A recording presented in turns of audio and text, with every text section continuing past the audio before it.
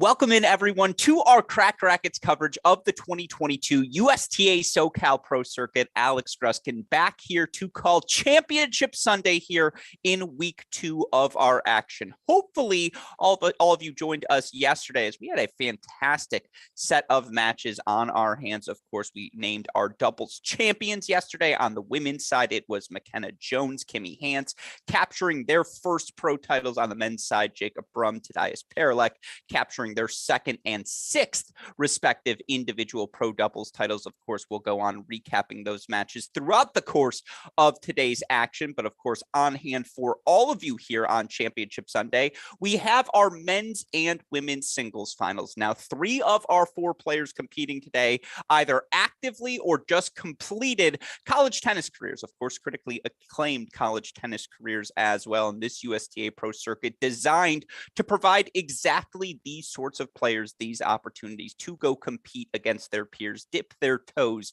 into the pro tennis water. As such, we expect a high level of tennis today, and certainly all of these players looking to catapult themselves up the ATP WTA rankings respectfully. A title today will allow them to do so. With that in mind, again, men's singles final to start today's action. We have our players warming up on court.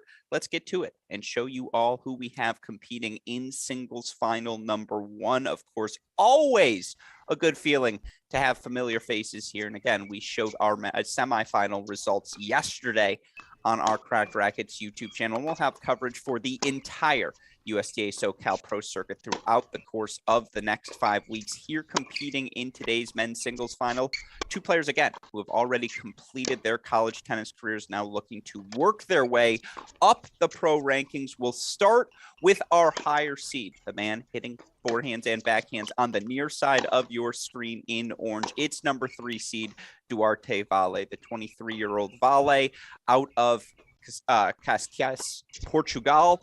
Of course, kicking off his pro career here these past 2 weeks, was a semifinalist at last week's event in Rancho Santa Fe. He was knocked out by eventual champion August Holmgren in 3 sets. This time, Duarte Valle into the final here at the University of San Diego. Of course, you look for Duarte Valle in his course to this final match, has dropped just 1 set on his way to the final. Yesterday was a 6-4, 6-3 win for him over number 2 seed Liege. Of course, you look at some of the players he's beaten on his pathway to the final. A couple of names that will be familiar to college tennis fans. Of course, Siem Waldib in 3 sets in that second round. Waldib, the standout at the University of Texas, of course, also knocks out Baylor's Adrian Boitan. Boitan, perennially one of the top 5 players in the ITA singles rankings over these past 2 seasons. This result here for Valle, a testament to his talent. And you look for Duarte Valle, of course, into now his 3rd professional futures final. And of course, in Duarte Valle's 2 previous attempts in finals, he lost both of those matches in straight sets, looking for his first pro title today. And again, for Duarte Valle to kick off his pro singles career, have this sort of success right away in his first 2 weeks. Certainly, we are looking forward to the fact that Duarte Valle, looking forward to his pro career moving forward, and certainly looking forward to watching him compete today. Of course, on the other side of the net, you've got Nathan Pondworth. Pondworth, this 24-year-old out of the United States. Certainly a big run for Pondworth. He's into his first pro singles final since the 2019 season. You look for Nate Pondworth. It had been a bit of a struggle. 13-24 was Pondworth in his last 52 weeks coming into this week's event on the University of San Diego campus. Of course, for Nate Pondworth, he dropped just the 1 set on his way to this final. It was yesterday in the semifinal against Ryan Siegerman. He's able to survive in a 3rd set breaker, fights off a couple of match points with some fantastic forehand passing shots. Certainly Nate Pondworth played some of his best tennis yesterday. And of course, you look for Nate Pondworth, again, 24 years old, 7-14 in the world coming into this week's action. He is inching closer and closer to that career high of 654. And of course, the higher you are ranked in the ATP rankings, the higher caliber of event you can play. Both of these players, Pondworth, Vale, 24, 23 years old, respectively, looking to continue their climb up the rankings, looking to put themselves in a position to compete with the best of the best in the world. With that in mind, we see serves right now on court between these two players. Duarte Vale walking back to his bench. Vale in the orange, Pondworth rocking the white top today. And Vale, your number 3 seed, Nate Pondworth, the number 6. Always fun to have college tennis ties in a pro circuit final. Certainly we have that in our men's singles final. And again, Vale competing for the first pro singles title of his career. Pondworth looking for title number 2, but his first title since turning pro full time. High stakes in week number 2 of the SoCal Pro Circuit. Looks like it'll be Nate Pondworth serving first here to kick off our men's singles final. Thank you to so many different people. Of course, the University of San Diego for hosting this week's men's and women's action. With that in mind, Nate Pondworth to serve. Let's play some tennis.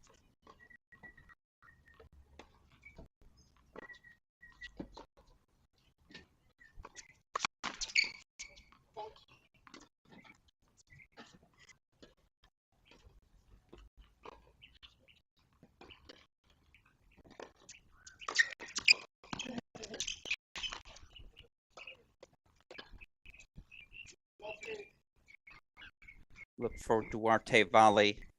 Those of you who saw him play yesterday will know that is how he incorporates aggression into his returns, but serve loves to get inside that baseline on the second serve, take that forehand on the rise, do damage with that wing in particular. Good start for the number 3 seed.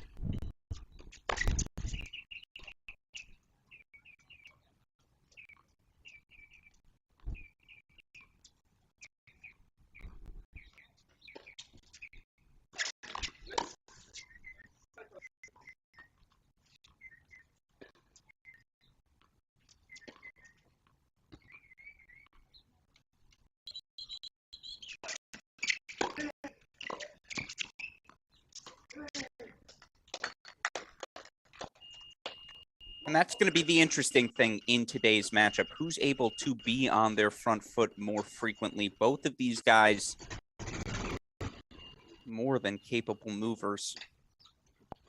I also think more of them are more comfortable in a counter-punching role, using their athleticism to turn defense into offense.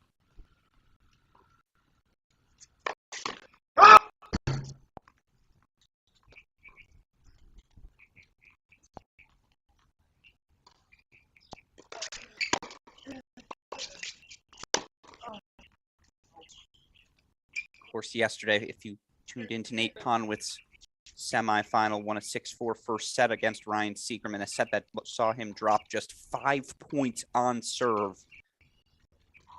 Hasn't landed a first serve quite yet. I'll happily accept that freebie for 15-30.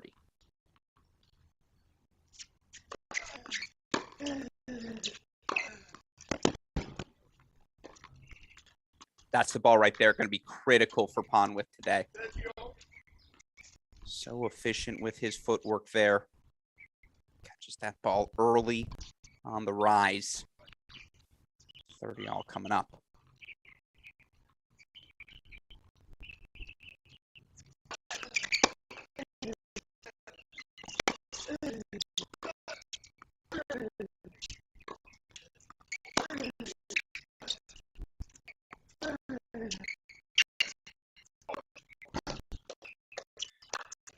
Good ball.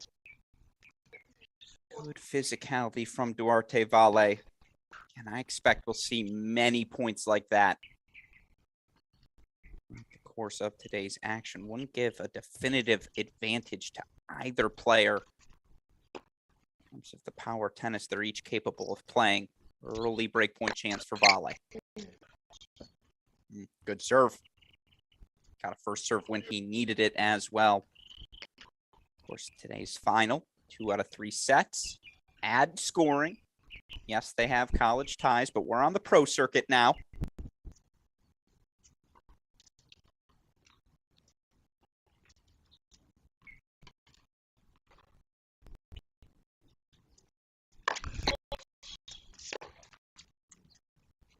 Yeah, we're not playing lets, are we? That first serve missed long as well.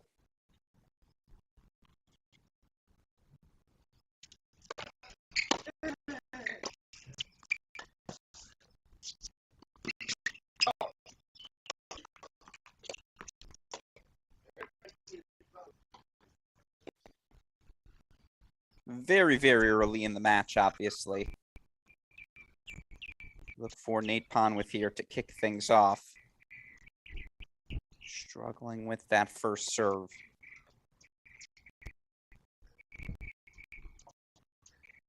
Three of 7 on it so far.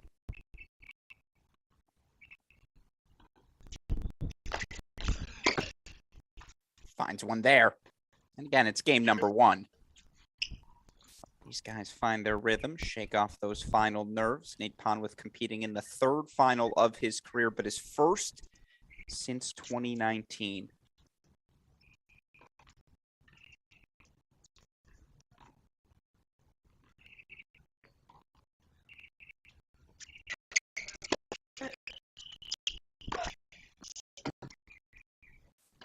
Pondworth lost 6 consecutive matches to start this 2022 season in reaching the quarterfinals here at the University of San Diego. Only his 2nd quarterfinal on the year. Get that 7-6 in the 3rd win yesterday. Get to this final. Massive confidence boost for Pondworth. Look, he's finding big serves in the big moments right now. Seems to have found his rhythm on the flat out wide. So we're back to deuce here in our opening service game.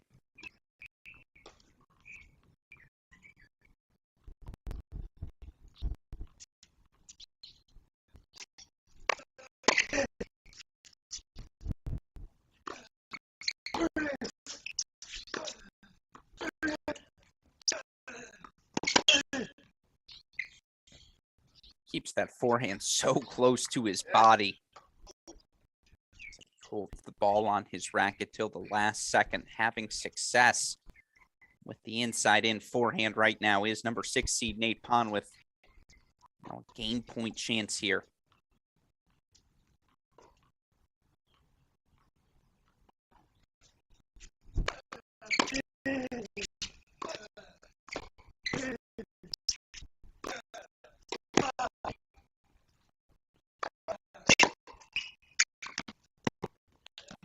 Great opening hold. High quality tennis. Start our men's singles final. Nate Pondworth on the board 4-1 love. Of course, coming up after this match, I believe it'll be immediately following. Snow Han, 20-year-old rising sophomore. The University of Southern California. Survived 9 match points yesterday. Ultimately advanced to our final where she's going to take on 18-year-old Yang. Yang, a 3-set victory herself yesterday over top seed Jessica Fela. It's going to be a good championship Sunday here, folks. Appreciate all of you for choosing to spend it with us here on our Cracked Racquets YouTube channel. Duarte Valle, 23-year-old former University of Florida All-American to serve. Love one down here.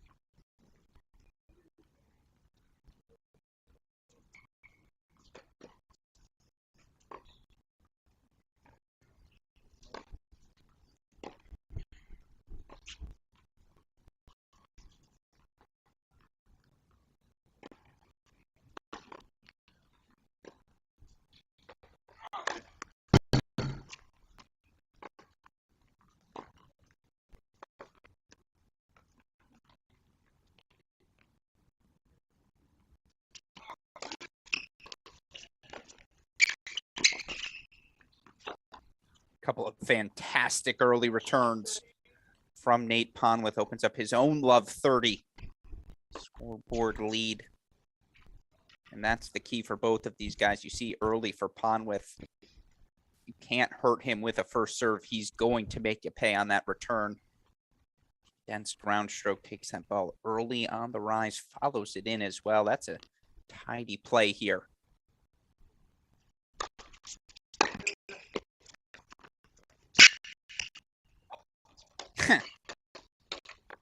Now we're talking, folks.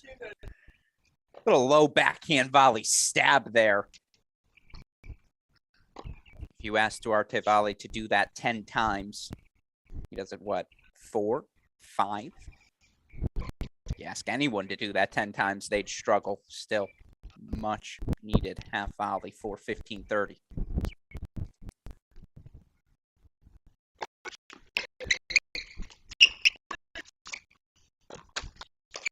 Much better.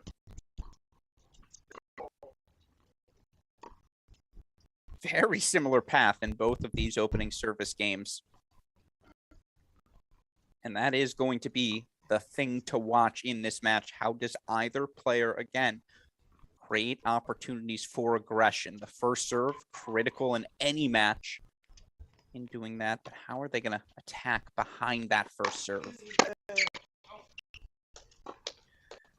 Seen Duarte Valle move forward behind that serve a couple of times there. Even looked like he was hinting at the serve and volley on that play. Now 40-30 here for the 3 seed.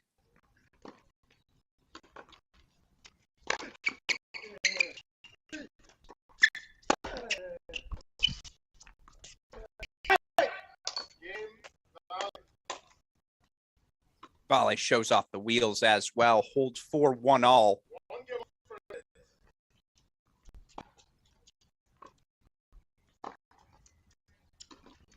And of course, you wonder for both of these players, match number 5 on the week. Both competed last week at Rancho Santa Fe as well. Was an early exit for Pondworth. He was knocked out in round number 1. Makes this week's result again that much more redeeming. For Valle, match number 9. In about 10 days. Did get off the court fairly simply yesterday in straight sets. Just a little footnote to keep in mind.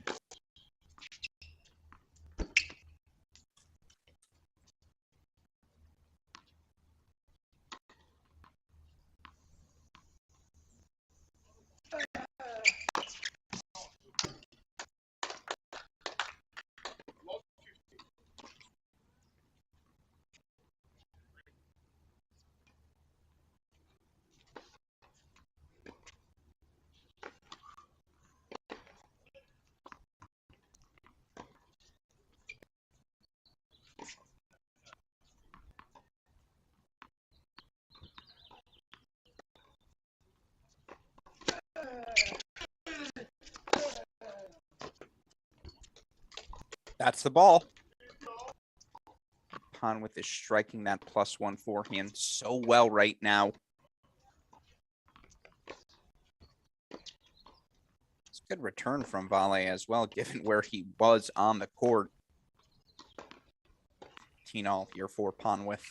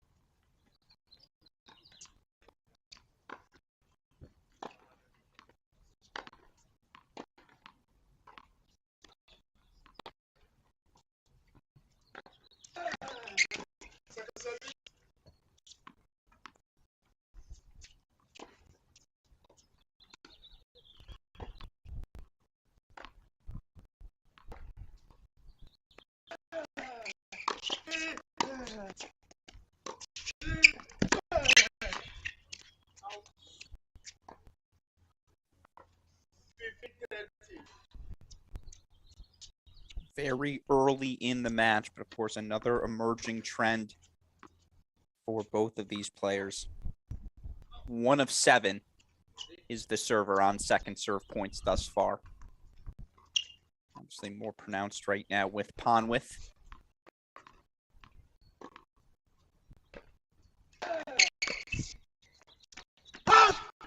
That's the serve he's had success with. Out wide ball, giving Vale some trouble right now. Interesting. That was a new tactic, though, from Vale. Tried to take that one on the short hop. Just did not hit that one cleanly. Another 30 all.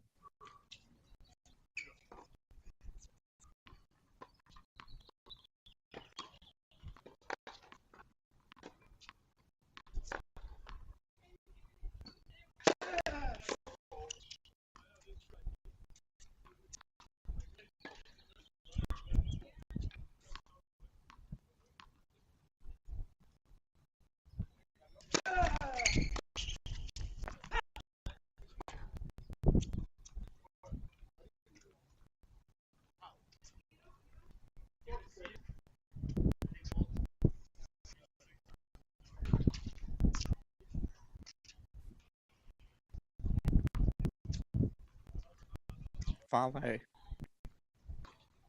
thinks that ball took a little swirl in the wind. And a second miss-hit backhand on the rise return. He goes wide again here, right?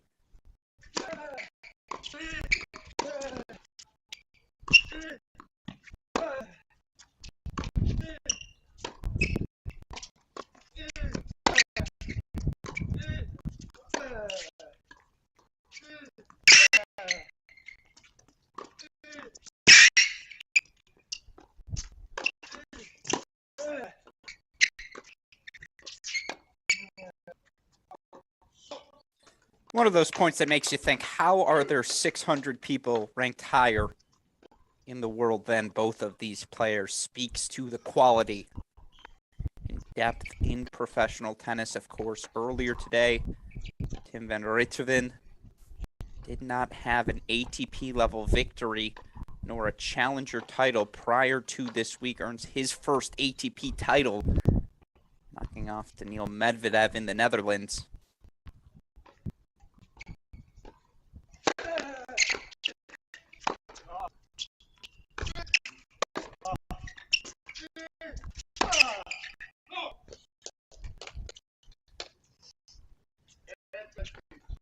Van Rijthoven, not much older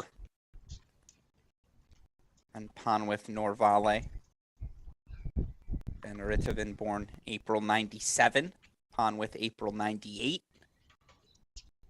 Vale a little after that, January 99, but if he can do it, make that sort of leap again, sends a little shockwave to everyone down the rankings. Great point chance here for Vale.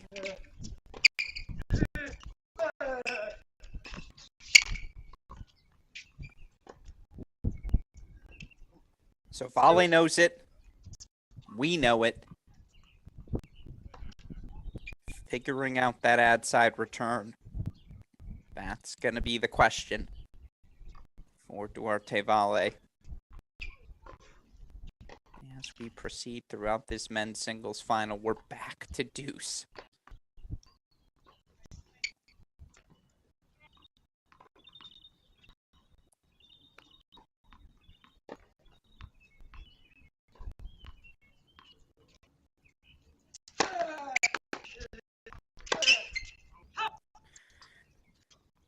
Because when he gets a look at that forehand, whether it's line, as we see there on the rise cross, Duarte Vale connecting with it so well, had that similar success like yesterday.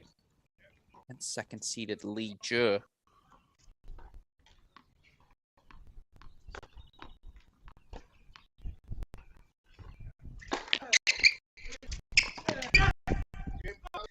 Vale connects on that backhand return. So the on-the-rise tactic seems to be the calculus right now for Duarte Vale on that ad side. He breaks Pondworth 2-1 lead here now for Vale. And if we can, again, let's pull up that Duarte Vale graphic. You look for Vale on his pathway to this final, having dropped just the one set here this week. Of course, Duarte Vale right now, number 692 in the ATP rankings. With this final this week, you expect to see Vale. In fact, I see him now already up to number 652 in the live rankings. That would be a career high for the 23-year-old. Also doesn't have any points to defend until the start of July. Made a semifinal out of 15K last season.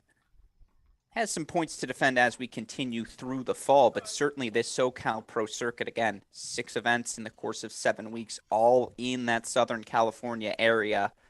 The perfect opportunity for Duarte Vale to put some points on his resume, make that top 500, 400 push, try and have himself competing for challenger at the challenger level by the start of next season. Vale, the early 2-1 break lead. Can he consolidate?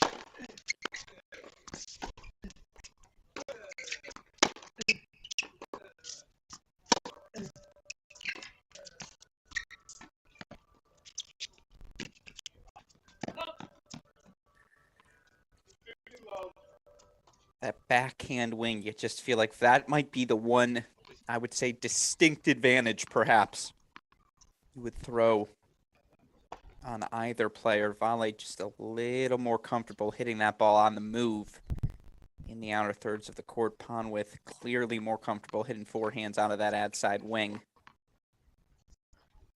I don't think the Pondworth backhand is bad by any stretch of the imagination.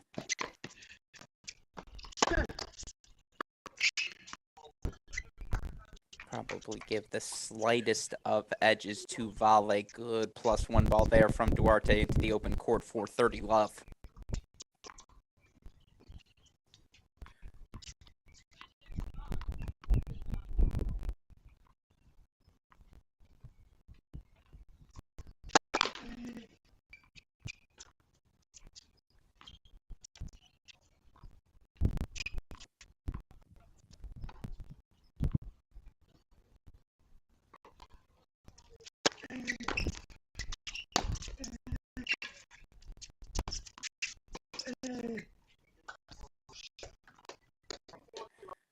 And that's the question for Duarte Vale as he moves into his pro career. The physicality is there. The guy has the athleticism you need, the fluidity to compete at the highest levels of the sport. But how does he make the game easy for himself?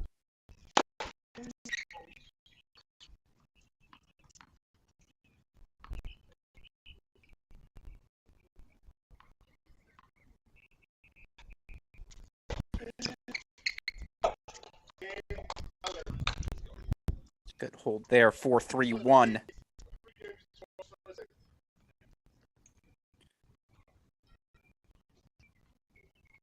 course, for Duarte Vale, again, when you're playing the Rublevs and Hachanovs and Fritzes of the world, guys his age who've already ascended towards the tops of those ATP rankings, of course, they've got the weapons to make you pay. Vale match that. Certainly they've all got the physicality.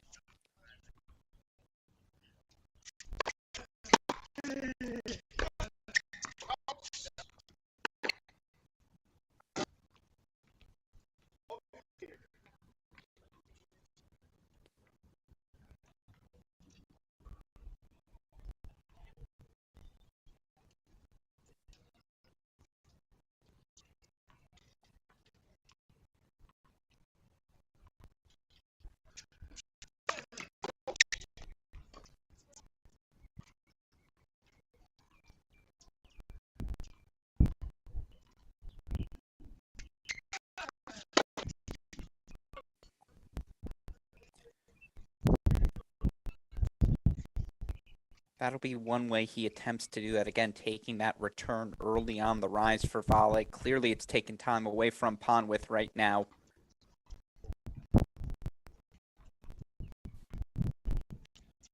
Vale just having a lot of success just working his way into points.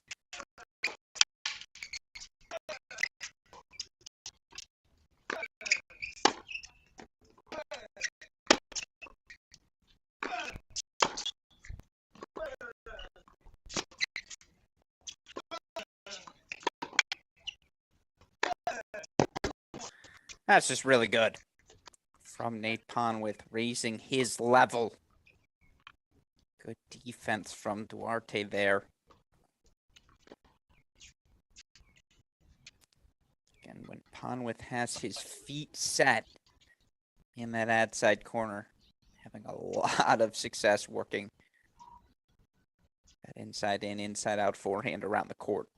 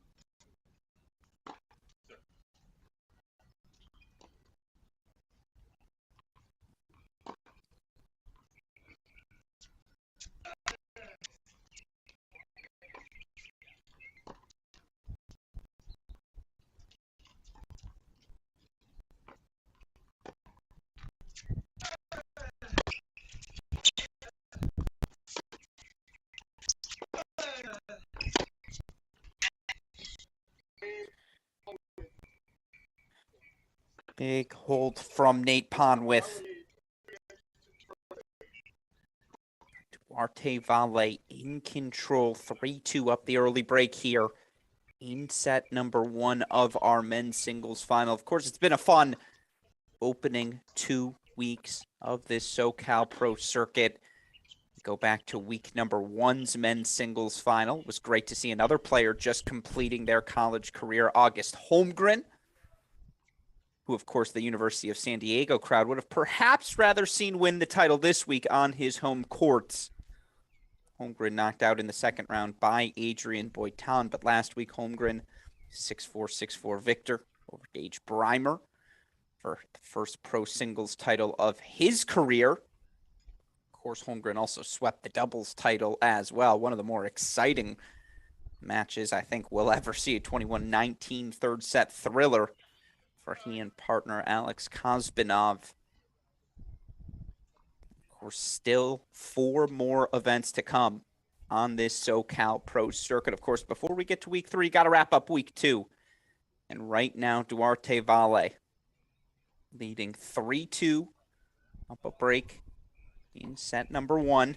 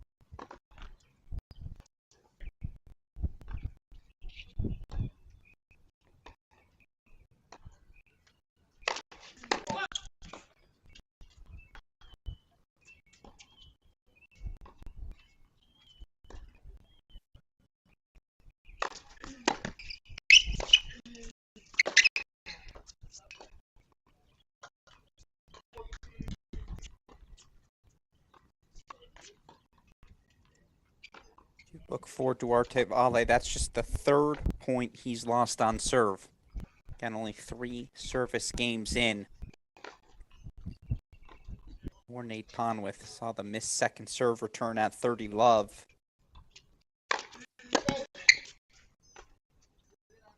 See what he does with this one. Will he take a step back? No. Looks like he's going to keep his aggression up on these second serves.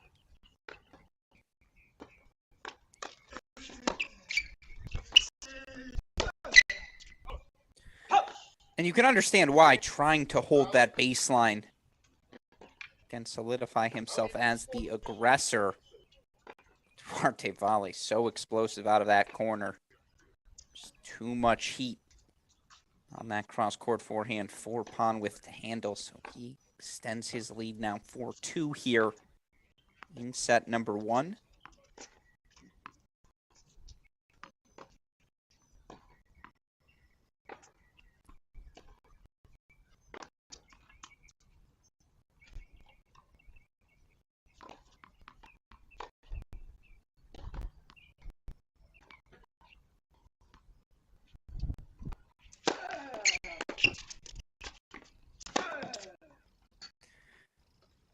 That's got to be it for Nate Pondworth, having so much success with that +1 forehand. That's really been the only way for him to win points right now.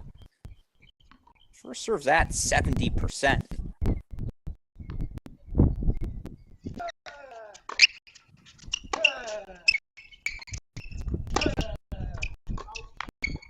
That's where now you see Duarte Valle has that read on the ad side kick. Pondworth's turned to that play repeatedly here in set number 1. It helped him in that opening service game. But look, Valle's made the adjustment. Now striking that backhand cleanly. I want to see Pondworth start targeting some different spots on that ad side. Obviously easy to say here in the broadcast booth, but I would expect that to be the next wrinkle.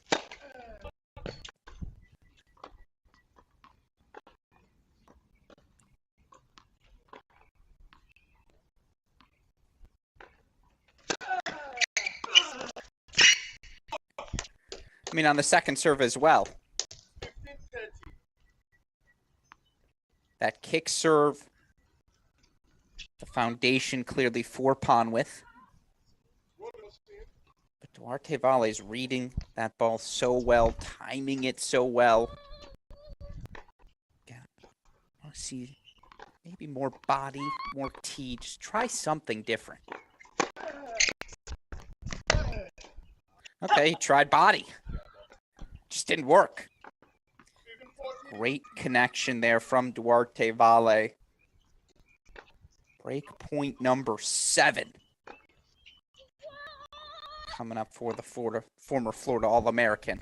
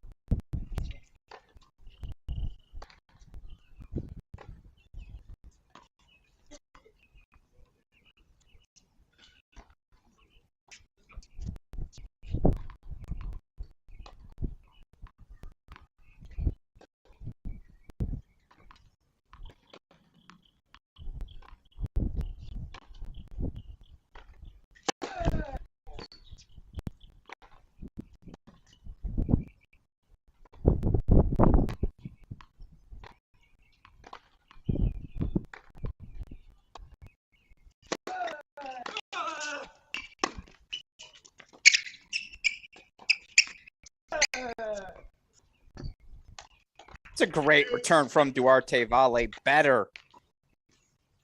Almost half volley forehand there from Pondworth, who will indicate to the chair he thought that return missed long. I actually think Valle thought it missed long as well. It's a bit of a delayed reaction from him. And recovering off of that return of serve. After the last 2 break points fought off, we're back at deuce.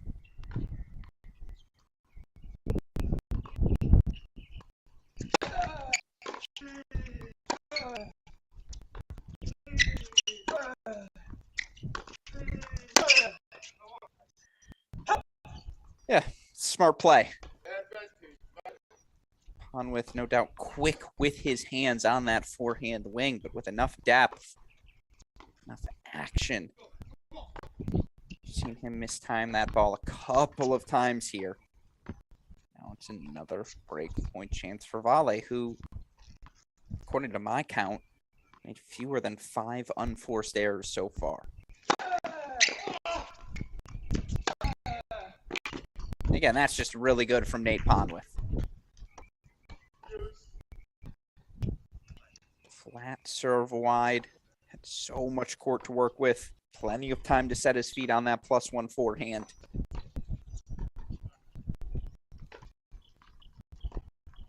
Pondworth on this side, it's just been tough because you think, okay, let me go kick serve to the backhand. Vale's reading that ball so well. Any return to the forehand. Serve to the forehand, excuse me. He's clobbering on the return.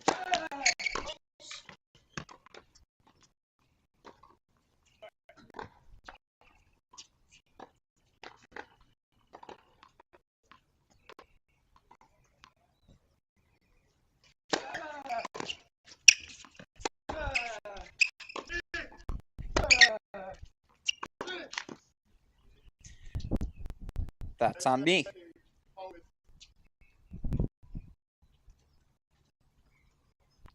There's an unforced error on the backhand from Duarte Vale. Pondworth will take it, and with it, game point chance to keep deficit at 1 break.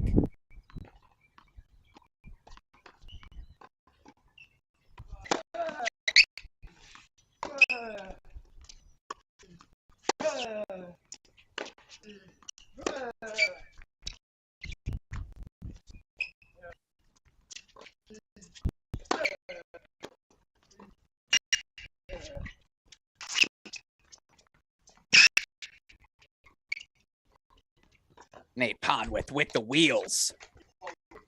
When you're down a break in set number 1, you're going to have to be that good. Pondworth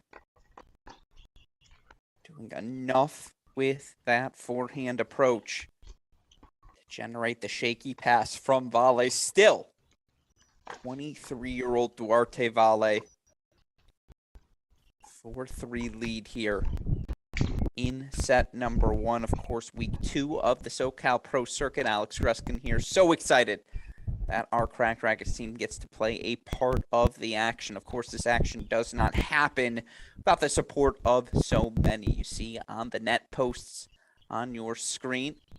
Huge thank you to our friends from Wilson for providing so much of what you see on court here over the course of this pro circuit. Of course, Wilson's supporting tennis players everywhere. The pro staff, the Clash, you know their rackets, you know their gear. If it's good enough for Roger Federer, it's good enough for you. Huge thank you to our friends at Wilson. Of course, the USTA ITF, the Kleege family, Bryan Brothers Foundation, USTA SoCal Tennis Foundation, Great Bull Capital Management, and others. Provides the opportunity for a player like a Duarte Vale here. Looking for pro title number 1, up 4-3 in set number 1.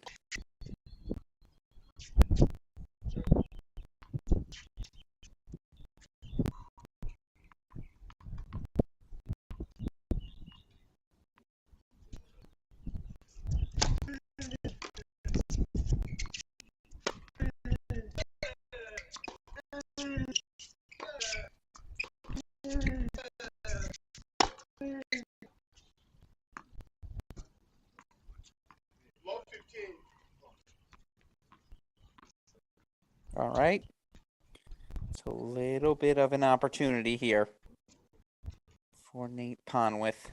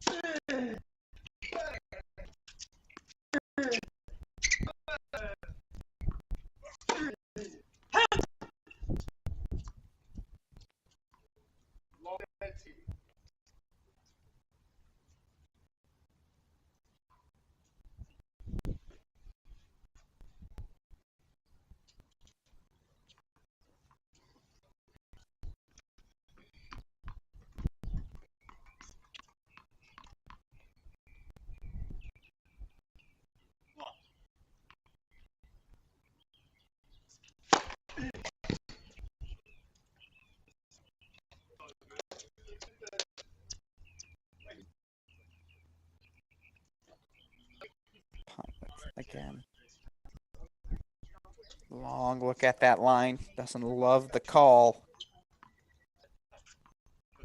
Not much he can do now, though. Big point for volley for 15-30.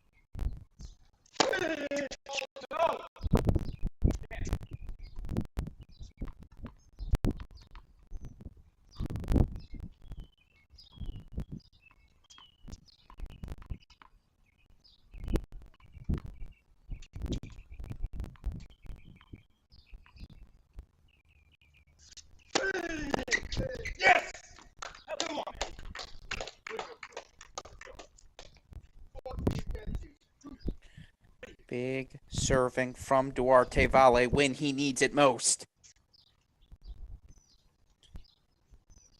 Point chance here.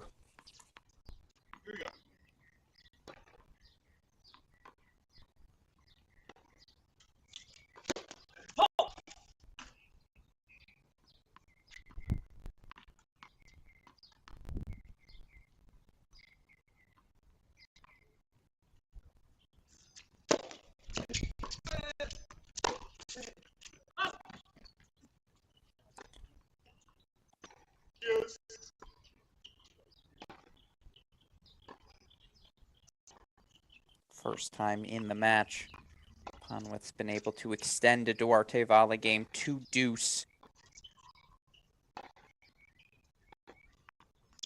Valle going a bit awry here. It's a credit to Pondworth, who's maintained the pressure, and again, on top of that baseline, on the return of serve, not giving up an inch.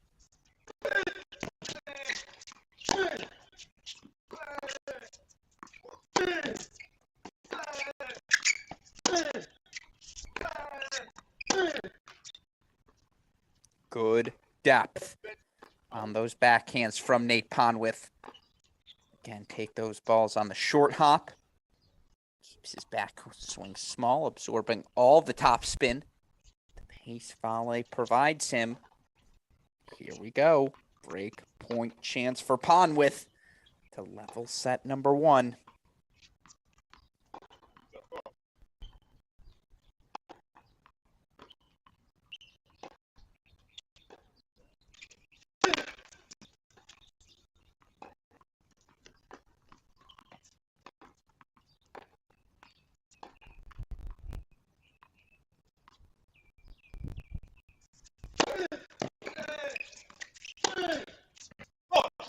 Great play.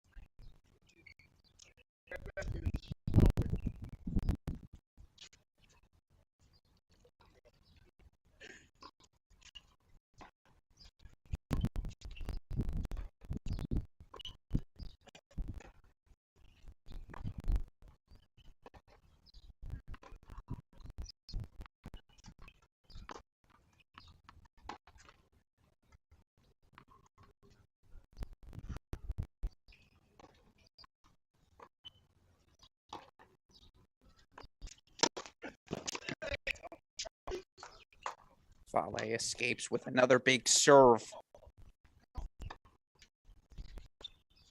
Pondworth holding his ground well.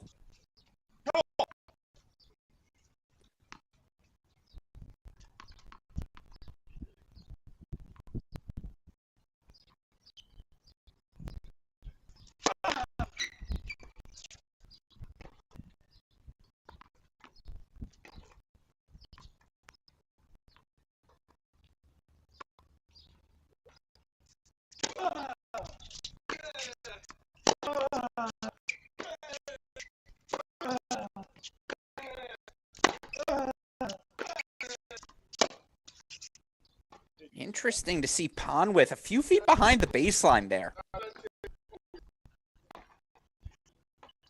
Willing to extend rallies, wait for a short ball.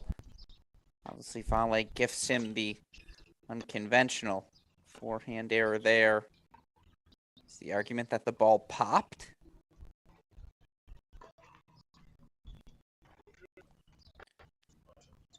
Not sure what happened there. But another breakpoint chance here for Nate Pondworth. The 24-year-old making a move now in our men's singles final.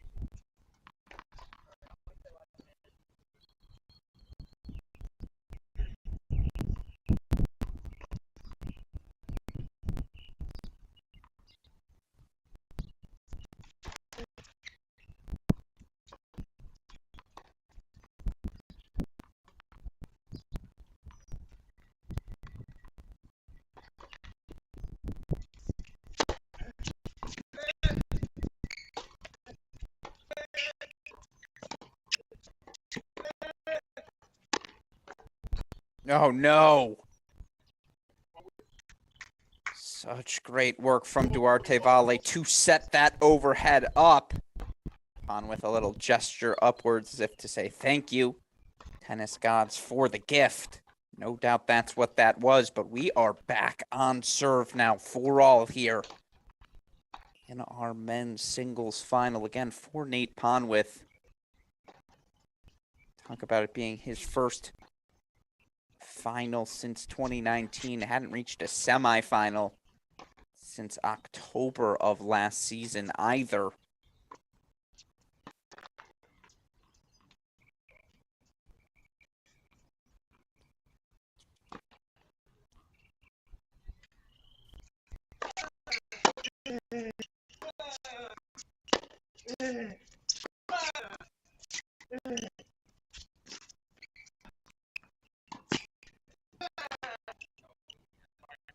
And it's all working right now for Pondworth. Net cord. Offering his passing shot a little extra oomph. 15 love, and now it's interesting. How does Duarte Vale respond here? A couple of unconventional, unforced errors. Certainly Pondworth raised his level, been willing now to extend points in this match.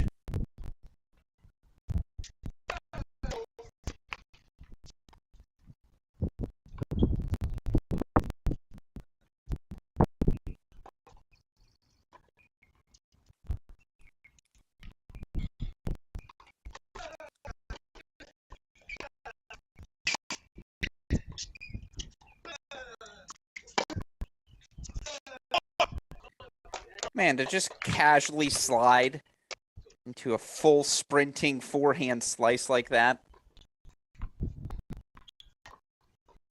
That's the skill I want for Christmas. Great defense, great hustle from Vale, and again, indicative of his fluidity in the corners. Just generates such depth on that defensive backhand. Ball able to jam Pondworth, force the error. 15 all.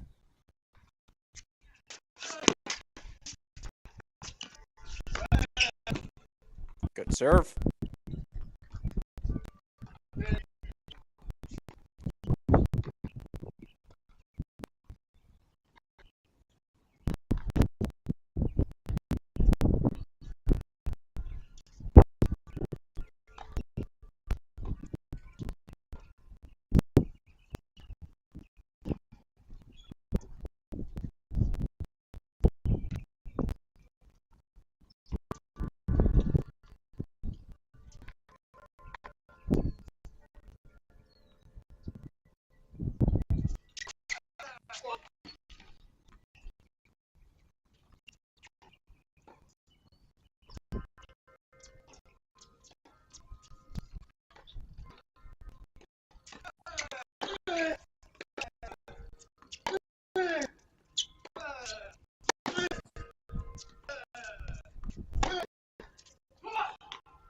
Interesting. Pondworth now willing to be patient out of that backhand corner.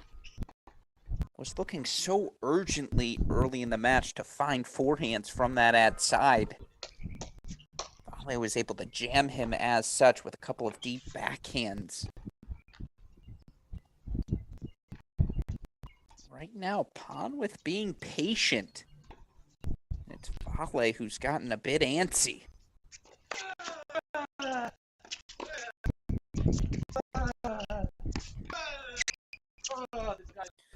But that ad side forehand gets the job done. Nate Pondworth. First scoreboard advantage for the number 6 seed since One Love. He now leads 5-4. We're on serve here in set number 1. If we can, let's bring that Nate Pondworth graphic back on the screen. Of course, the 24-year-old now. 714 in the world coming into the week. Live rankings has him down to 759. Those live rankings not always the quickest to reflect the new week's point total. Of course, you look for Nate Pondworth, distinguished career at both Arizona State, of course, the University of Georgia. It's the ITA's most improved senior in his final year in 2021. First team All Pac-12 that season as well. Of course, while at Georgia, was an SEC Freshman of the Year. First team All SEC, helped Georgia reach the NCAA semifinals back in 2017. Of course, was the #1 player nationally in his class in the 2016 recruiting period. Pondworth a top 20 junior in the world back in 2016 as well. So I think we all know the sort of tennis Nate Pondworth is capable of playing. And with that, he's up 5-4 here as we go back to our match.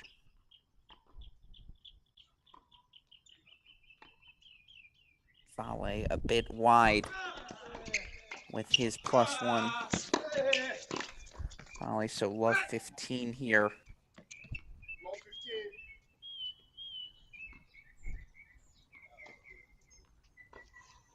And Pondworth has just seized the momentum very suddenly here.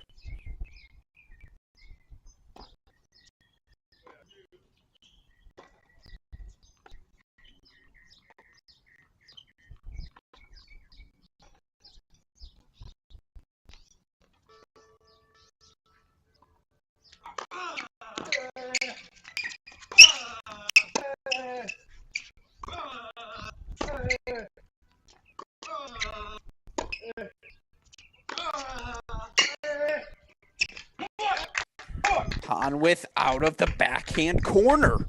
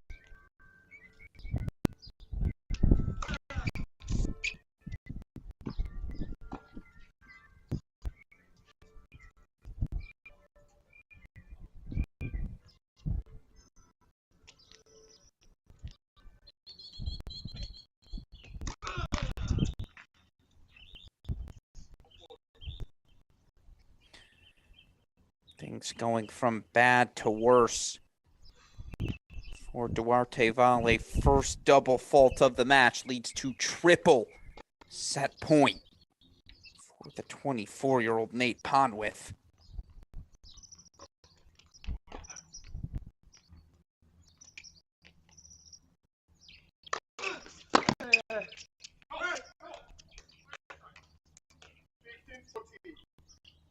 One fought off there from Vale.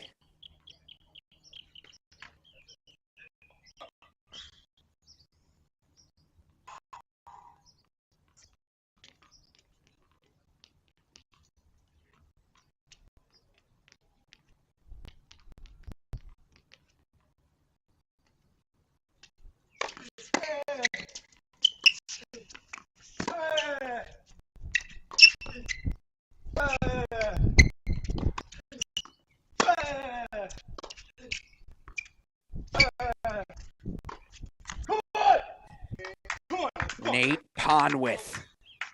Complete reversal of fortune. From 4-2 down, 4 consecutive games from Pondworth.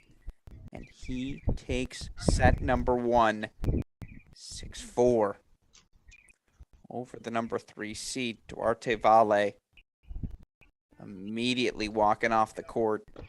Not sure if it's the restroom, what he's got to do, but we look here at the stats from set number 1.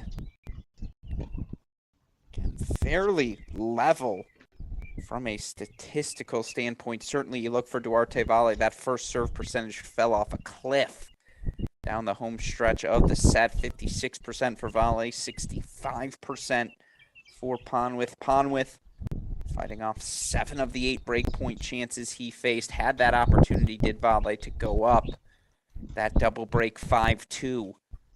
Pondworth able to serve his way out of that game.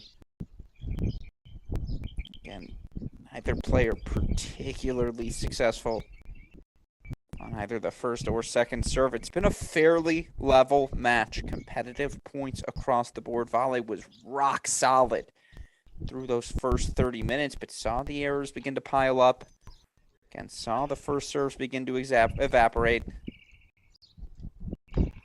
Still, all the credit in the world to 24-year-old Nate Pondworth, who I mentioned, 3rd career final for Pondworth.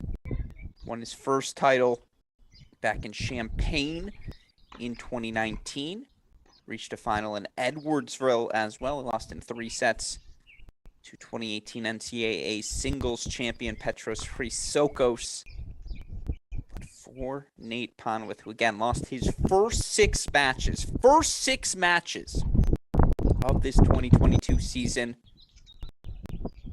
Fantastic start for the 24-year-old. Meanwhile, we see Duarte Valle back here on court. Valle was seemingly in cruise control, only to drop those final 4 games. Second set, Valle has dropped all week. Of course, fascinating match. Fairly high level, I would say, so far as well here in our men's singles final. Of course, coming up next, have our women's singles final as well. Be rising sophomore at USC, Snow Han. 20-year-old's going to take on 18-year-old Yae Yang. You just wonder, again, Yang into her 3rd pro final of her career. Ridiculous levels of success here this season. How many college coaches have snuck their way over to the University of San Diego and just inquired about the 18-year-old's college status? The answer has to be more than one. Of course, women's singles final coming up next. Now it's going to be Nate Pondworth here to serve first. Shirt change for Valle. Shirt change, I'm sure, for Pondworth as well. Or maybe not. No, he has indeed, as he's now rocking the yellow. This is Pondworth now in the yellow on the near side of your screen. So the kits have been changed. Let's rock and roll in set number 2.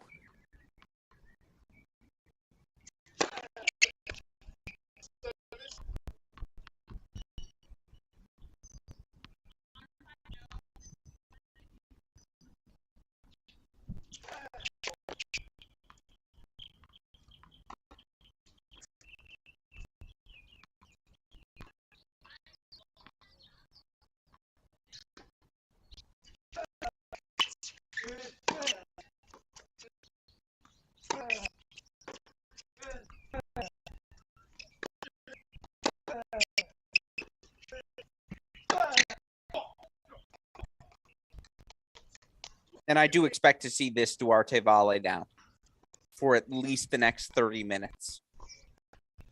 Valle going to lean on his physicality. Just going to brick wall mode. Say, okay, Nate, you're up a set.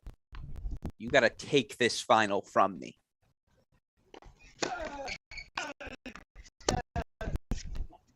That would be a way of doing that. falling backwards, cross-court, short angle, +1 forehand. Did I throw in enough qualifiers there? I hope so. Good stuff from the 6 seed, 4-15 all.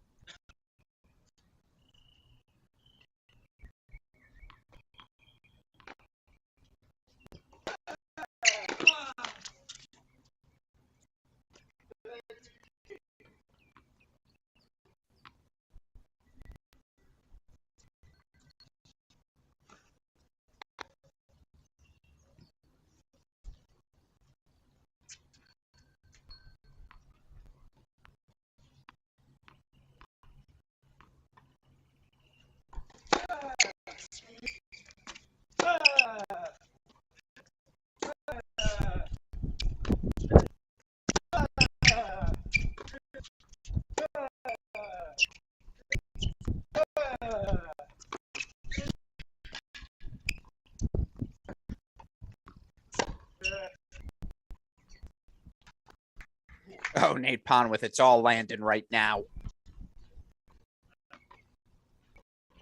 Backhand just clips the line.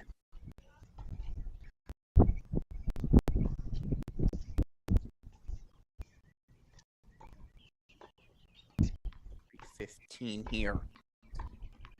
24-year-old.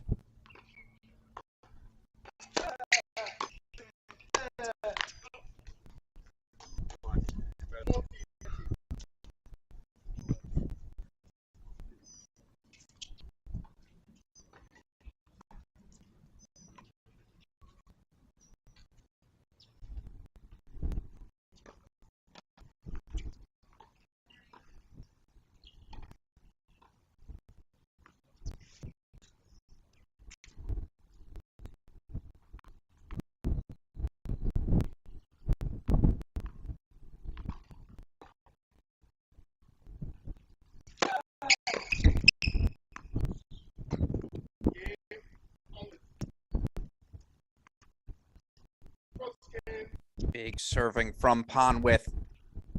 Opens up our second set with a hold 4-1 love. Again, Alex Gruskin here, so excited. Is our Crack Rackets team to be a part of this SoCal Pro Circuit. Look at what's coming up over the next few weeks. Certainly excited to continue our coverage next weekend. Father's Day weekend at the Barnes Tennis Center. No better place to be. Men's and women's singles semifinals be that Saturday. Doubles finals Saturday night. Of course, we'll have our singles finals for you June 19th as well. Then a week off in the SoCal Pro Circuit before we begin the LA stretch. Consecutive futures events. Coverage of all of it for you on Cracked Rackets.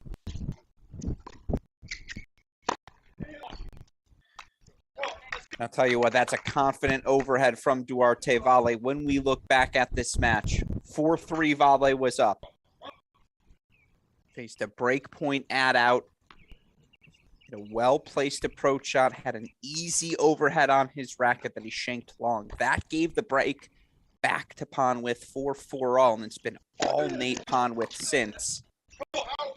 So perhaps that landed overhead is precisely what Valle needs here to get things going.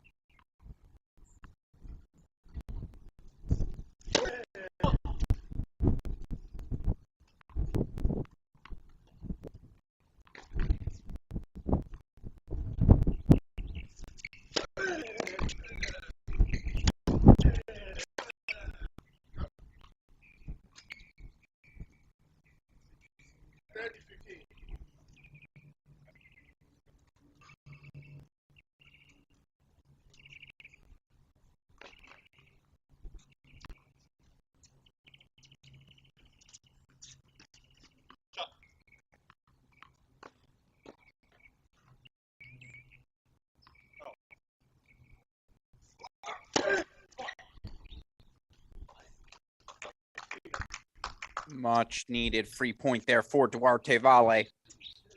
9 points to stop the bleeding at 5 consecutive games lost.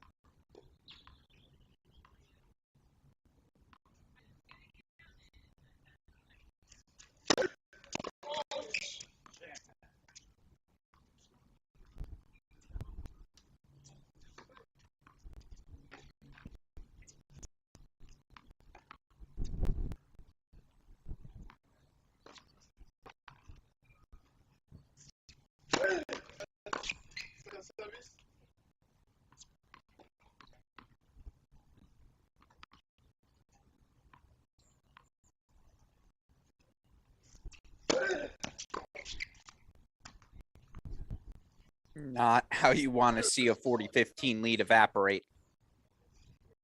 Loose points from Duarte Valle, double fault number 2 in the match. Back to deuce.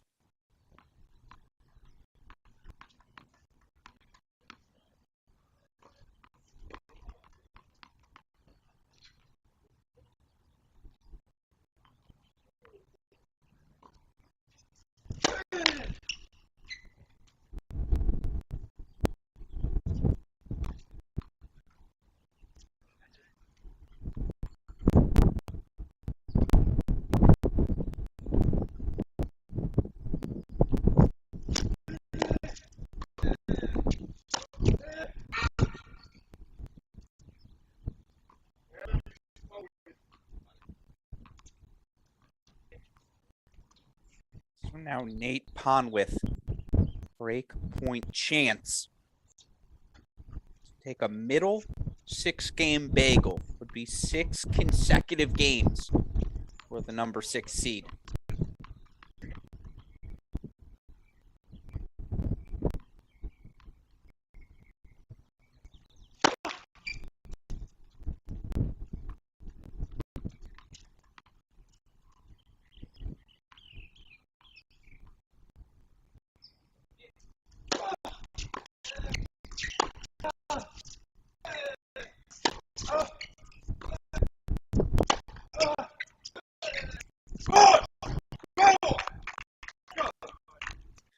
Valle's holding on right now, racing his energy. Certainly becoming more verbal out there as well.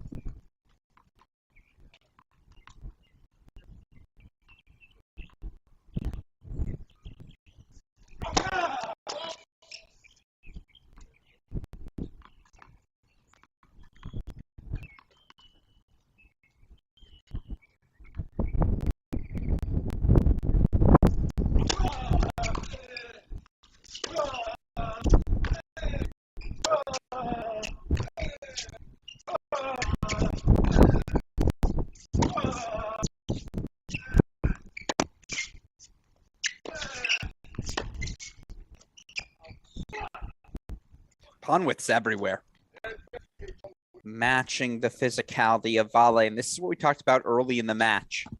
Both of these players athletic, capable of turning defense into offense. Pondworth's just the one who looks more comfortable on top of that baseline. Certainly helps that he's landed more first serves than Valle has for the course of the past half hour, but it's just becoming very difficult for Duarte to do anything easy out there on court right now. And again, that's a testament right now to Nate Pondworth, locked in. Another break point chance.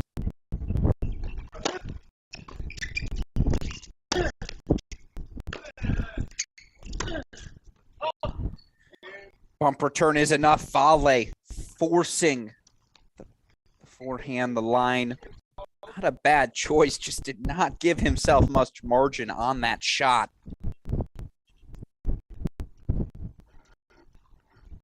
So 2-love Nate Pondworth. 6 consecutive games.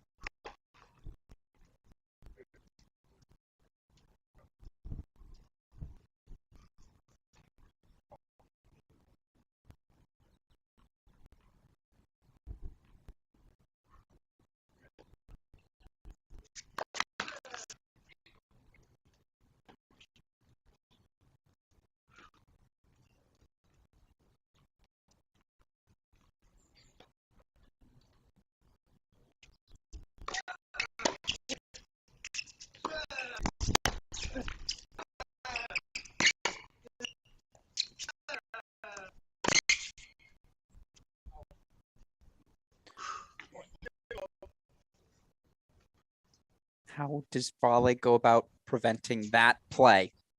Early on in the match, it was taking that return inside the baseline. Right now, Nate Pondworth, though, making 66% of his first serves.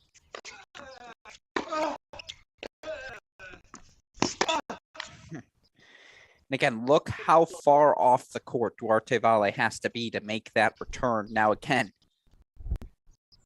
did Nate Pondworth hit that forehand cleanly? Not necessarily, but that inside-in forehand, putting himself in position to take that space. We're an hour and 12 minutes into this match. Clearly, he owns that shot. I don't care how athletic you are. It's just hard to hit out of that forehand corner on the run over and over again. 30 love here for Pondworth. Make that 40 love now.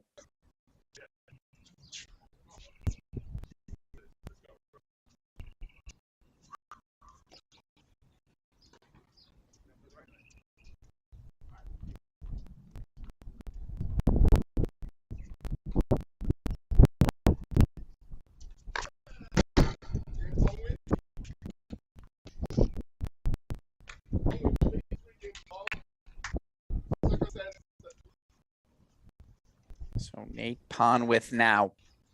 6-4, 3-love lead here in our men's singles final. Again, can we pull those stats back up here? I want to show all of you tuning into our stream, and of course, appreciate all of you who are taking the time to join us. As you can see, level of play extraordinarily high. Don't care that it's not an ATP WTA level event. We know how good these players down the rankings are. Right now, Nate Pondworth is doing a better job executing on the serve. Pondworth right now landing about 2/3 of his first serves in the court. Actually, shout out to math. Exactly. I believe, oh no, a little over 2/3, but he is winning 2/3 of his first serve points. Again, has steadied things in that second serve. Hasn't faced a break point since that 2-4 service game in the first set, and has won 7 consecutive games here. As you see, the first serve percentage, the win percentage on second serve for Duarte Valle falling off a cliff. With that in mind, Duarte Valle going to look to, again, stop the bleeding. Was up 40-15 in his last service game for a double fault, sloppy +1 error, and those 2 game points evaporate. It's exactly the start he needed. Big first serve into the backhand. 15 love.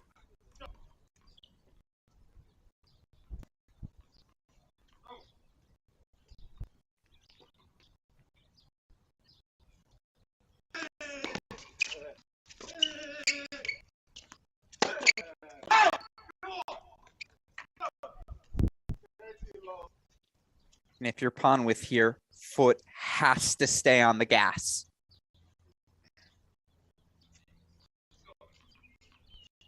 Give Duarte Valle an inch, she'll take it.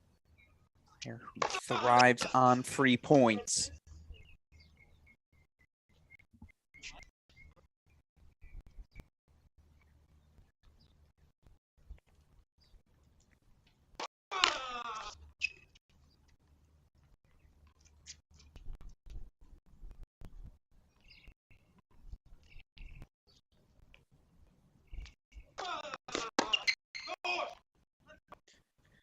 $40 love now for Valle.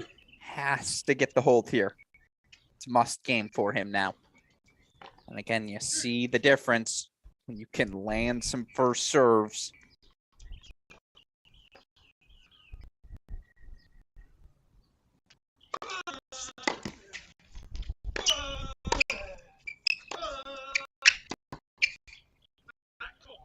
Valle on the board. A looser game from Pondworth, no doubt, but Valle finally landing some first serves.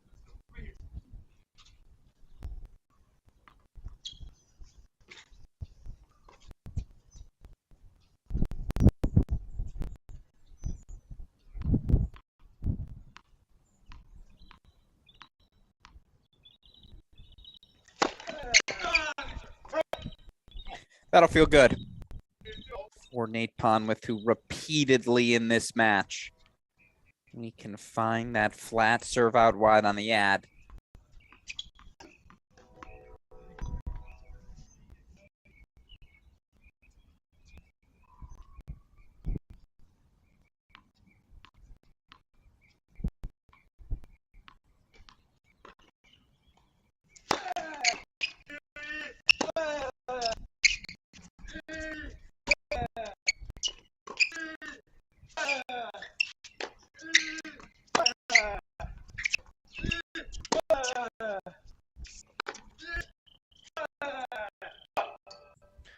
Great patience from Nate Pondworth. That has been what has turned this match around.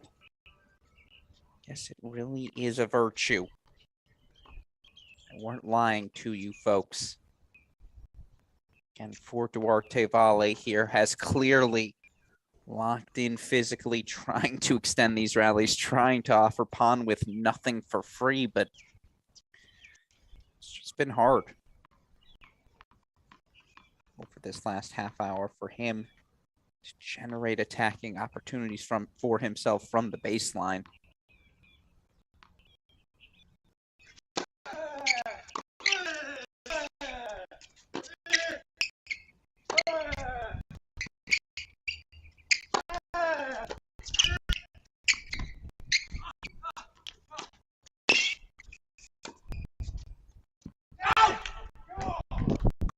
Misses it a little bit wide.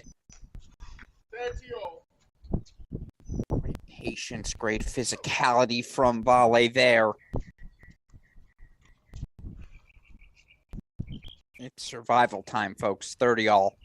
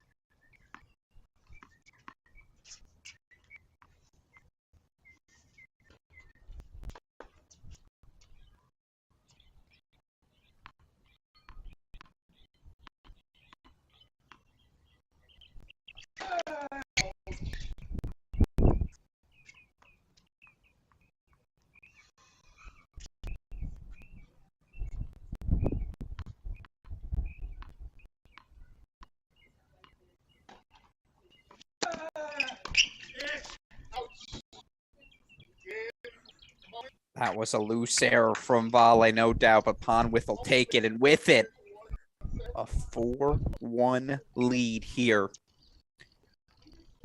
Again, a massive thank you to all of you joining us here on Championship Sunday of Week 2 of the USTA SoCal Pro Circuit. As you see on our screen, takes so many different people to help make this circuit possible. Already mentioned the support we've gotten from Wilson, certainly the USTA Pro Circuit, ITF World Tennis Tour. A massive thank you to Bruce Kleege and family for their support. Of course, if you're going to get buy-in in a Southern California event, always helps to have people like the Bryan brothers supporting you. And of course, the Bryan Brothers Foundation, massive sponsors and partners of this SoCal Pro Circuit. Of course, a thank you to Crable Capital Management, the Crable family for their support, Southern California Tennis Association Foundation,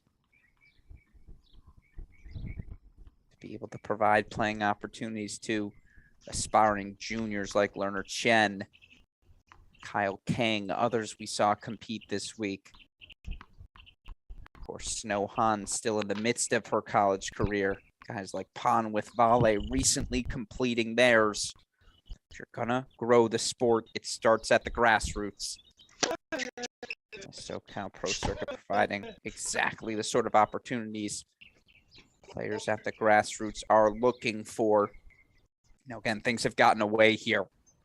For Duarte, Vale was up 4-2 in that first set, has lost 8 of the past 9 games. Fortunately, has just seen the error count begin to pick up here in our past hour of play.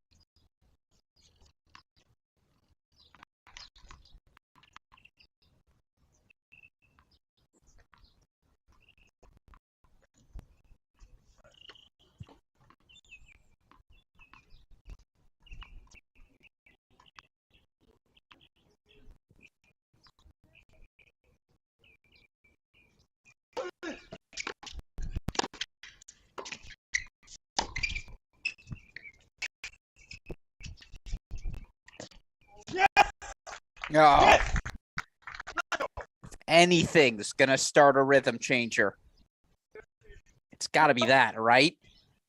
Start a rhythm changer. Good English, Alex. If anything is going to change the rhythm of this match, it's a little half volley scoop there. Survival from Duarte Vale for 30-15.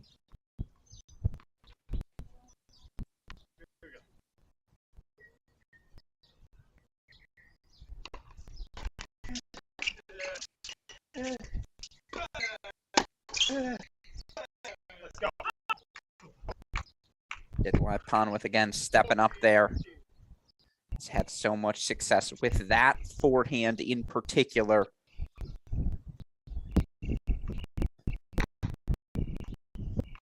$40-15 here for Vale. Can make it another simple service game here.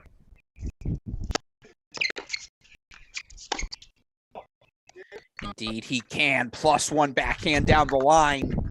That's the Duarte Vale we saw in set number 1. Confident, steady, and landing first serves. Vale had a brief opening in his last return game. Again, running out of time on the scoreboard. Pondworth 2 holds away from the title. That's a long 8 points to go. 8 Pondworth. Serving here 6-4, 4-2.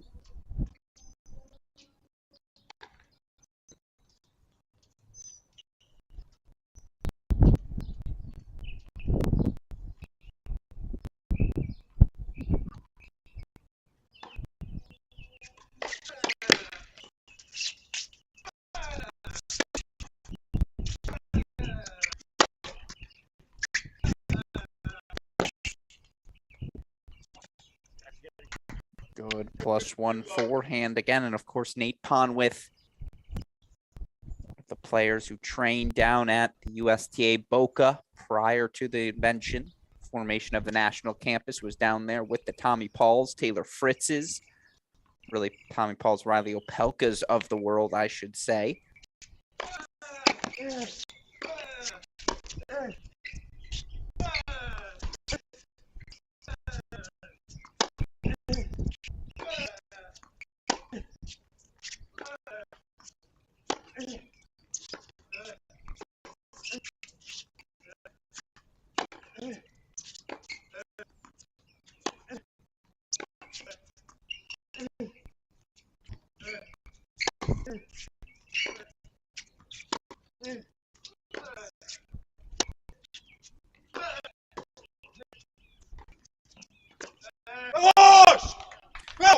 Great physicality there from Vale. Again, for Nate Pondworth, number 20 junior in the ITF junior rankings. Number 1 recruit of his class, according to tennisrecruiting.net, SEC freshman of the year. Of course, had some difficulties prior to leaving Georgia, heading over to Arizona State, but no one has ever doubted the tennis ability of Nate Pondworth. Certainly Vale testing it on that last point. As again, throwing the kitchen sink here. Down a set and a break.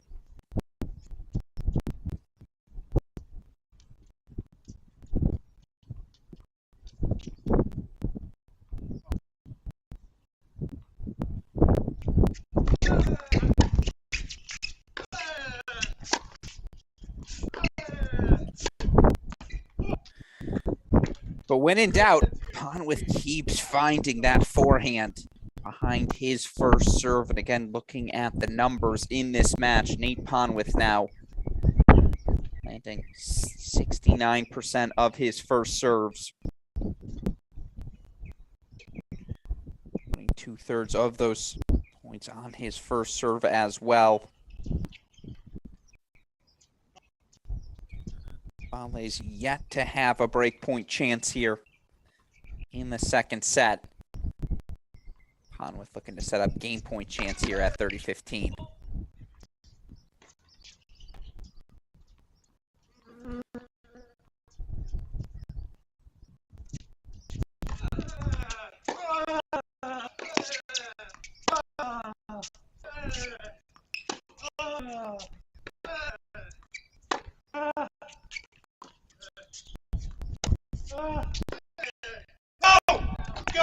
And that's a clear tactical change from Duarte Vale on that second serve return. He's gone into brick wall mode as anticipated. Of course, Vale, University of Florida All-American, 18-6 in his final collegiate season in dual match singles play. This is the mode we see him get into where, again, he does have that physicality. You want to go 10, 15, 20 shots with Duarte Vale. He's ready for it. He's taking that serve on the rise as a returner throughout set number 1. Here in crunch time, you see him 6 feet behind the baseline.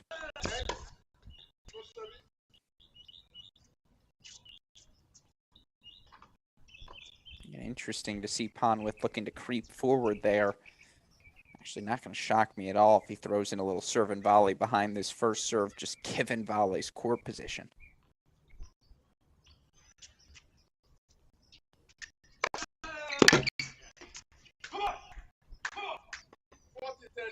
It's a good first serve from Nate Pondworth.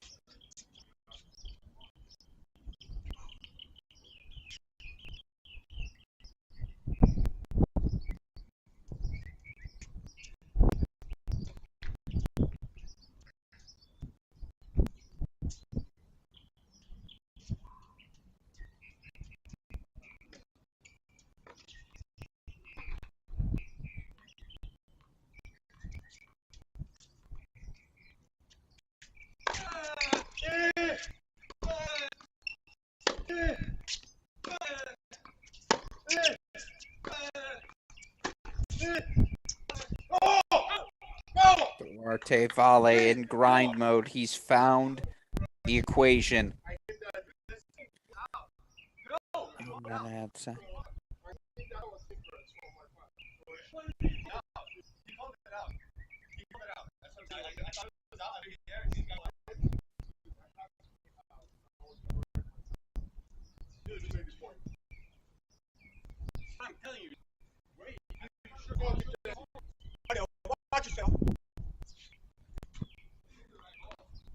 Duarte volley with some choice words. And I think it had to do with the serve. I believe Duarte volley. Perhaps it was the return called out seemingly at first. The chair then corrected himself. Again, let's going to be played here.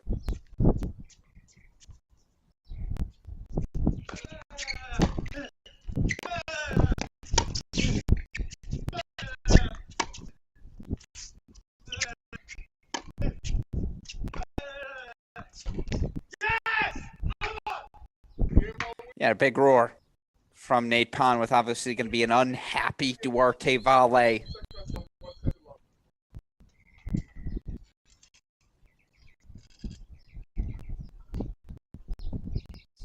I believe the chair umpire gestured as if to say that return was out. Pondworth, seeing the chair make that call, threw him out of his rhythm. Chair then correcting themselves. Calling the ball in. I apologize. I'm trying to listen in here as a little conversation goes on between Pondworth and the chair. So a let was called as the chair corrects their call. And obviously, as we see there, volley with the forehand error. So it is 6-4-5-2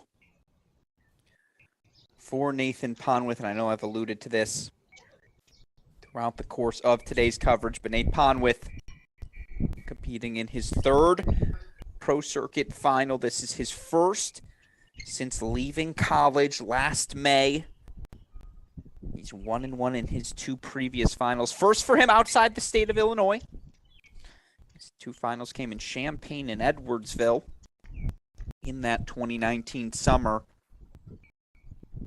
Pondworth 13-24 in his last 52 weeks, was 4-10 on the season heading into this week. Obviously 4 wins heading into this one.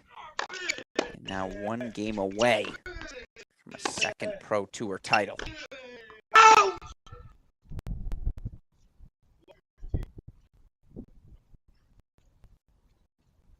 And again, if you're Duarte volley here,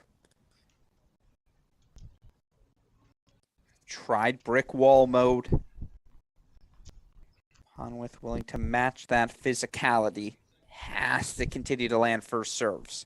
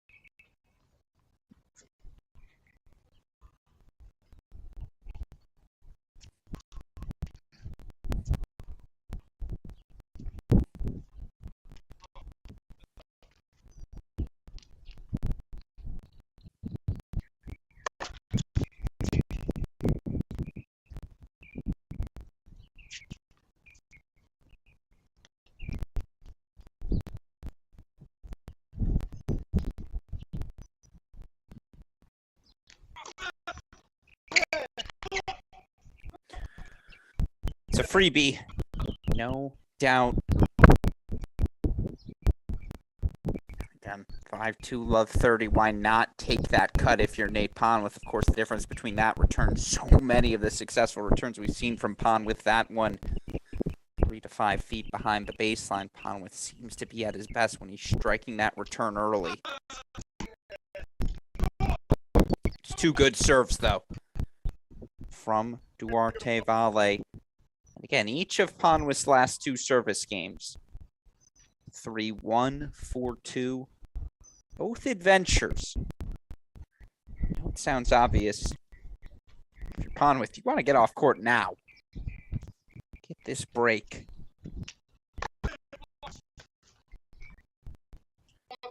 How much you can do if Valle is going to find those spots.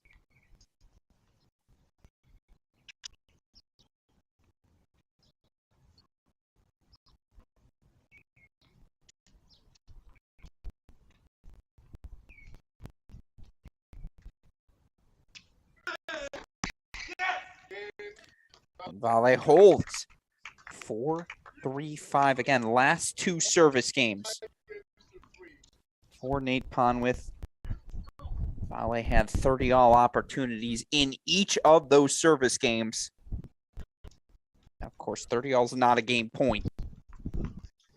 But Valle of late in particular having success on the ad side of the court.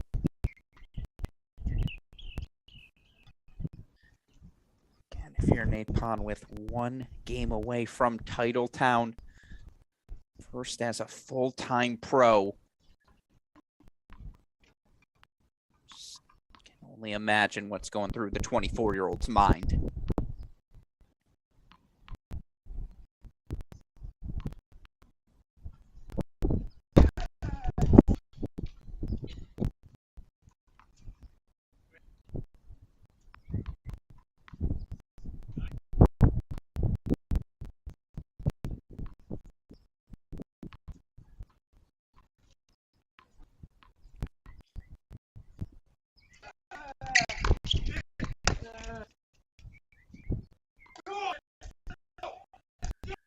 First point, Valle connects on the second serve, return back into the on-the-rise fashion.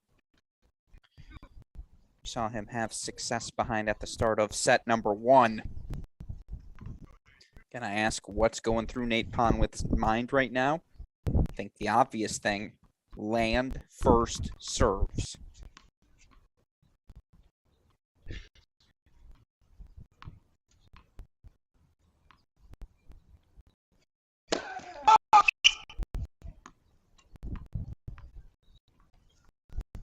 Most dangerous place in the sport. Love 15-second serve.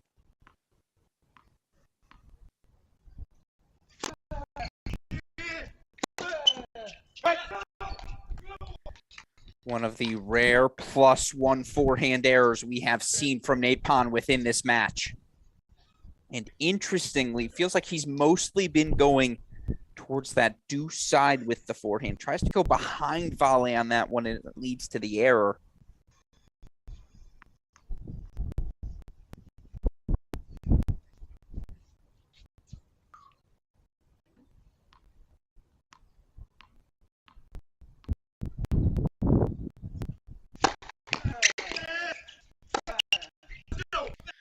And now another +1 backhand error.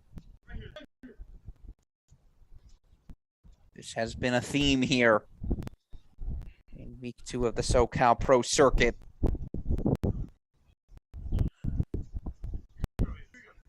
Drama in just about every one of our singles semifinals yesterday. Break point chances here. 3 of them for Valle. Well, that's one way to fight it off. And again, that's the forehand I like better for Pondworth. Momentum going to his left. Takes that forehand left as well into that deuce side corner of the court.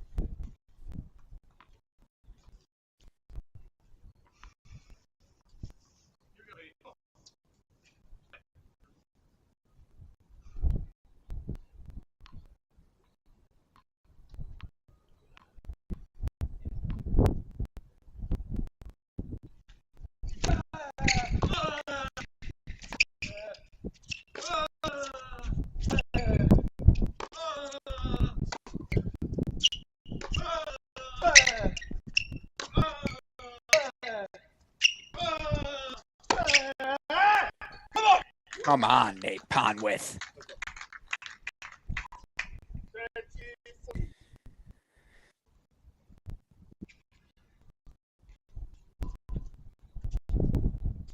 Just ludicrous.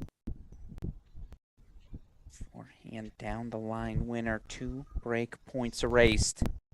Here comes the third.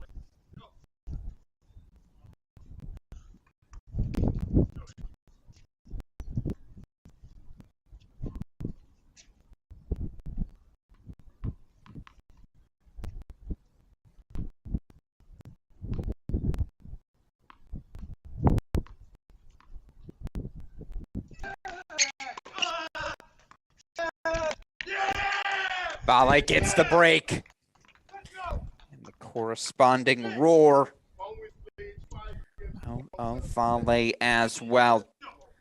Again, that was a loose game from Nate Pondworth. Offered a couple of +1 errors. Credit to Valle. Did not give Pondworth a single free point in that service game. And now we're back on serve. 4-5 here in set number 2. And coming up next, our final match here of week number 2. 20-year-old Snow Han, rising sophomore for the USC Trojans, taking on 18-year-old Yai Yang. Chinese Taipei. Of course, we named our doubles champions during yesterday's action. Our men's doubles champions ultimately today is Paralek, Jacob Brum, the 2 Baylor Bears, earning a Love 6, 6-2, 11-9 victory over Cal's Sitbanthia, Kikuchi for Brum, title number 2, Paralek title number 6 in doubles in their pro career. But of course, for Jacob Brum from Rancho Santa Fe, not far from that University of San Diego campus, can only imagine that opportunity to win a pro title in front of a home crowd, what that must have meant for him. Of course, you know what this match means for Duarte Valle. We've seen his energy level pick up. Of course, Valle reaching 2 pro singles finals last summer, was unable to capture either. He's yet to capture a set in a pro circuit final as well, but Valle fights off a break deficit, now back on serve here, 4-5.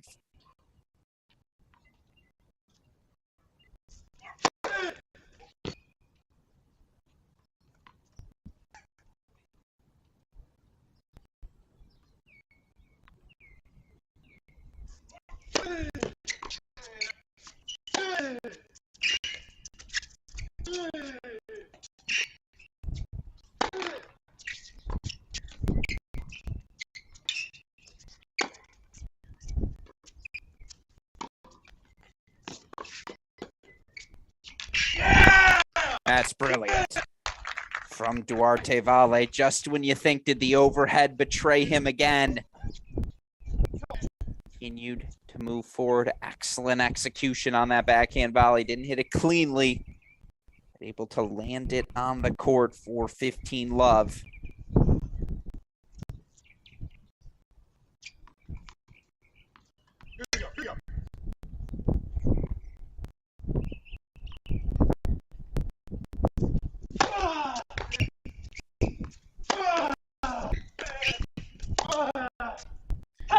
Great recovery from Nate Pondworth. First time, again, not first time, but certainly that felt like more of a neutral ball that Valle went after. Haven't seen that sort of aggression from him in the past few games, as he has gone into what I've alluded to as brick wall mode, just relying on his physicality here to extend points. Hell of an on-the-run forehand, though, from Nate Pondworth, 15-all.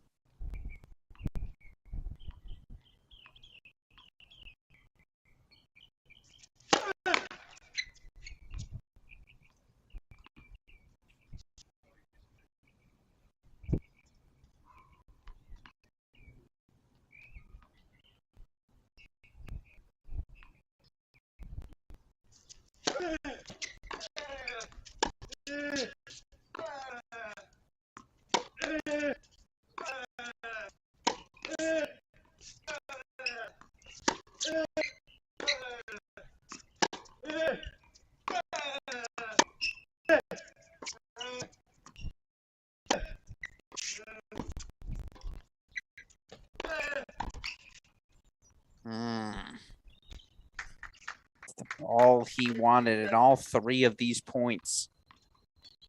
Ending on Duarte Valle's racket. It's now Pondworth going into brick wall mode. Daring the Florida Gator to be the aggressor, move forward. Obviously, Valle, an exceptional counterpuncher. Generating his own pace. That's the question for him moving forward. Now it's 15-30 here.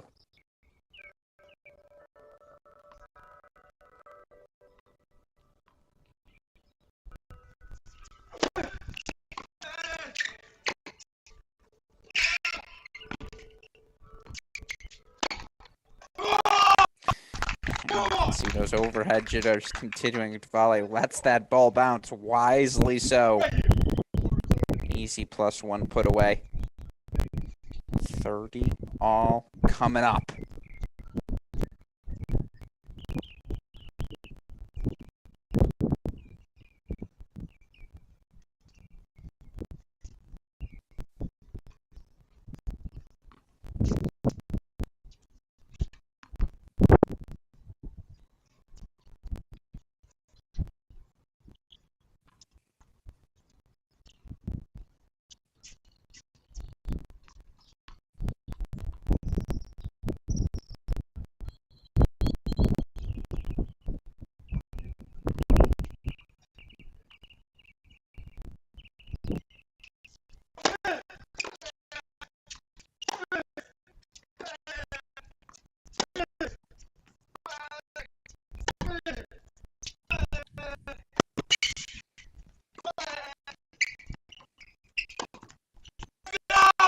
Oh, no.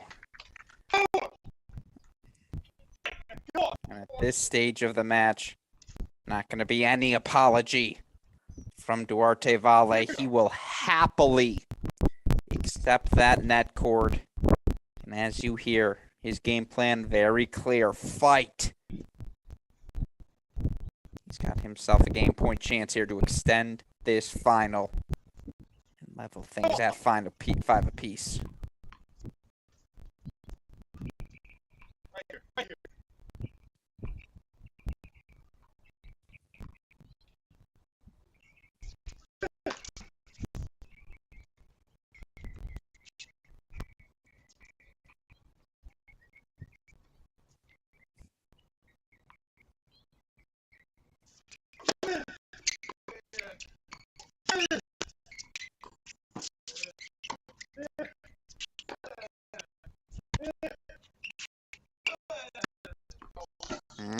Forehand sprays long.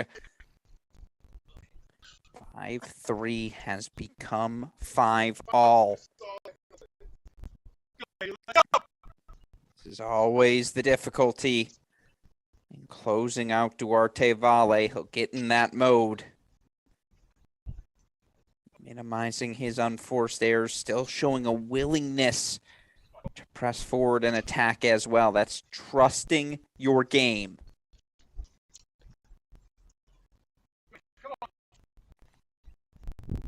So again, 5-all here in set number 2.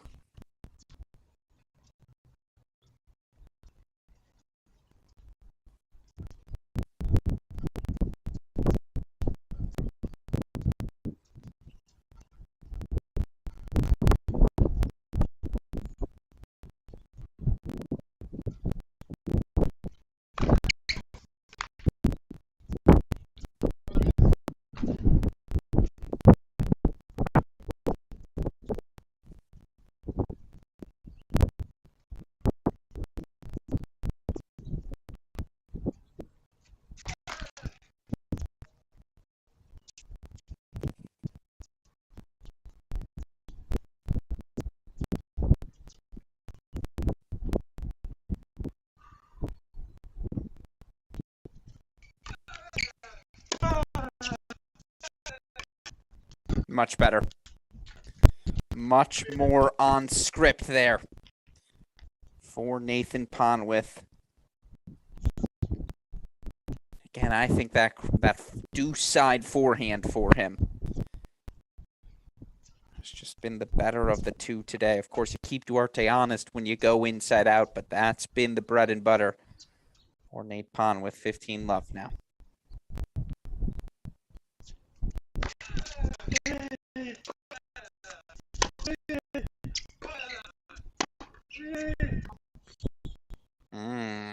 Good look from volley, certainly. Swinging much more confidently, much more freely than he was even 20 minutes ago. Still 30 love here now for Pondworth.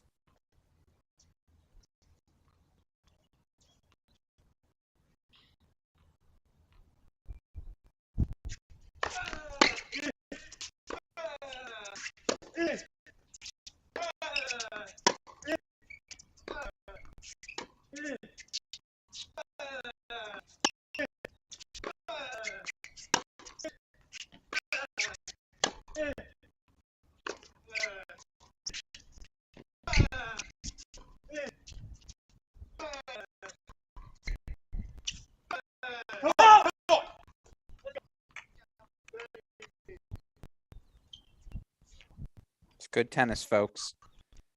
Level raising significantly now. As both players fight. Hold on here in set number 2.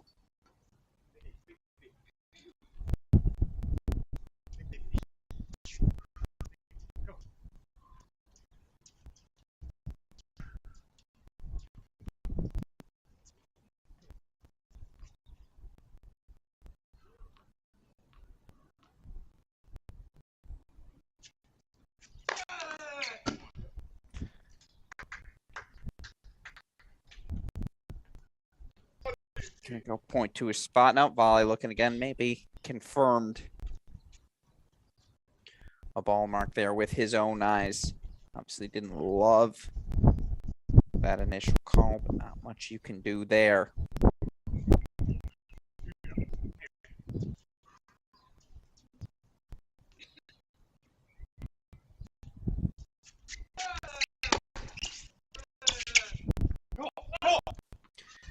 Good return from volley, 40-30 now.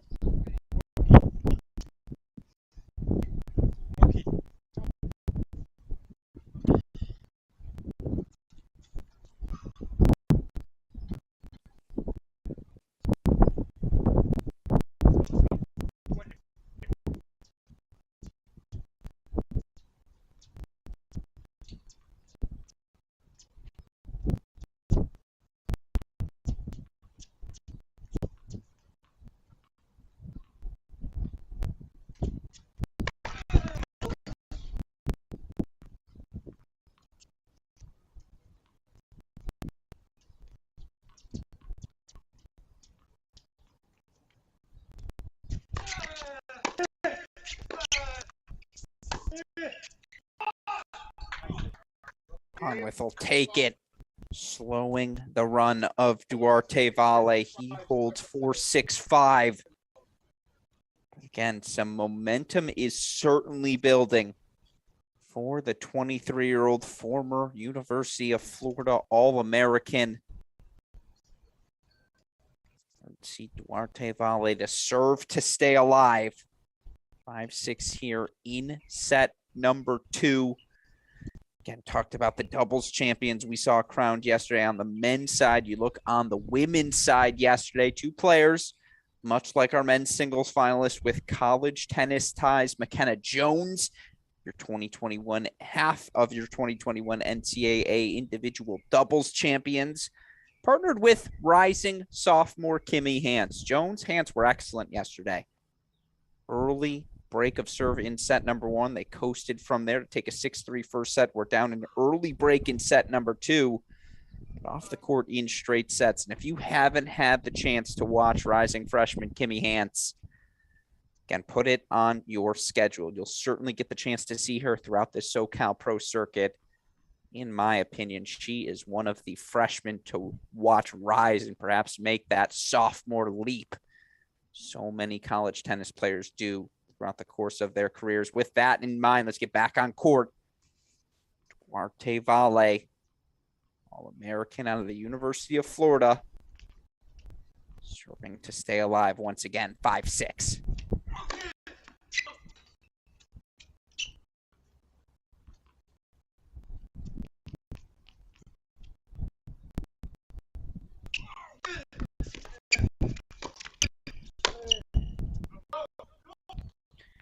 Again, Alex Gruskin here. Reach out to us on YouTube comments. Of course, you can also tweet at us at AL Gruskin, at Cracked Racquets. We want to hear from you joining us here on this Sunday. Again, is this your first ITF Futures event you've ever watched? Thoughts on the level, thoughts on Valle, Pondworth, their ceilings moving forward. Of course, we'd just love to hear from you as well. Perhaps your thoughts on today's ATP WTA level action as well. There's certainly a plethora of fun tennis earlier this morning.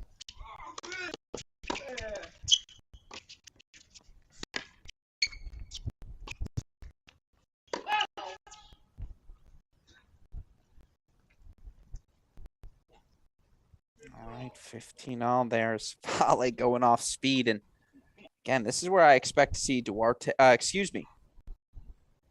expect to see Pondworth maybe incorporating a little brick wall mode. Wouldn't shock me again to see him take a step back on the return of serve. Force Valle to come up with something special. He was able to last game. Certainly hasn't been at his best moving forward here today.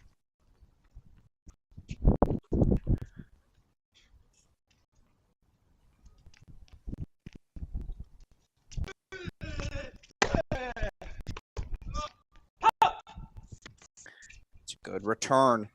Safe with depth down the center of the court.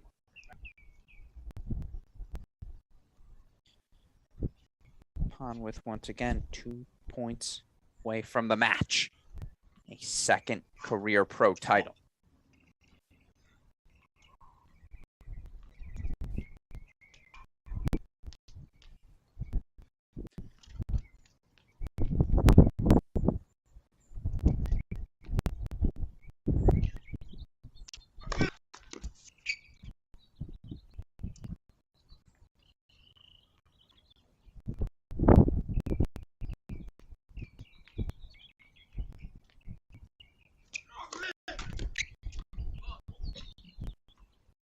Saw this at the end of set number 1 as well, unfortunately for Duarte Valle. It's another ill-timed double fault, third of the match. Double match point for 24-year-old Nate Pondworth.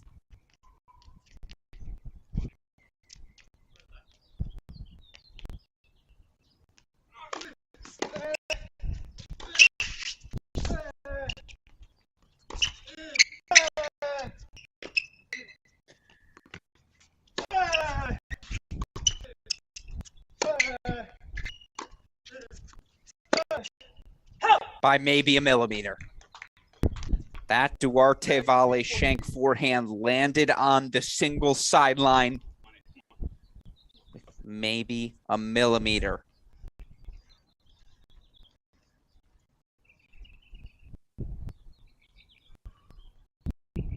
So match point number 1 fought off. Can he do it a second time?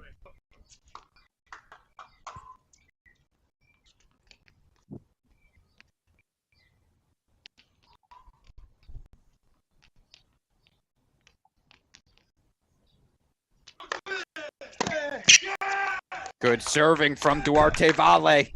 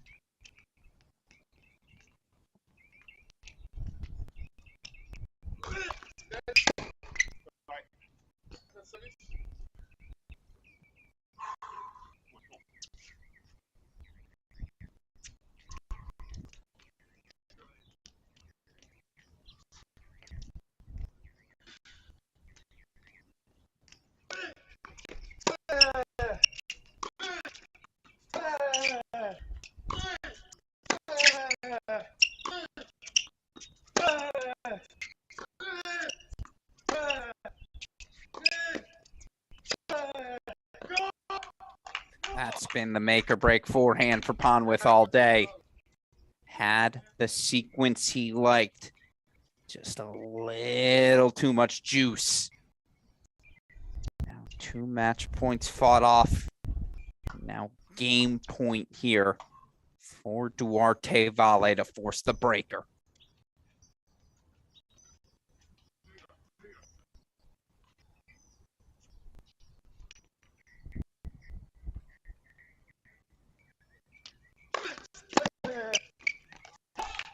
Let's go to a breaker. Duarte Valle on the brink of defeat. Able to force the second set tiebreaker. And this breaker to 7, win by 2. Switch sides every 6 points.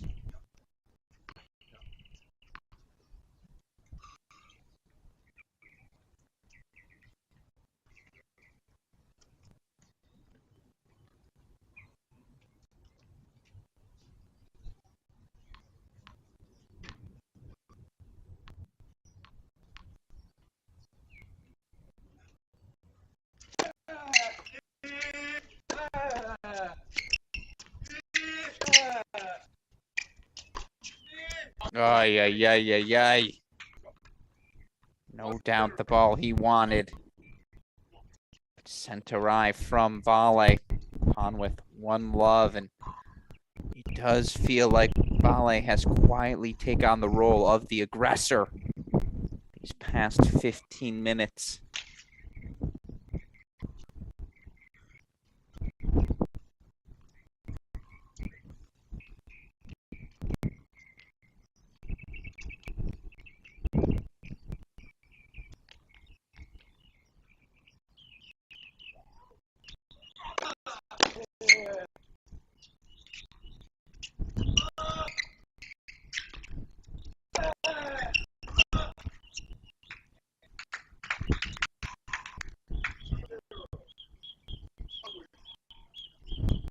All right, mini break goes to Pondworth.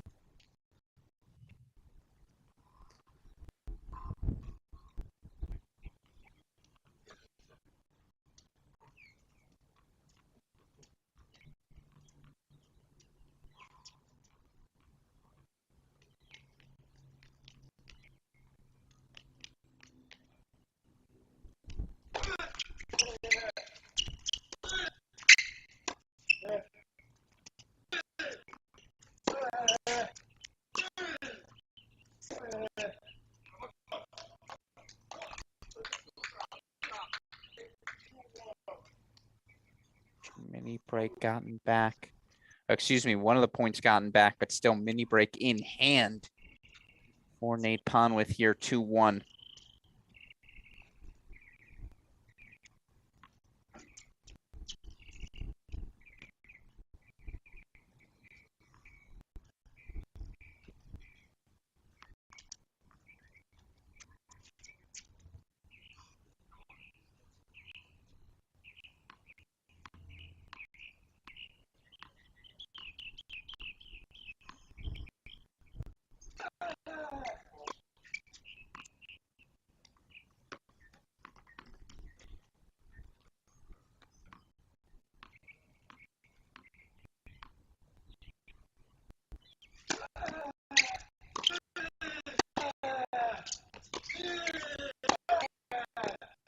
That's really good stuff from Nate Pondworth, who has struggled, no doubt, with that inside-out forehand put away. Connects beautifully there on the +1 ball. 3-1 lead now for Pondworth. Had 2 match points. 15-40 in that 5-6 volley service game. And a reminder, was down 4-2 in that opening set before completely flipping the script.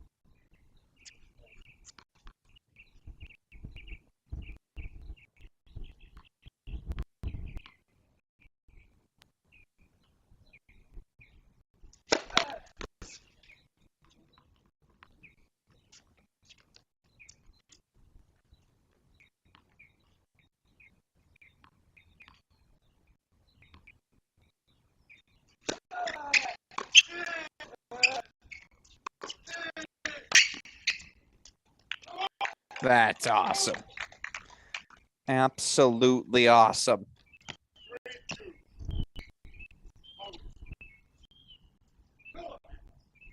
So mid break back in hand, 2-3 now. After a crushed backhand from Duarte Valle.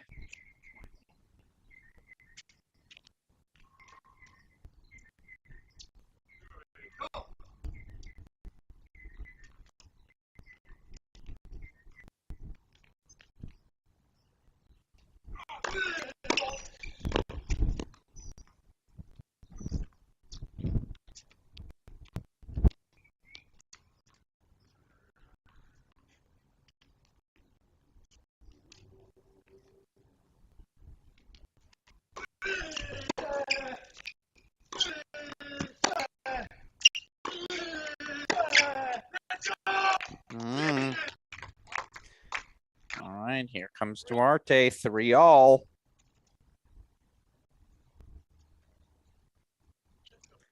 Again, coming up after this match, we'll have, by the way, still may have at least an hour to go here, depending on the result of this second set breaker, but certainly excited for our women's singles final coming up next.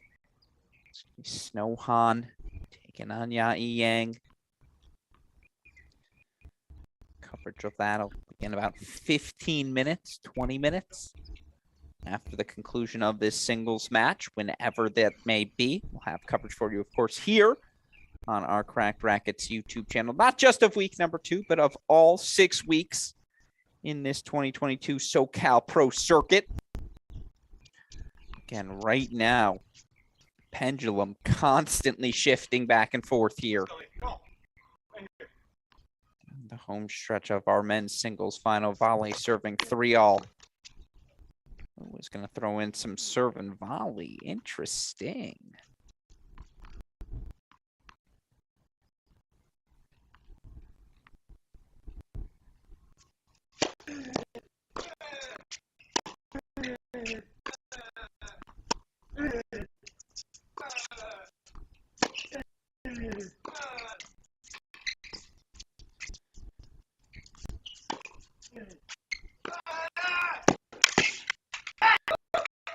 Yeah, well, we're grinding now. And obviously a couple of tentative shots from the baseline there from Duarte Valle. Nate Pondworth making him pay. Stepping up, taking that backhand up the line. Boulder in the biggest moments. Players so frequently rewarded in our sport. And right now it's Nate Pondworth retaking that mini break lead as the reward for his aggression.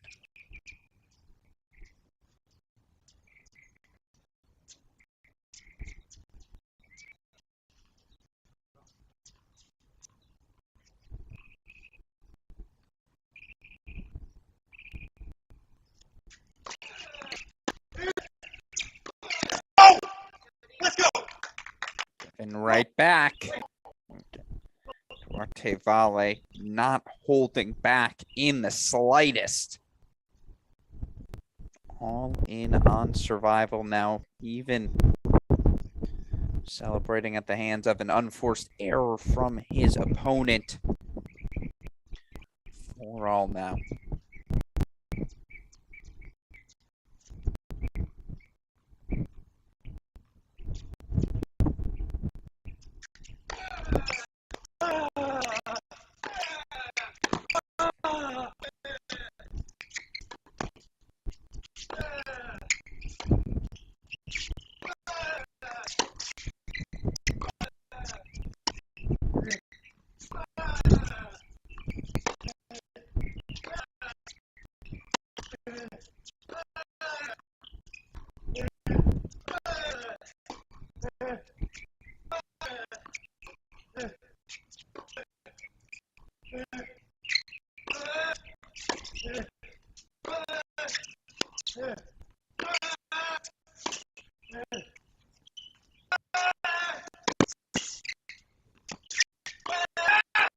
Yeah, now we're talking.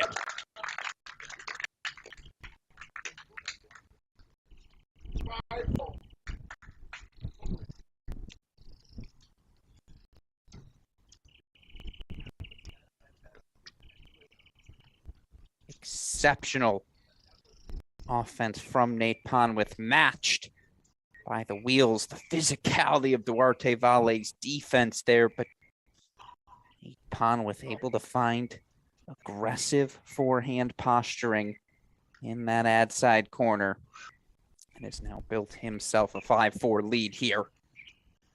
Once again, 2 points away from a singles title.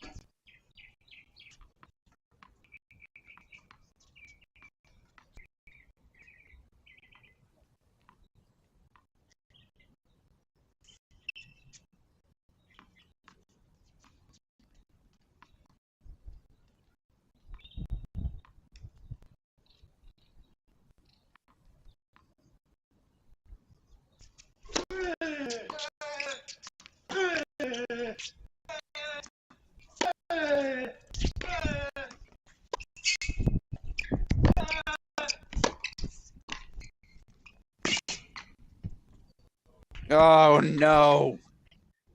Fantastic wheels from Duarte Valle. Was comfortably at that forehand, but look, Nate Pondworth has done so much damage with that inside-in forehand.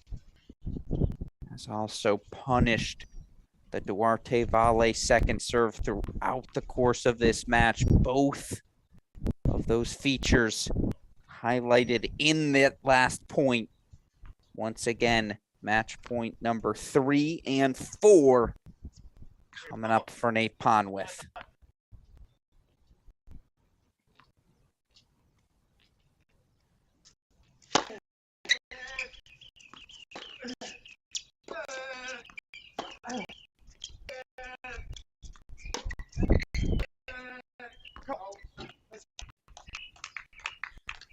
Now we get to see something we've yet to see, a Nate Pondworth match point on serve.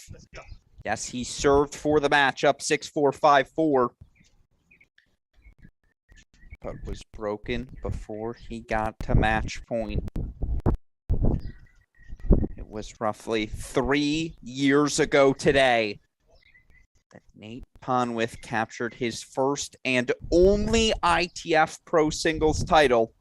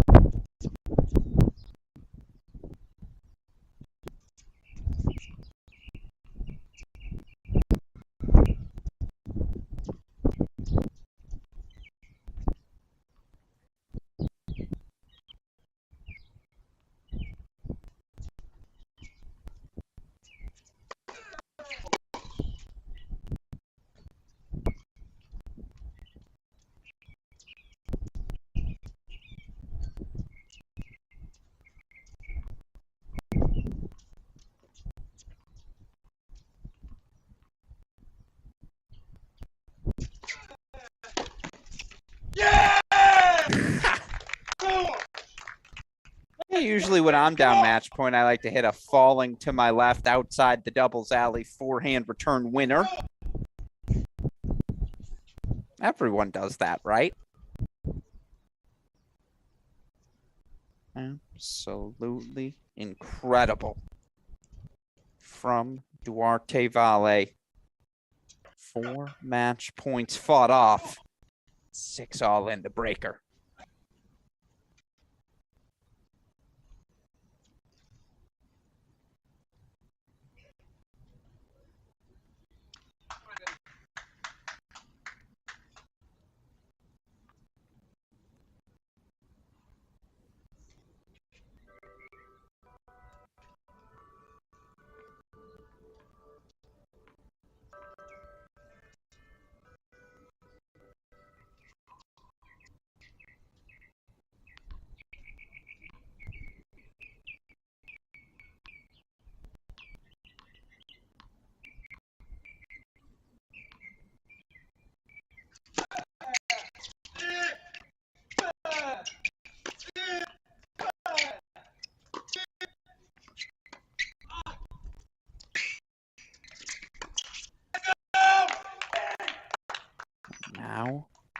of the sudden, set point Duarte volley.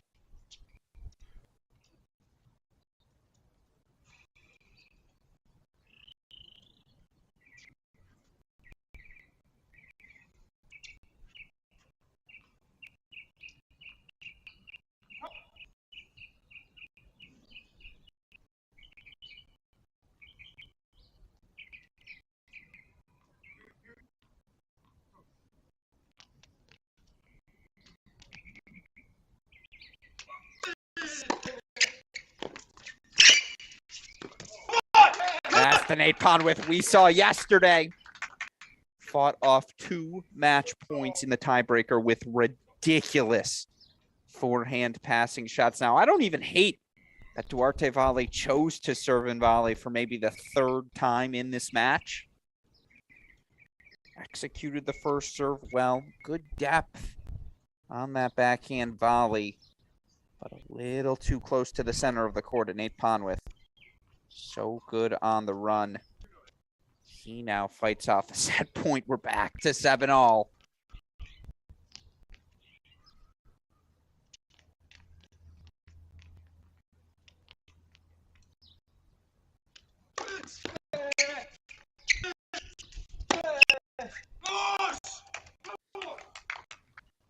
Here comes another set point.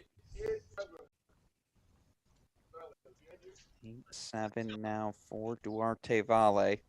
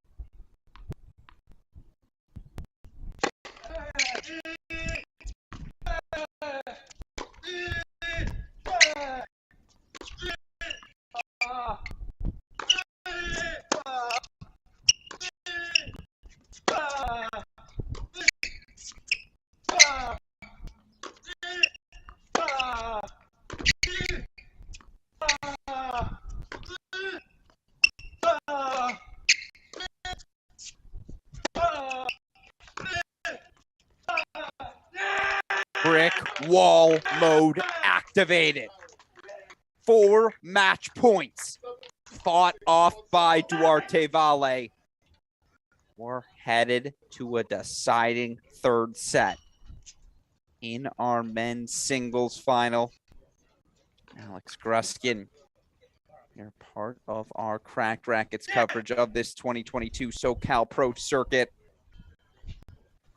That inside-in forehand had been the shot that put Nate Pondworth in that position. But as we look now at the stats in this match through 2 sets, again, fairly even across the board right now for both of our players. Duarte volley improving on that first serve, now up to 70% win percentage on it overall.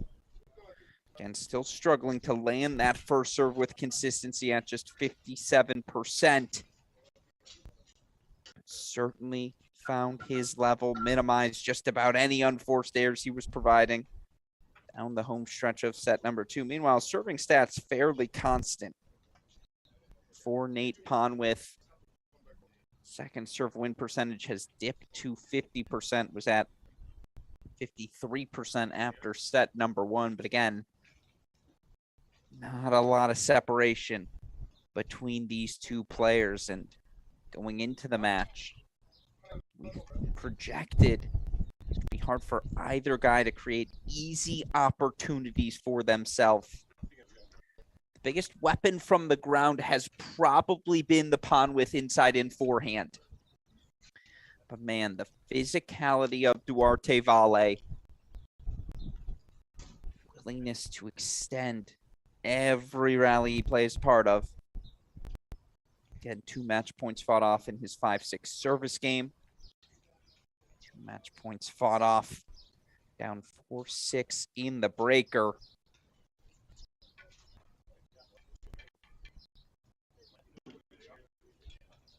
Third set coming up. You see Duarte Valle. He grabbed there.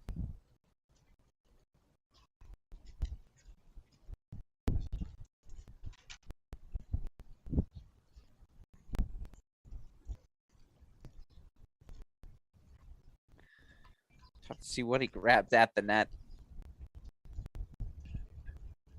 Looks like Nate Pondworth has left the court for the moment. Maybe an outfit change.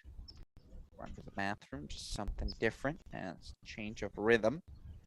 As we head towards set number 3, again for Duarte Valle, competing in his third Futures final of his career. It's the first time he's gotten a set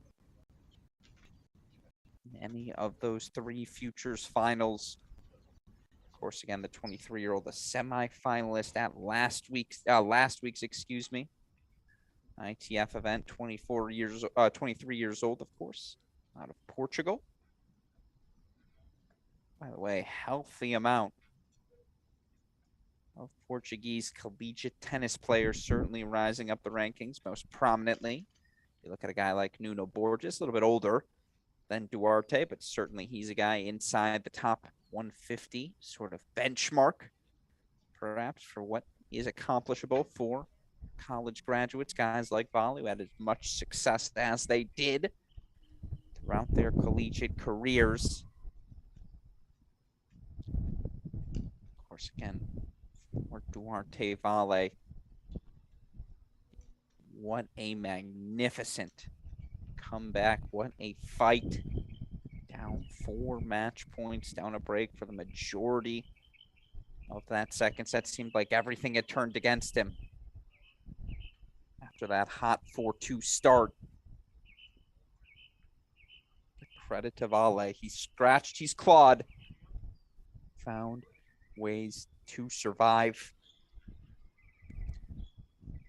Of course, again, third set coming up here in our SoCal Pro Circuit. Now seems like the perfect opportunity to thank the many people, once again, who have helped make this 6-week SoCal Pro Circuit possible. Of course, to the head sponsors, USTA Pro Circuit, ITF World Tennis Tour, foundation of these pro events, as we try to see who those rising stars will be someday, perhaps competing at the Grand Slam events, biggest stages of the game. Of course, a massive thank you to the Kleege and Crable families for their individual support of these events as well. Again, to find people so committed to growing the game in their local communities, willing to invest in the less glamorous yet equally entertaining, if we've learned everything over these past 2 weeks, ITF Pro Circuit level. Of course, thank you to the Bryan brothers,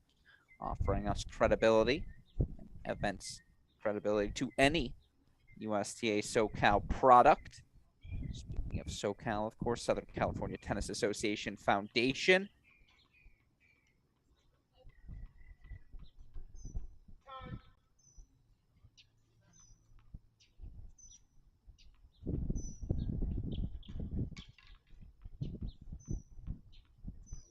As we hear time called, let's get back to it. Set number 3 underway. 4 match points. Fought off by Duarte Valle. Back in orange is the number 3 seed as we kick off set number 3.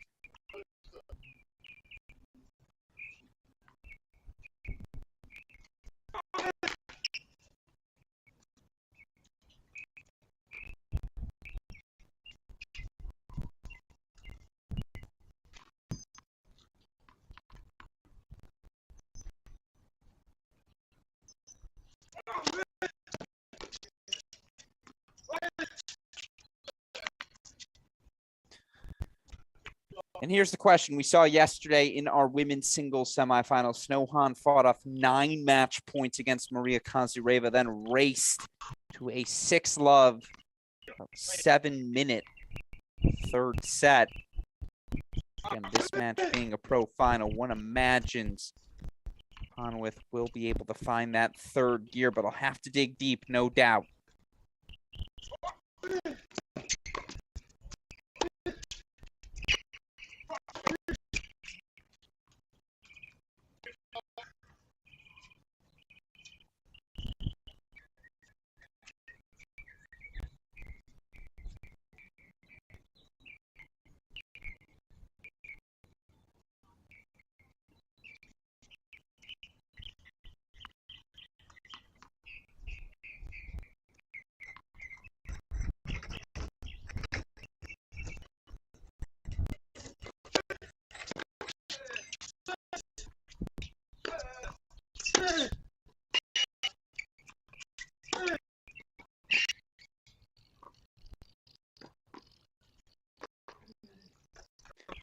Ball may be bouncing on that overhead, but no problem with it if you're going to knock that next shot off like that. A couple of times now we've seen him do that, really since he missed that overhead.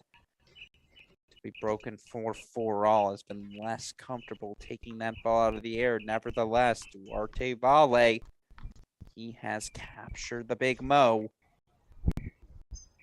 I'm on his side here for 30-15.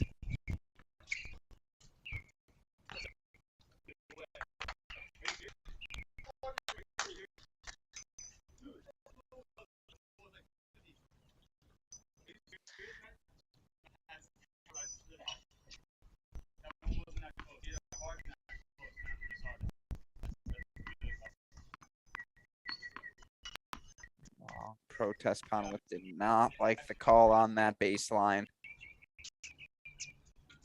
Gonna do him much good.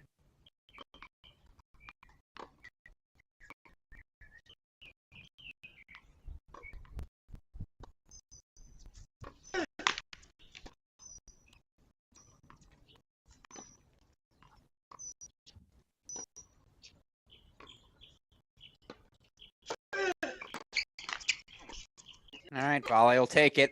Valle gonna run over to that other side of the net. He's got all of the momentum right now. One love lead for Duarte Valle here in our men's singles final. Again, this is just our first match of the day, folks. Yes, we're approaching that 2.5 hour mark, but it's only gonna get better from here. Women's singles final coming up next. Snow Han. Yang.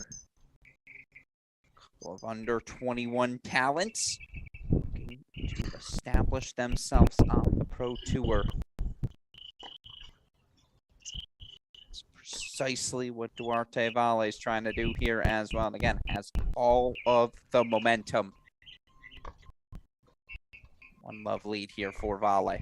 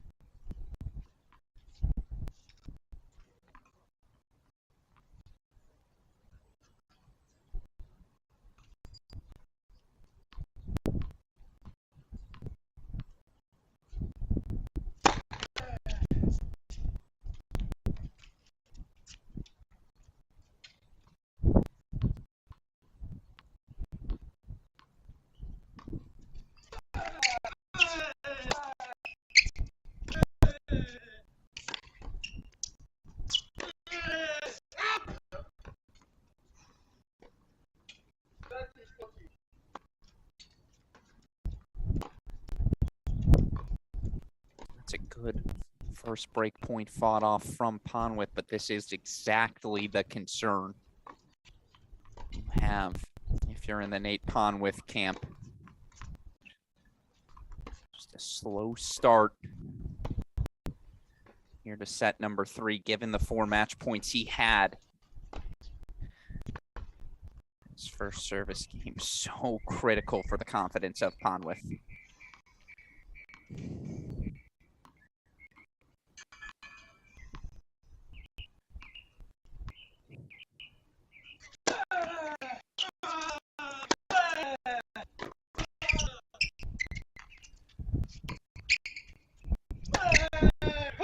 That's a confident forehand off the racket of Nate Pondworth. 2 break points fought off. And again, given the 15-40 deficit, if he can hold here, do you forget about the 4 match points? Absolutely not. Do you begin to allow yourself to refocus on the task at hand? Absolutely slow clutch stuff from the 24-year-old.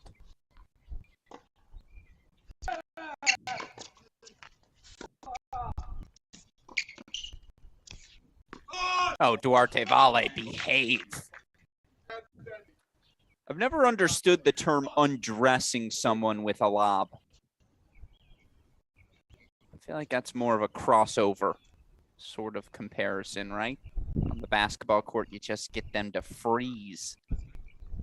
On court, that's precisely what Valle does with the lob there. Another break point chance.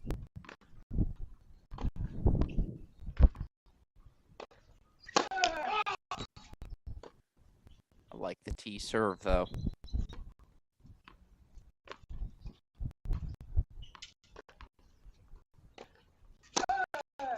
Oh, no. That will particularly sting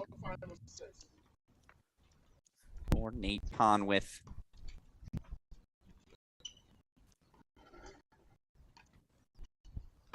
Second double fault of the match for the 24-year-old. And now it's Duarte Valle has seized all of the momentum. From 4 match points down, up a break in the 3rd.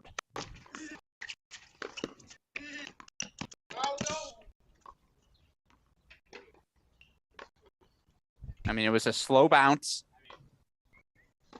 Valle seemingly looking not only at the line, but to Pondworth for any sort of confirmation of his inquiry. But again, that was a slow bounce. Tough to miss that call. Interesting to note, that's another serve and volley out of Duarte Valle. Will we see more of that here in set 3?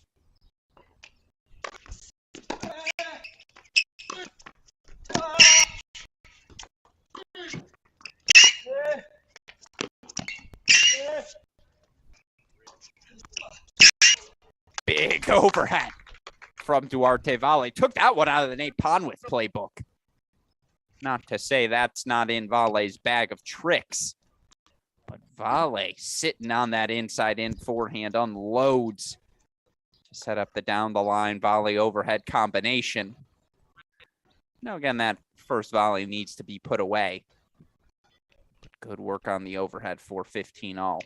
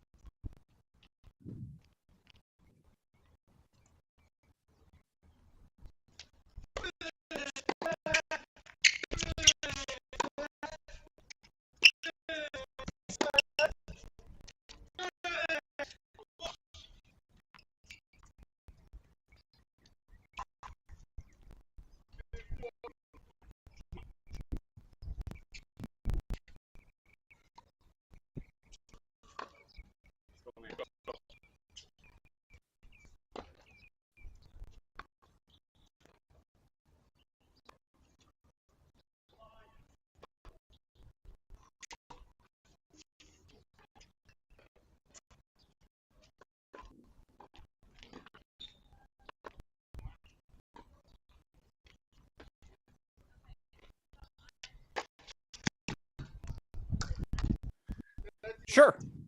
Ace T. Haven't seen one of those in a while out of Duarte Valle. Fourth ace of the match. Where the 23-year-old fights off break point number 1.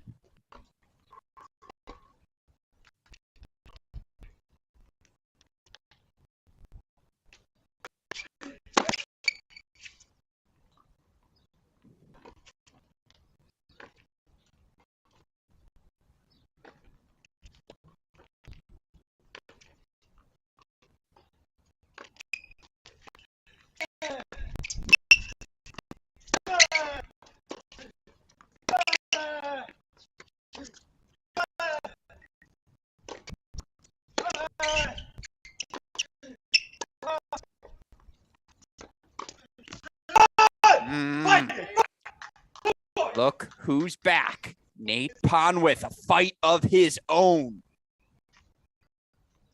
That was a blink from Duarte Valle. The first loose game we've seen him play in a while. It's a couple of unforced errors over to Pondworth. We're back on serve in set number 3.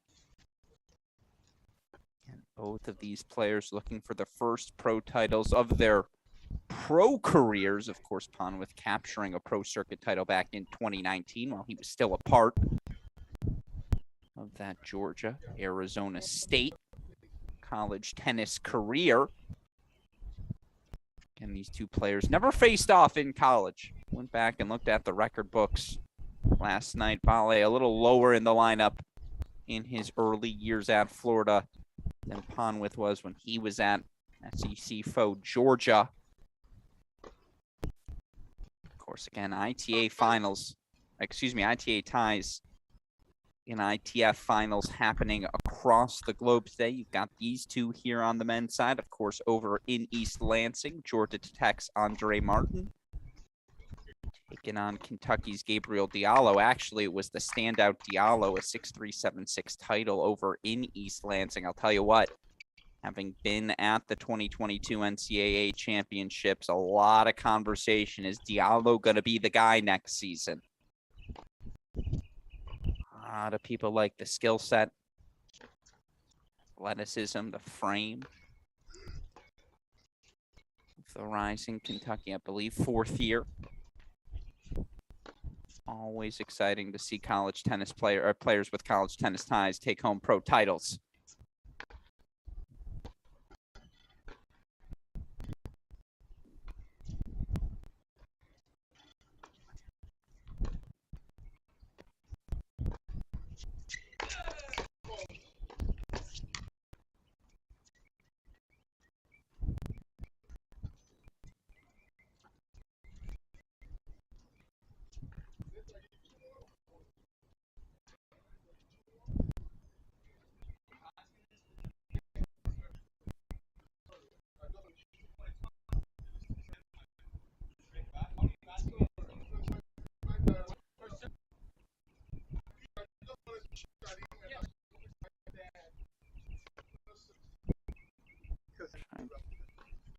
Why Pondworth's being offered a first serve here?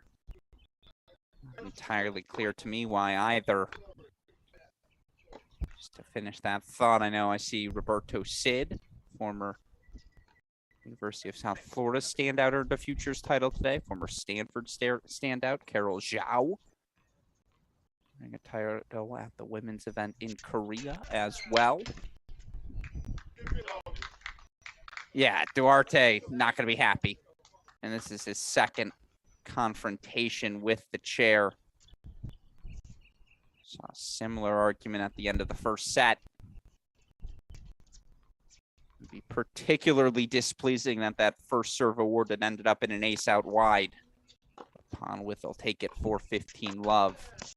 Again, given the drama we've seen here in the last 5 minutes, no, you're not going to forget those 4 match points if you're Nate Pondworth, but certainly finds himself back in the battle and re-engaged here in set 3.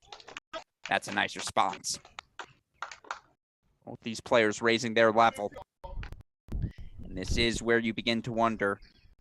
You look yesterday, for Nate Pondworth, 7-6 in the third victory over Ryan Siegerman. Wasn't particularly physical.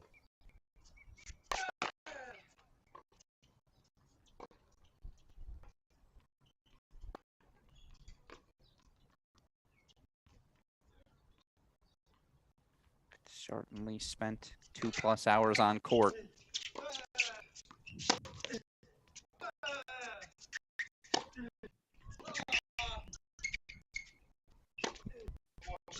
Yeah, that overhead is back for Duarte Valle, a confident fist bump. He opens himself up another 15-30 early lead.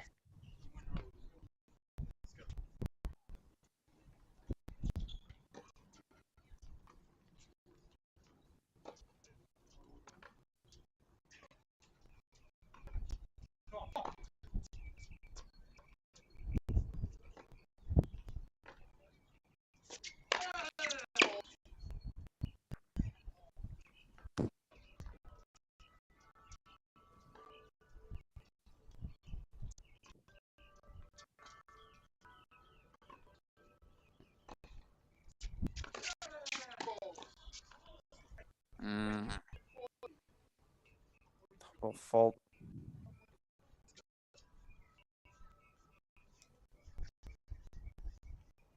Number 3 for Nate Pondworth leads to 2 more break point chances here for Duarte Valle. Of course, the longer the match, the more you feel your legs start to go. That manifests itself most clearly on serve.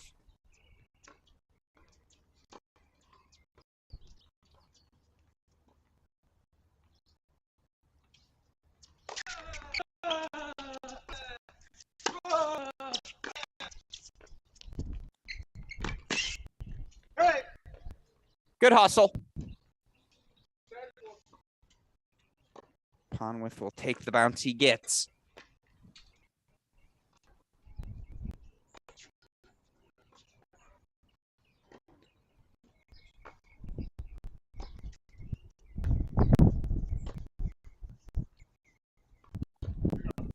Chance here, 30-40. Again, we've seen Pondworth go with the kick serve wide to set up the inside in forehand. Is that the play here?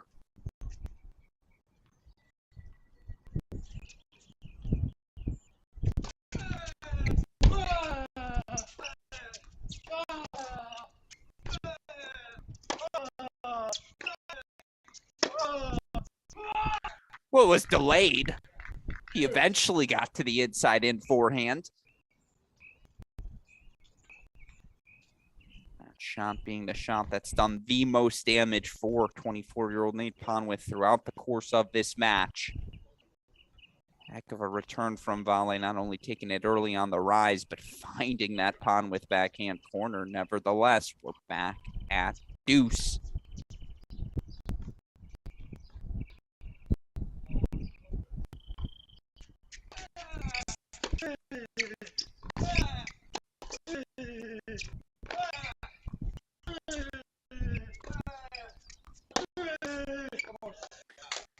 That's exceptional footwork. 2 hours, 46 minutes into this match. Duarte Valle running around that backhand, falling to his left, yet executing the inside in winner. Another break point chance here, created by Duarte Valle. Break point chance number 6 here already. Set number 3. By the way, Pondworth 6 of 17 on first serves in the set. Yeah, I think the legs are hurting a little bit. 6 of 18.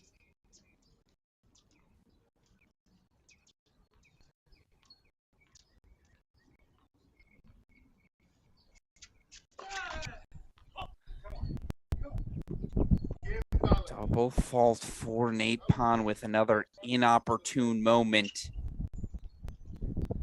Saw that to give the break to Duarte Valle.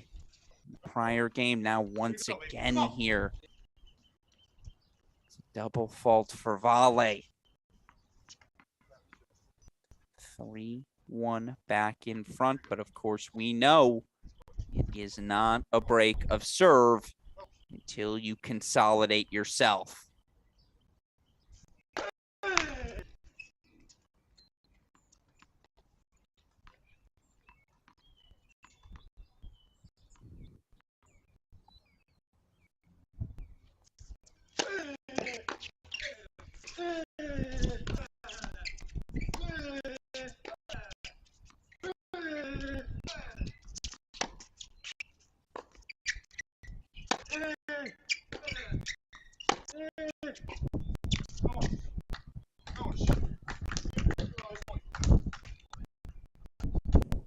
Pondworth looking at that baseline again. He's objected to a couple of calls, but man, is Duarte Valle relentless. Just springy, right? That's the word that comes to mind. Feels like he's always on his toes, always bouncing around.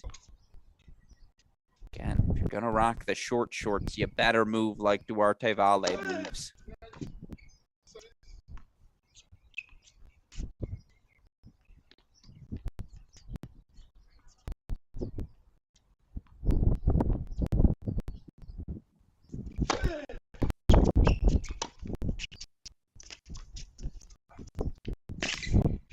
Smart.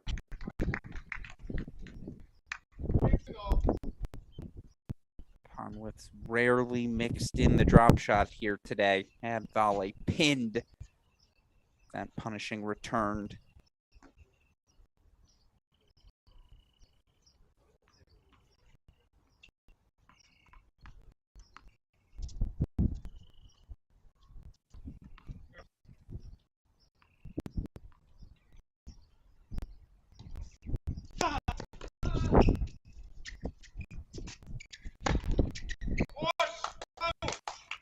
Over the high part of the net as well.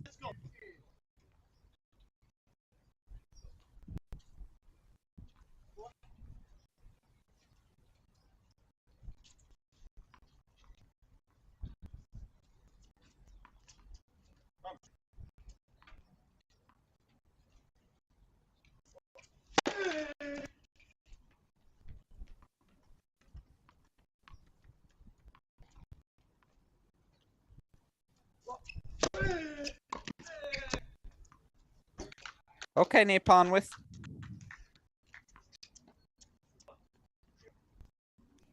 For what it's worth, Valle not exactly rocking out on the first serve this set either. 8 of 16 so far here in set 3. As again, we approach the 3-hour mark here in this match. 3-1 break lead for third-seeded Duarte Valle in search of his first Pro Circuit singles title.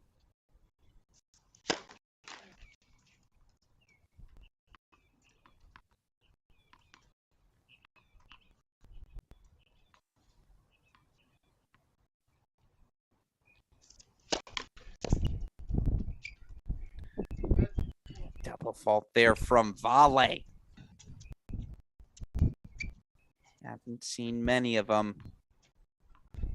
5th of the match. It's another break point chance back here for Nate Pondworth.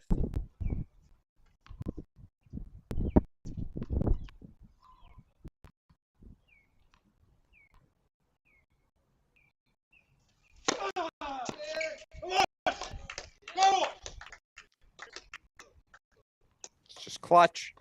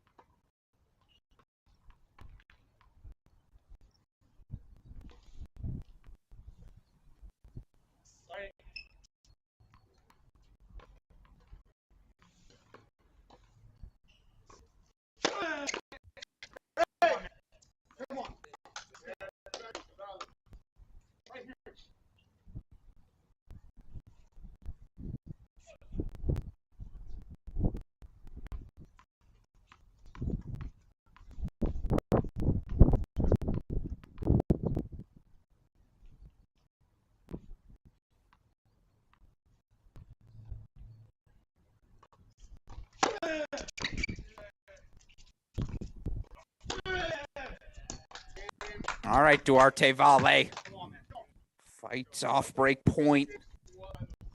So impressive. Diligent with his footwork outside the alley again, but executing on the inside in forehand for the 4-1 lead. Again, coming up after this, about 10 minutes for our men's final trophy presentation. One way or another, one of these players is going to be crowned champion here on the University of San Diego campus. Of course, coming up after that, women's singles final. 20-year-old Snow Han taking on 18-year-old Ya Yang. Coverage of that will continue here on our Cracked Racquets YouTube channel. Alex Gruskin, super producer Daniel Westoff on the ones and twos. Tell you what, again, if you weren't sure about the level we were going to see here on this SoCal Pro Circuit yesterday, Snow Han fighting off the 9 match points. Today, Duarte Valle's fought off 4. We had a 21-19 third set breaker in our men's doubles final last week that I think saw what? At least 12 match points fought off between the two teams. Margins so extraordinarily thin. Of course, earlier today, Timmy van Rijthoven from outside the top 200 had never had an ATP level win nor challenger title on his resume, yet wins an ATP title today in the Netherlands. Yes, it's obvious. Everyone who's a pro, pretty freaking good. And certainly there have been moments where Nate Pondworth has been exceptional. Here in today's final, was down 4-2 in the first set, ripped off 8 of 9 games. Found himself up a break and served for the matchup 5-4. Had match point chances 6-5, 15-40. In Duarte Valle's service game, had a match point on serve up 6-5 in the second set breaker.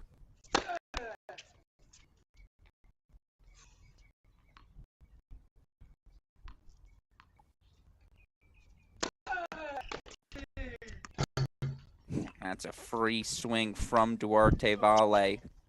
Again, for Nate Pondworth, just 7 of 21 on first serves here in set number 3. 7 of 21 in terms of points won in his service games thus far as well. That was obviously a big cut from Valle, the sort of cut you take up 4-1 love 15. Let's see if Pondworth can hurt him for that loose error.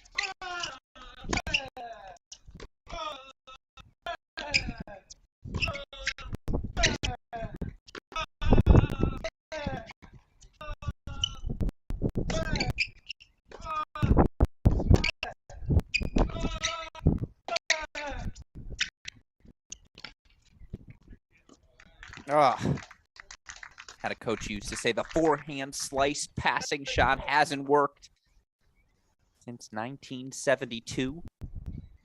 I always call someone Ken Rosewell when they try it. Certainly in this era, a little bit harder to dip that ball low. And there's so much action on it as Pondworth put. Again, great move forward from Pondworth under pressure, but as I've alluded to, Duarte Valle for the past hour. Doesn't matter, we're 2 hours, 57 minutes into this match. He's just in brick wall mode. Again, saying, okay, Nate, go ahead. Go after that inside in forehand. I'm going to track it down and make this match a track meet. Credit to Nate Pondworth.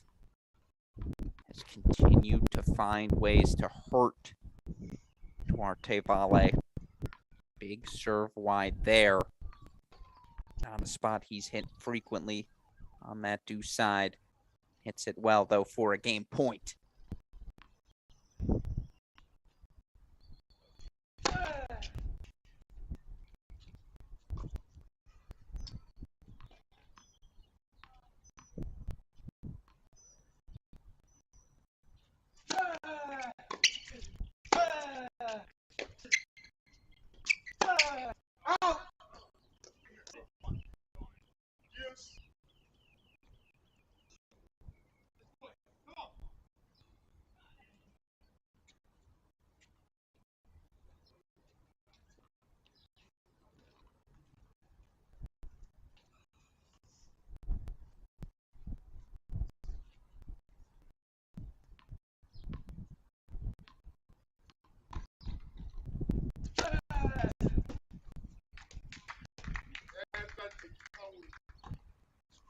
All right, Nate Pondworth finding another big serve.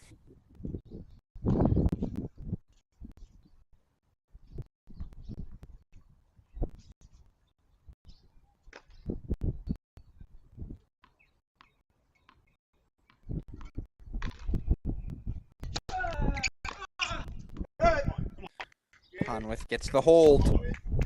Put a little pressure on Duarte Valle here. Pondworth's first hold of the set. Still Valle up front, 4-2. Of course, we did see Valle nurse a 4-2 lead in set number 1, only to see it evaporate.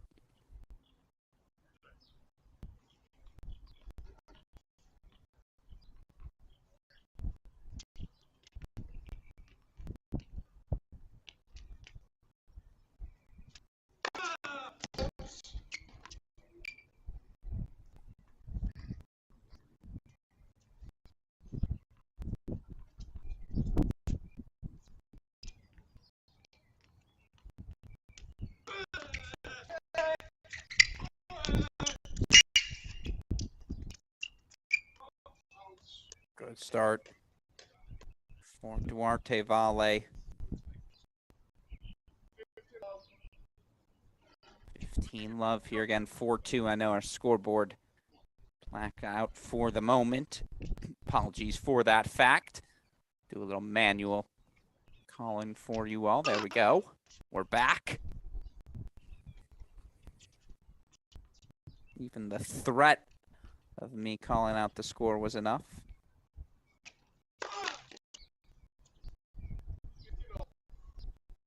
There's another double fault. 6th of the match now for Valle.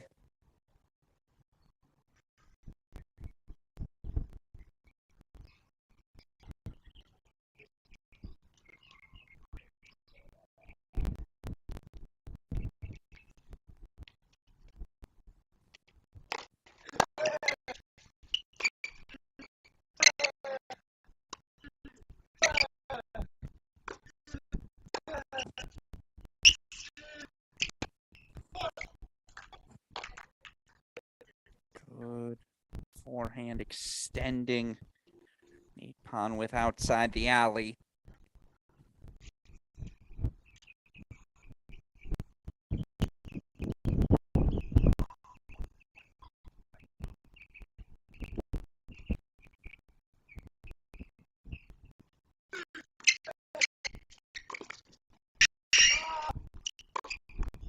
Turns to the serve and volley again. It's been an infrequently used tactic, yet Valle finding success with it twice here in this third set when he's needed it.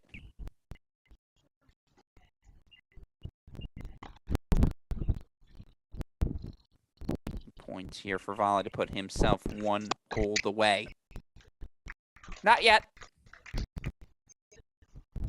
Pondworth ready for that one. Laces the forehand cross-court return, 40-30 now. Would be shocked if we see a third consecutive serve and volley here.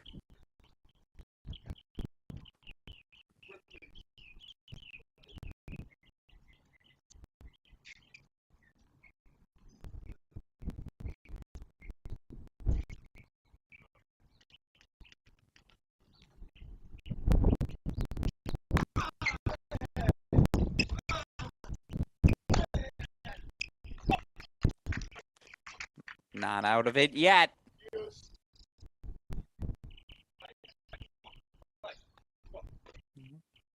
Pondworth imploring himself to keep fighting.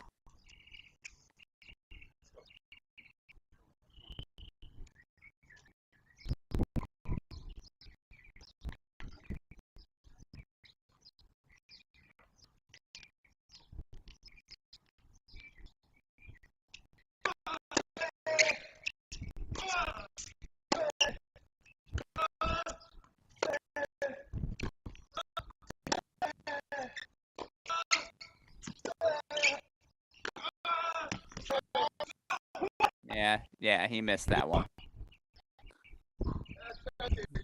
Volley doesn't love the call, but immediately looks to whomever seems to be there supporting him on that far side left of your screen, just out of camera range. Seems as though that person confirmed the call to volley immediately as well. And how about this? Break point chances now for Nate Pondworth here.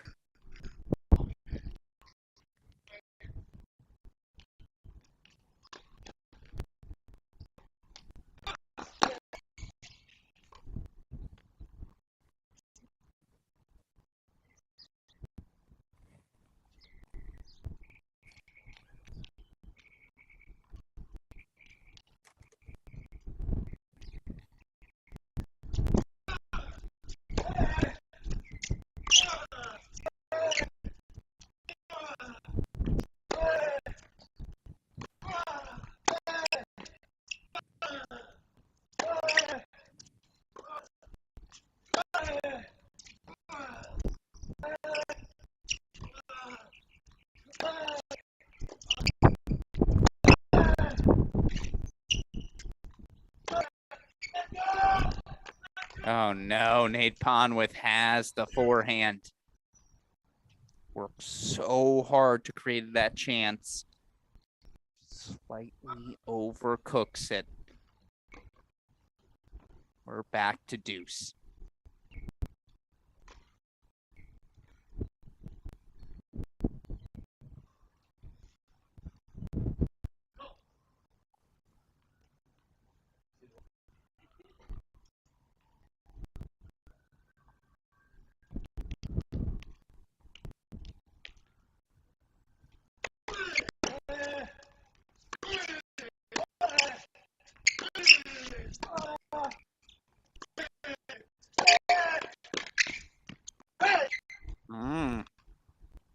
Just not enough done with that forehand approach shot from Duarte Valle. And if you give Nate Pondworth time on that forehand wing, as he's proven, make you pay with that pass. Another break point chance here for Pondworth.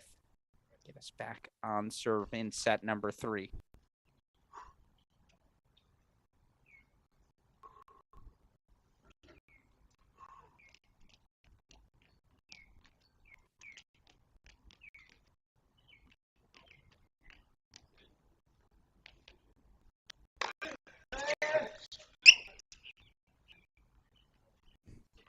Delayed call from the chair. Again, much to Valle's chagrin, second serve.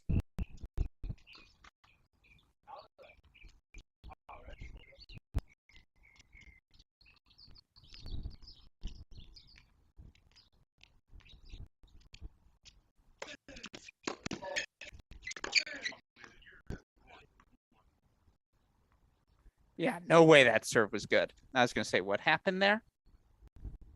So it's a 7th double fault for Duarte Valle, who is going to have some choice words for the chair.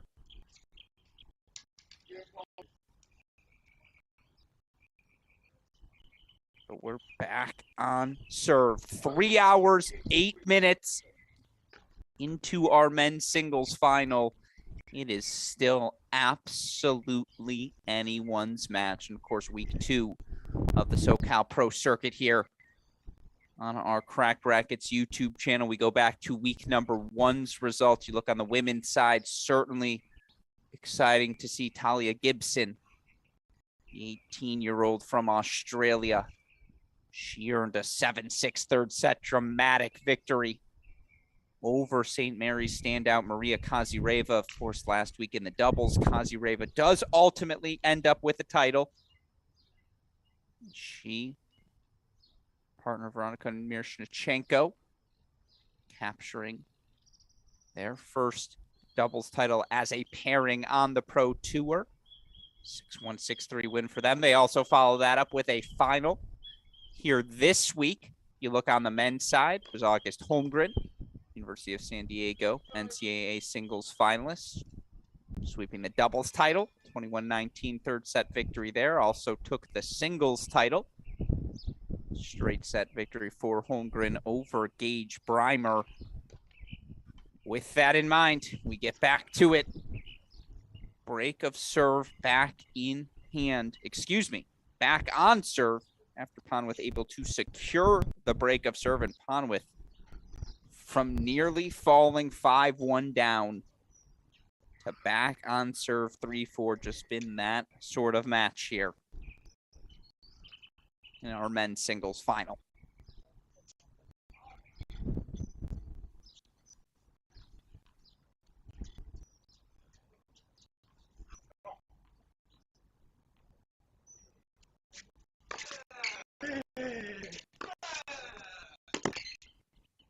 It's really good.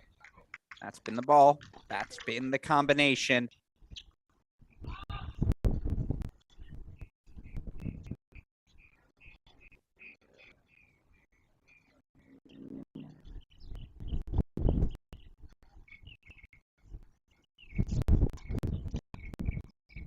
Again, Pondworth had 4 match points. Went down in set number 2, went down an early break here in set number 3. Extraordinary effort just to mentally still keep himself engaged in this match. 2 big and much needed first serves to start out this service game as well. Now 30 love here for Pondworth.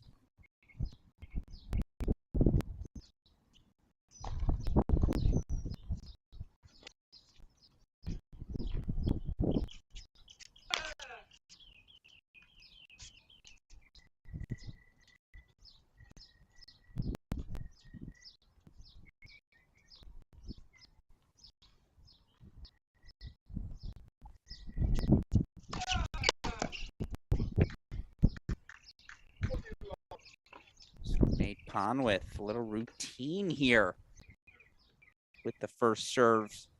Service game we've seen from him in quite some time. 40 love now with the number 6 seed. 3 game point chances to level things in the third.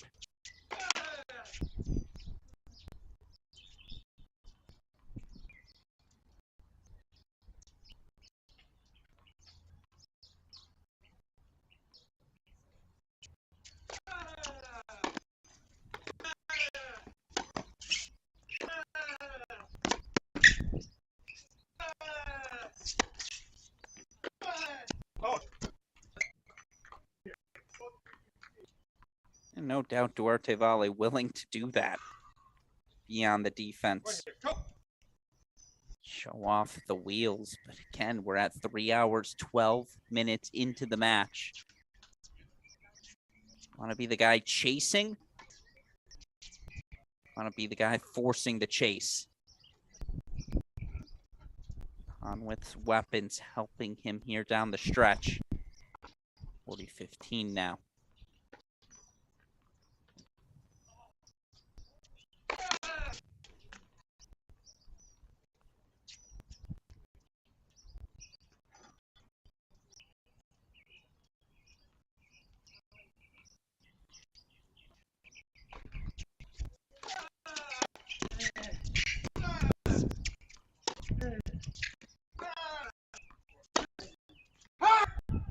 Valle goes wide. We are level, 4 games apiece. Set number 3.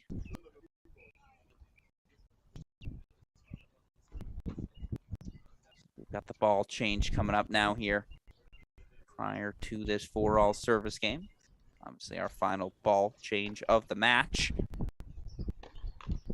Can we quickly put up the stats screen? Super producer Daniel Westhoff, just show those stats as we wait for Vale to begin this final service game.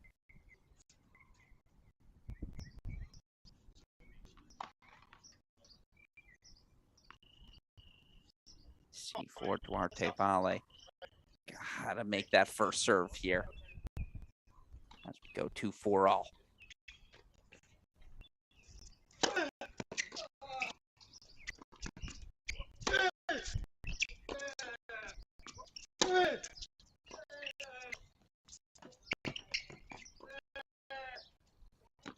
How about that? Nate Pondworth. First lob you've seen get over the head of Duarte Vale. He's got himself a little love 15 opening.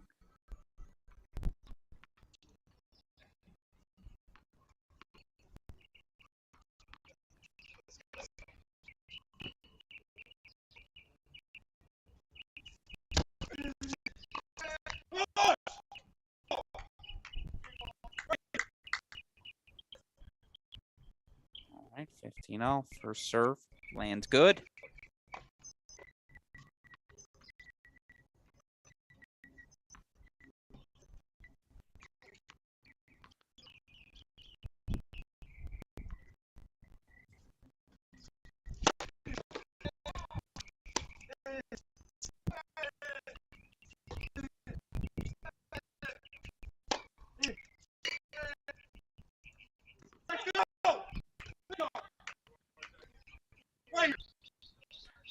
Tell you what, Duarte Vale has the fight, the energy of someone who played a lot of 3-hour matches in his collegiate tennis career.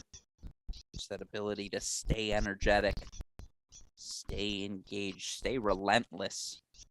You certainly have to do that when you faced 4 match points, as Vale has today.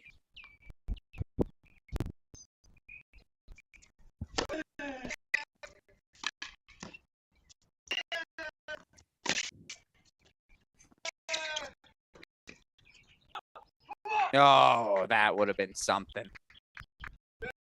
Good anticipation skills from Vale. But just too much heat from Nate Pondworth. 4 all, 30 all.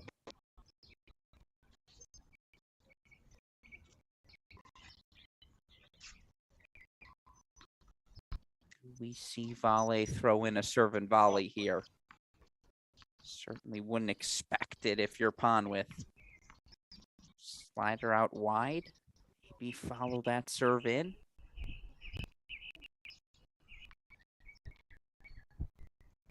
Oh, I got the serve call right. Oops, he misses that one a bit long.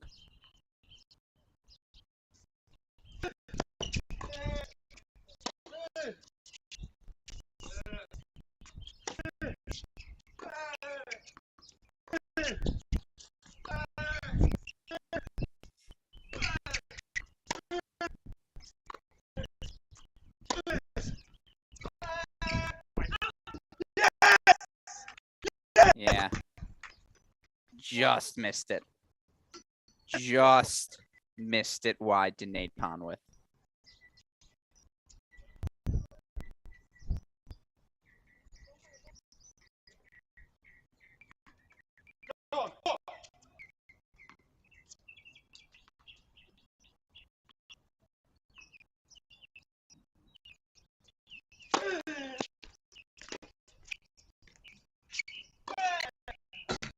That's one way to respond.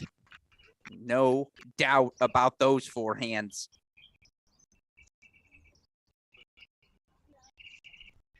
Head back to deuce.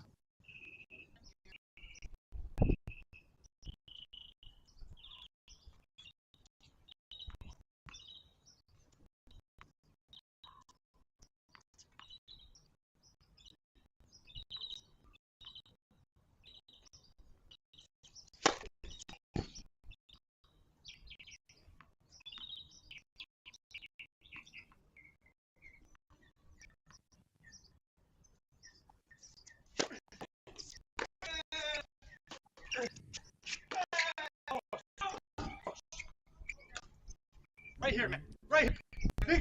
Go. I don't have much to add. Duarte Valle looking to dig deep here.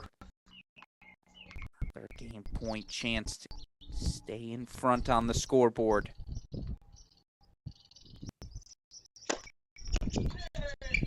Great serve. Great serve. To a great spot there. Gets Pondworth stretched outside the alley. Duarte Valle's seen his lead evaporate, but he keeps his nose out in front. 5-4 lead on serve here. Third set of our men's singles final. Of course, a massive shout out to the University of San Diego, hosts of week 2 of the SoCal Pro Circuit. Let's look ahead to next week. Of course, as we see, we'll stay in the San Diego area, but we are headed, folks, to the Barnes Tennis Center. That's right, host site of the girls' 16s and 18s national championships. Going to be the host of week 3 of the SoCal Pro Circuit. Another sequence 15K. Certainly you look at some of the players on the entry list. Looks like it's going to be another exciting week. Players filled, of course, with college tennis ties.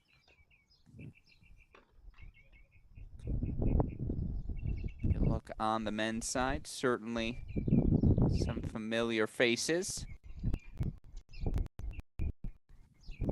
Scheduled to play next week, including Nate Pondworth and Duarte Valle. Currently would be the 4 and 5 seeds heading into next week's event. Could be interesting to see if both guys will continue to stay in the draw. And again, I feel like Duarte Valle might be able to play another 3 out of 5 set match after this. A lot of tennis on these players' bodies through the first 2 weeks. With serving here 4-5.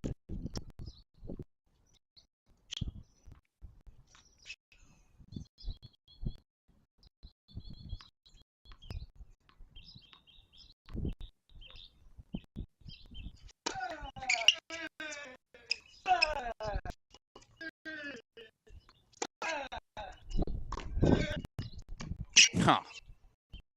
That didn't go over, did it? No, it did not. Neck forward bounces back onto the side of Duarte Valle.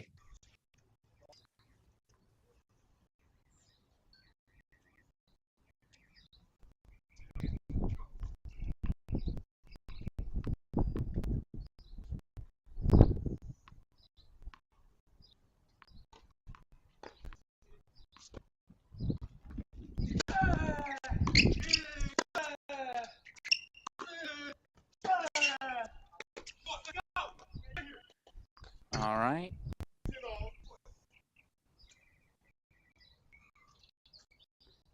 Look for Nate Pondworth. That first serve percentage has improved from his initial 33%. Still not great. Hovering right around 40%. Boy, would he like some easy points here to extend our men's final.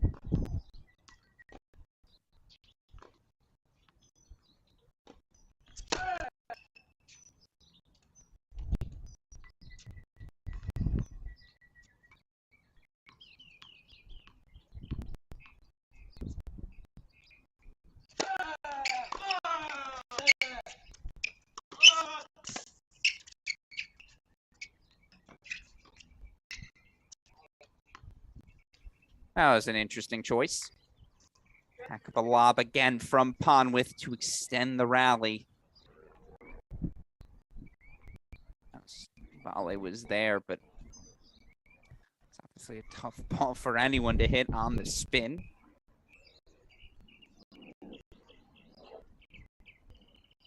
.30-15 here for Pondworth. He goes back to that patented kick serve wide, inside in forehand combo.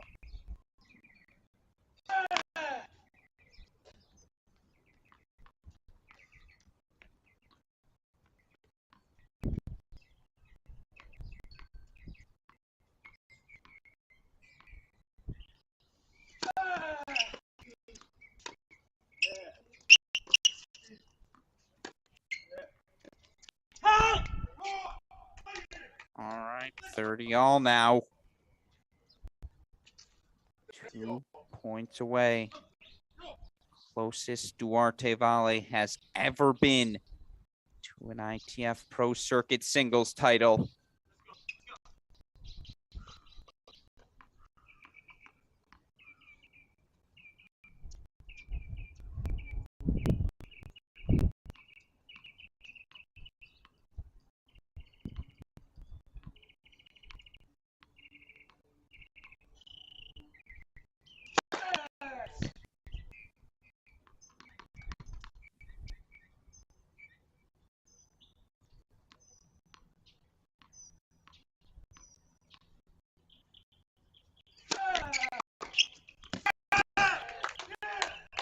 Match point, Duarte Valle. Faced 4 match points in set number 2.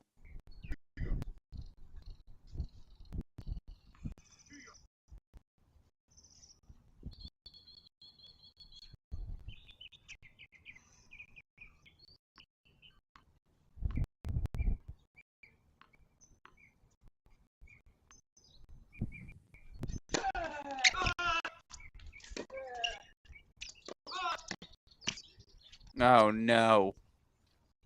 Net cord again, not falling for Duarte Valle. Had the backhand he wanted.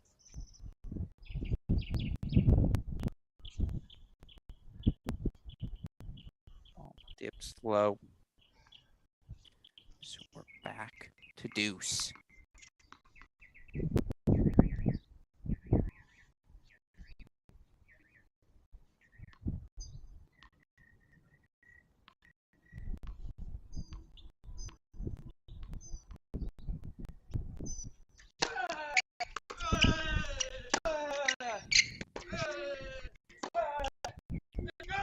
It's a great backhand. So much action on that ball for Duarte Valle. And I'll say this, no matter what, the winner of this match will have fought off match points.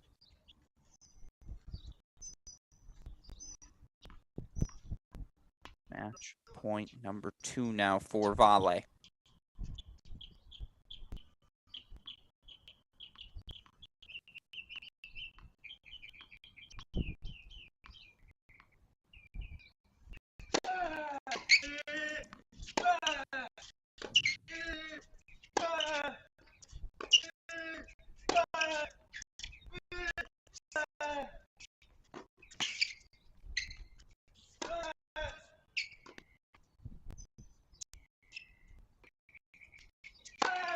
You find that inside in forehand.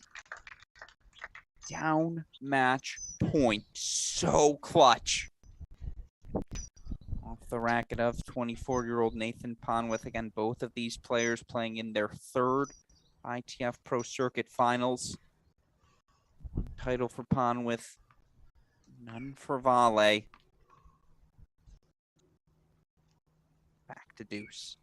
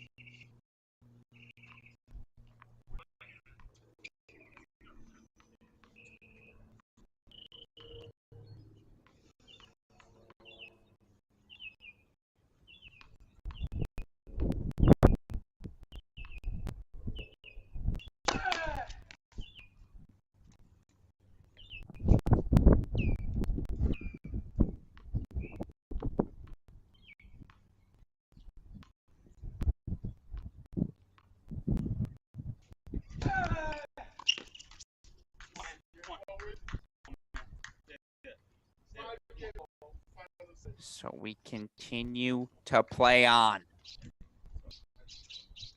3 hours, 28 minutes. It's 5 all.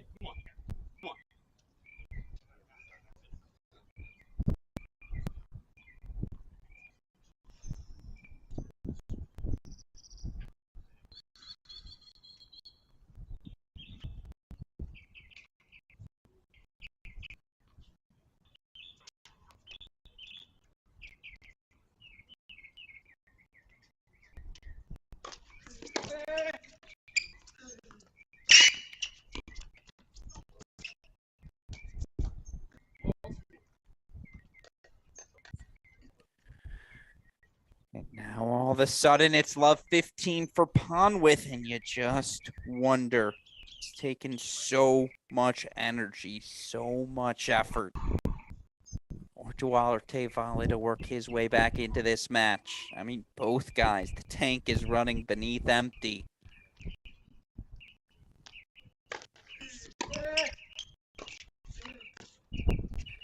It's a loose error.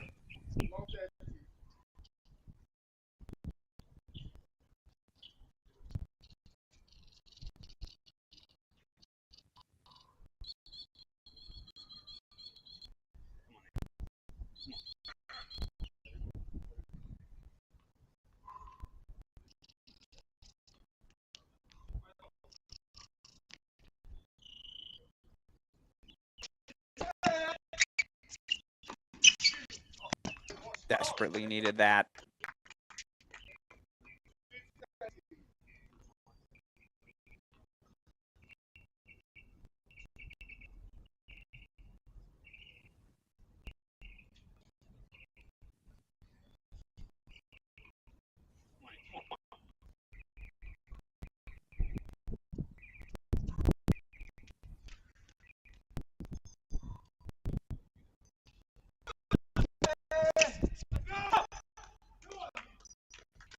Another big serve from Duarte Valle.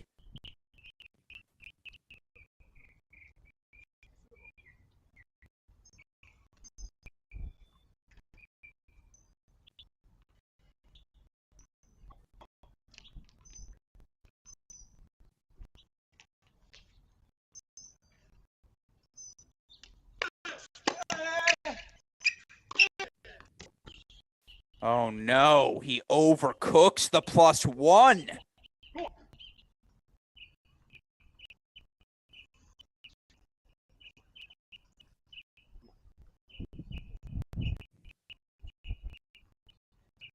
Break point Pondworth.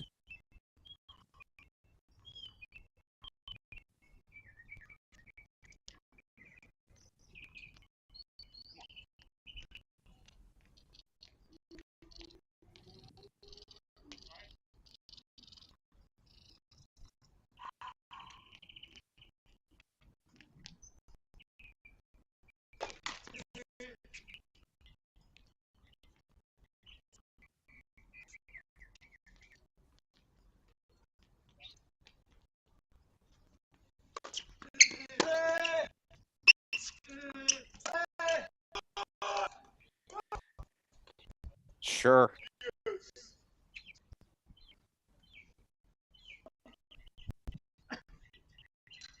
It's exactly the error I saw coming from Nate Pondworth. Said no one.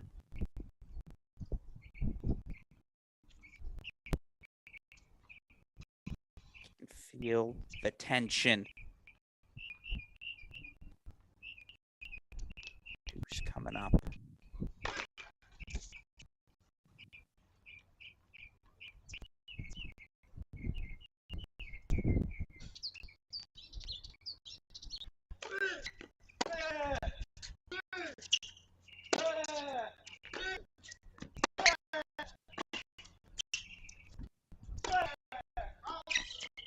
Oh no, it's Pondworth's turn to overcook the forehand.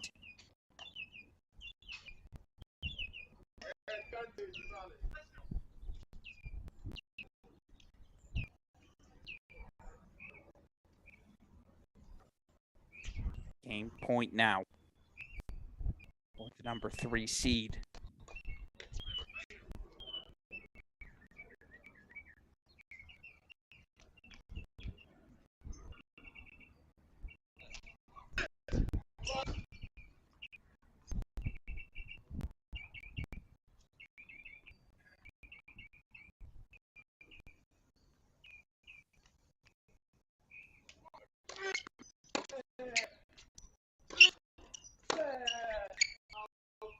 Yep, backhand overcooked by Nate Pondworth.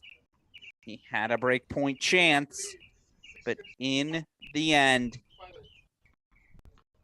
Duarte Valle maintains his lead 6-5, third set, 3 hours, 34 minutes elapsed in our men's singles final. Massive shout out to the University of San Diego, playing host to this week's SoCal Pro Circuit event. Of course, Alex Gruskin here. So excited. Our Cracked Racquets team is going to be able to showcase this action for you all throughout the course of the next 4 weeks. Appreciate all of you who chose to spend your Sundays with us here. Again, women's singles final coming up next. 20-year-old rising sophomore for USC, Snohan, going to take on 18-year-old Yai Yang. Talked about this in yesterday's semifinal. If you are a college coach, you got to make your inquiries right now about 18-year-old Yai Yang, the power tennis she can play. Again, 18 years old, not sure about her eligibility status, but that's right in college range. Just saying. I'm a coach. I'm making inquiries after her run these past 2 weeks and throughout this 2022 season. But of course, before we get to our women's singles final, still got a little action to take care of here. Shirt number 4 for Duarte Valle. That's how you know we're grinding, folks.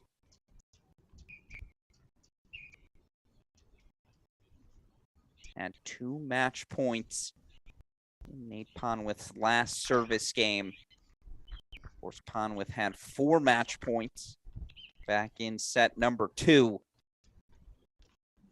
Gonna get a 3rd set buster. The 2nd straight week. Let's find out. Hey, come on. Oh, okay, Duarte Valle.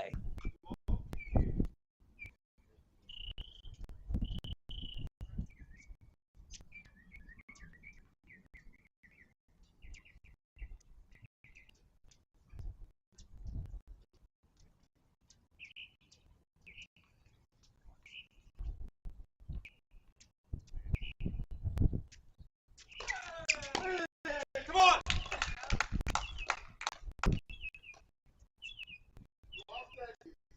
2 points away now from title number 1.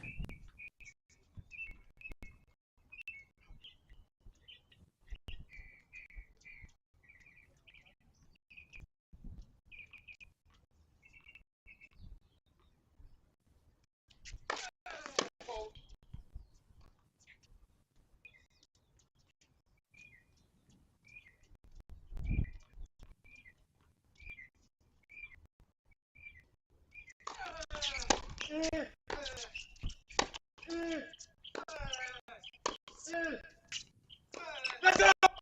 Let's go. Quadruple match point for Duarte Valle. And despite all of the fight, and it has been immense, from Nathan Pondworth, he's landed just 44% of his first serves in set number 3. He needs to find them, and he needs to find them fast. Match point Valle.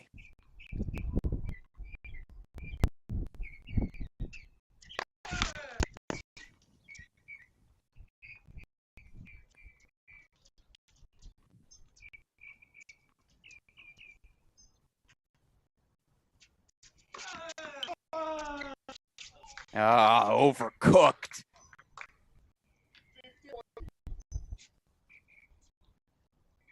Good intent, poor execution. Match point number 4 coming up now for Valle.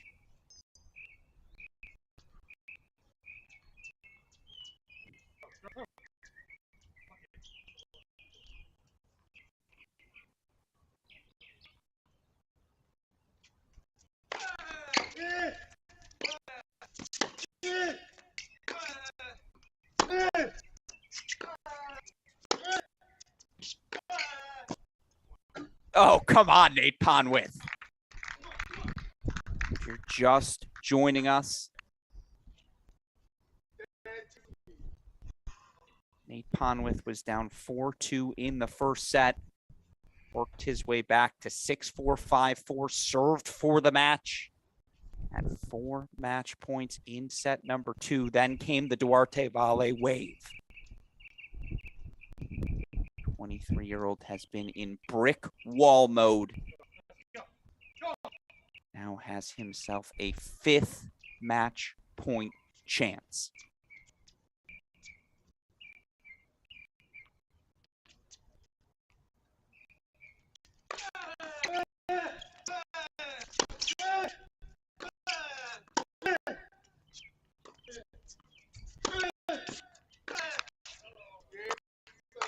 Three hours, 39 minutes later, Duarte Valle is an ITF Pro Circuit champion. Valle, 4-6, 7-6, 7-5. From 4 match points down, the 23-year-old earns his first professional singles title. What a victory for the former University of Florida All-American. You could see the emotion in his face. What an effort from 24-year-old Nate Pondworth as well. And again, for Pondworth, he loses 6 consecutive matches to start the 2022 season. Yes, this one will certainly linger, leave some heartburn, but you look for Nate Pondworth a successful week. And again, both of these players, Nate Pondworth, Duarte Valle, scheduled to compete in next week's SoCal Pro Circuit event as well. For Duarte Valle, semifinals last week, title this week in singles. Not the worst way to begin your pro career. But again, that will do it. Duarte Valle ultimately 4-6, 7-6, 7-5. He is your San Diego men's singles champion. Who's our women's singles champion going to be? Of course, it'll be a battle between 20-year-old Snow Han, the rising USC sophomore, one of the hottest players on the ITF circuit, 18-year-old Ya Yi Yang. That matchup coming up in about 10 to 15 minutes here on our Crack Racquets YouTube channel. Of course, we'll have coverage of that trophy ceremony for all of you here on our feed as well. But going to take a break here in the commentary booth. We hope you all stick with us as for one of your final matches here of the week happening across the globe on the pro circuit. But for now, for all of us here at Crack Racquets, I'm your host, Alex Gruskin. You are watching our Crack Racquets coverage of the 2022 SoCal Pro Circuit.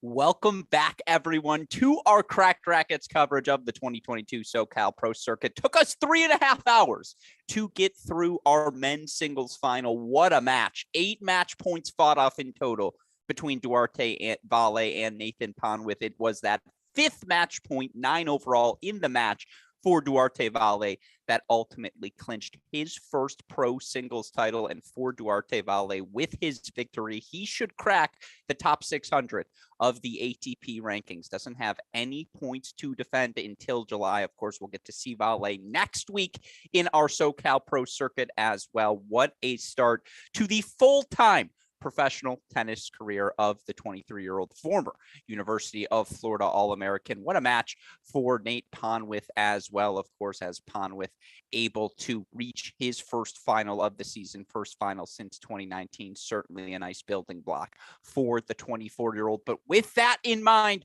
we're ready to turn the page and move on to our women's singles final now. Another fun matchup between two rising talents on the WTA Tour. With that in mind, let's get to our women's singles final. And of course, on screen, you see Zhangshua Han, known by her teammates at USC as Snow Han, of course, just completed her redshirt freshman season, did the 20-year-old. Went 16-6 overall at the number 3 singles position, 33-12 overall in singles on the year. What a performance in her first full college tennis campaign. Of course, the 20-year-old dropping 2 sets on the way to this singles final. Faced 9 match points yesterday before she was ultimately able to advance 6-love in the third over last week's finalist Maria Kazireva. Of course, the 20-year-old Snow Han played multiple pro events prior to coming to college and is actually competing in her 3rd professional pro singles final. Of course, she's yet to capture a pro singles title. Another player looking for that maiden crown here in San Diego. Of course, on the other side of the net will be the rising talent, 18-year-old Yang. You look for Yang, the 18-year-old now 21-4 overall here in pro circuit matches in 2022, into her 3rd final in 5 events. Of course, you look for Yang, certainly again exceptional here, dropping just 1 set on the way to the final. Survived her own 3-hour battle yesterday to advance over top seed Jessica Fela. Again, how much gas is left in the tank for either of these players? That's a question entering this women's single final, but it should be a fun match. And with that in mind, warm-up complete. Let's get to the action.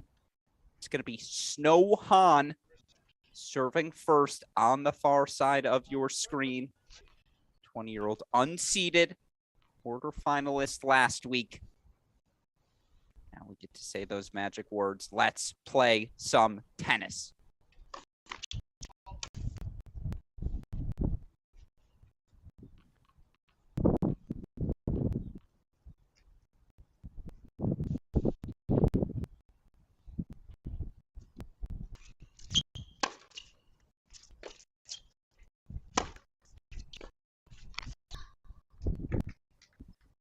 That's going to be the question here for Snow Han today. Yang, the clear power advantage between the two players. And if you've watched the 18-year-old from Chinese Taipei before, you know she is capable of producing a winner at any given moment. And you look for Snow Han yesterday in trailing 6-2, 5-2, was broken in 5 of 6 service games to start yesterday's match.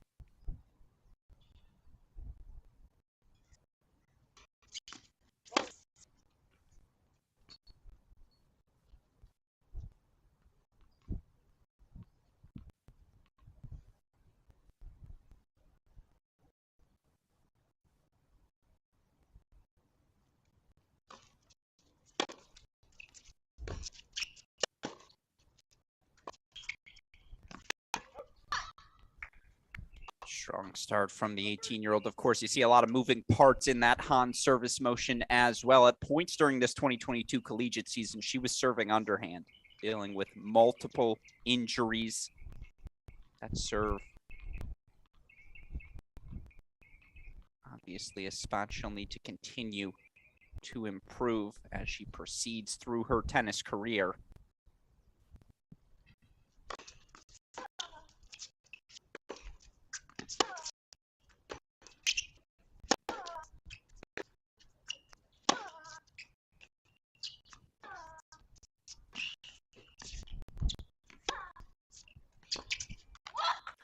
Han extends rallies extraordinarily well, but as you can see, who's inside the baseline doing the dictating? It's the 18-year-old 5 seed. Just like that, triple break point to start off our championship final.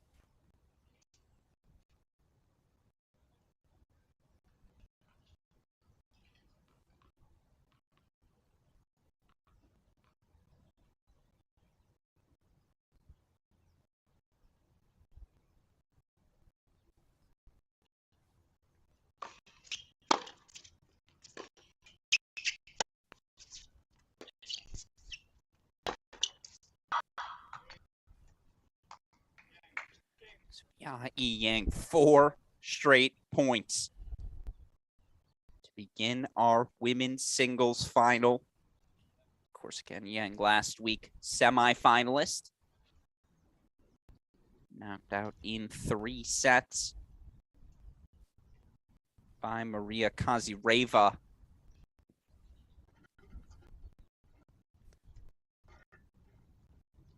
Yang making 2 finals at the ITF level earlier this season, back-to-back weeks in Cairo. Won 9 consecutive matches, actually 11, if you include the qualifying matches she needed just to get into the main draw. Came through qualifying last week. Reached the semifinals. Does not have to go through qualifying this week, and as of right now, do not see her name on the entry list. Oh no, I do. I will see her competing next week as well. Excuse me.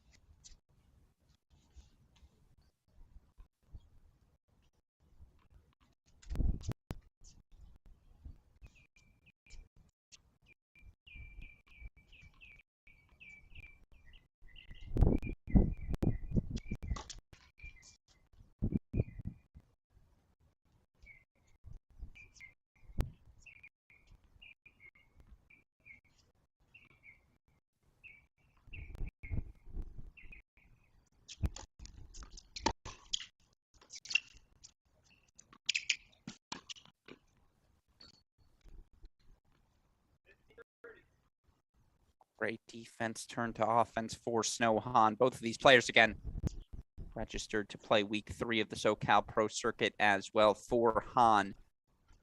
These return games where she gets to show off her skill set, so solid off both wings.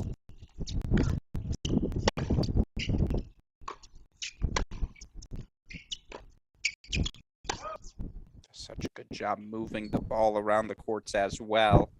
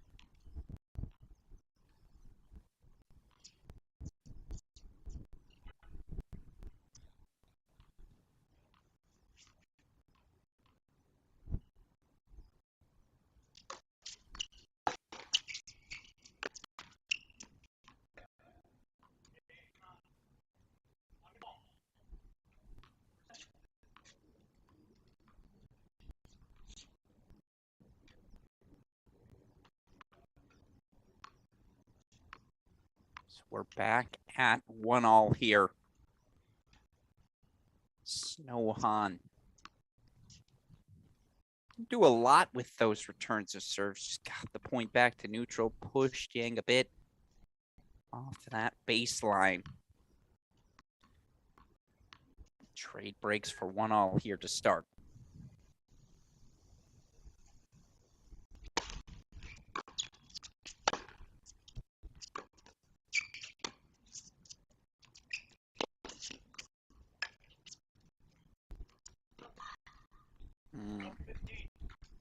Good movement from Yang to track down that drop shot. Again, she's just hitting. There's return of serve so powerfully. Generating such depth on those balls.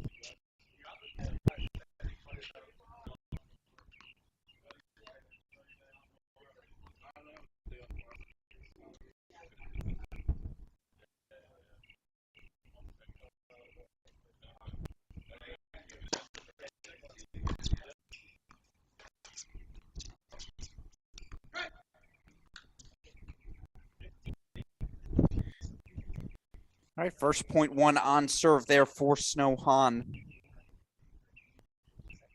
First serve's going to be critical for her, although much of a pace differentiation for Han between the first and the second serve.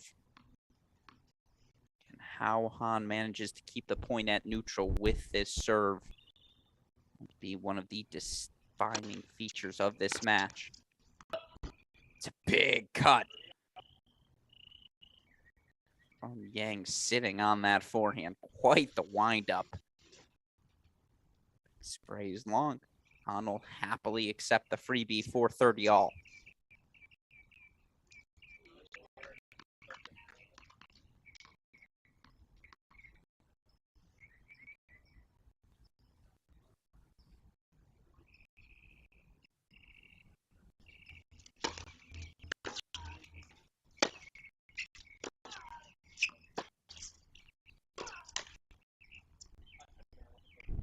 This is the issue for the 18-year-old right now. There's one speed for Yang. It's top speed. And that top speed's awfully impressive. And again, if you're building the player moving forward, you want the power tennis. You just can't teach that. The sort of weapons that Yang has, but how she learns to rein those in, find the off-speed, 75% rally ball. See, that probably defines her ceiling moving forward.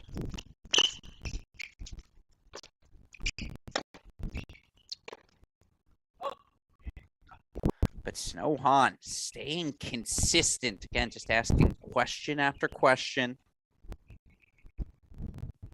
Learned her lesson off that drop shot, not leaving anything else short. 2-1 lead for Han, 2 straight games for the 20-year-old out of USC. Of course, you look at our women's doubles final. Had some college tennis ties yesterday as well. Ultimately, it was 2021 NCAA doubles champion McKenna Jones who partnered this week with a player who actually knocked her out of the singles tournament, rising sophomore Kimmy Hance out of UCLA. Hanson Jones, very comfortable 6-3, 6-3 victory over last week's champions, Kazireva, Miroshnichenko. Gotta love 4 players with collegiate tennis ties in our women's doubles final. Ultimately, again, Jones, Hance, straight set victory. First doubles title for both players in their careers. Again, 2 players as of right now. I see Kimmy Hance. Don't see McKenna Jones right now on the entry list next week, but you never know. Of course, for now, we keep our attention here. Oh, I do see McKenna Jones on the entry list, excuse me, in qualifying. So good to see them both compete in both singles and doubles, likely again next week.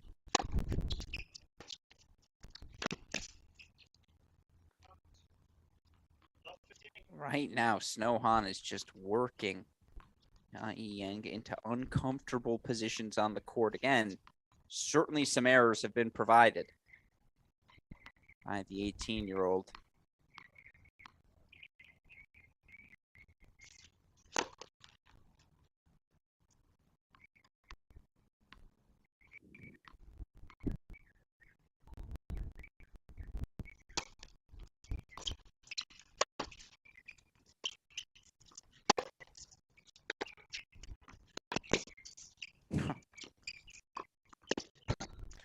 You know, I talk about the power of tennis.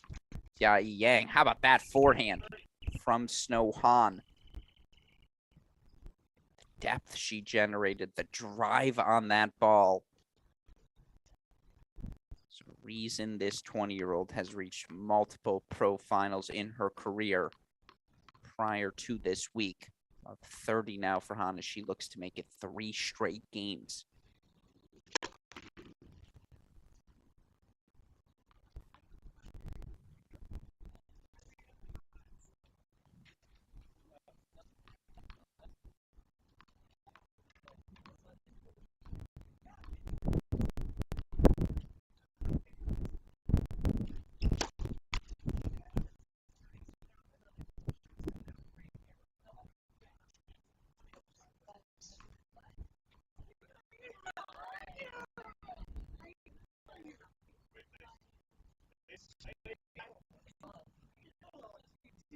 Pause on the court as there's 2 patrons at the event having a lively conversation right behind the fence. They were asked to politely move.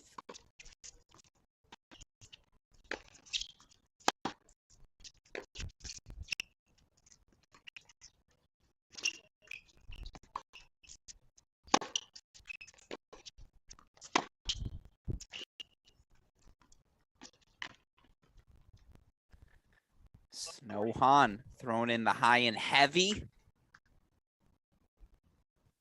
Playing the slice as well, showing off the entire toolkit. And again, there's a lot of things Snow Han can do on a tennis court. Certainly, you look at the serve and looking towards her pro career, going to have to add some miles per hour there, but athleticism, shot-making profile. A lot to like about this 20-year-old. She earns 3 more breakpoint chances.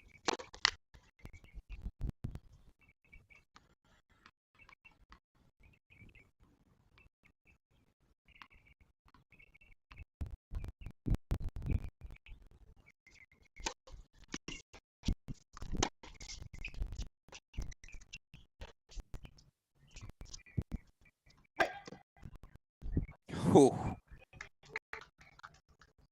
Court going against Han. Breakpoint 1 fought off.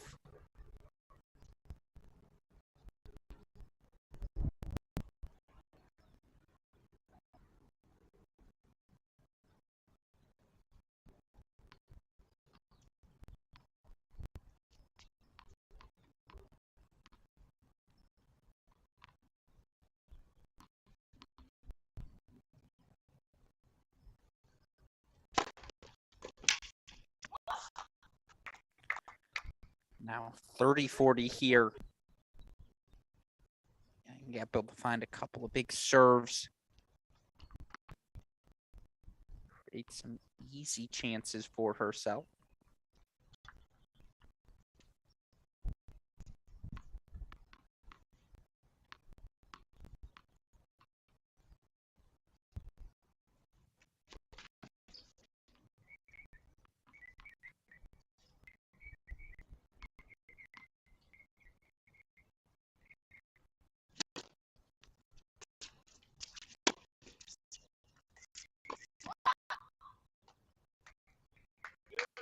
It's really the first on the run forehand she's able to land on the court.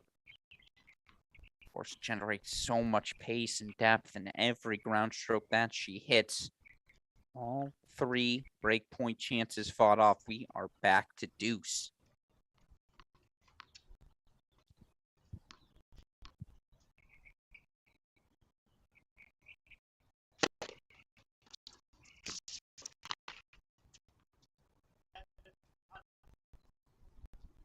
That the freebie gives Han another break point chance. And again,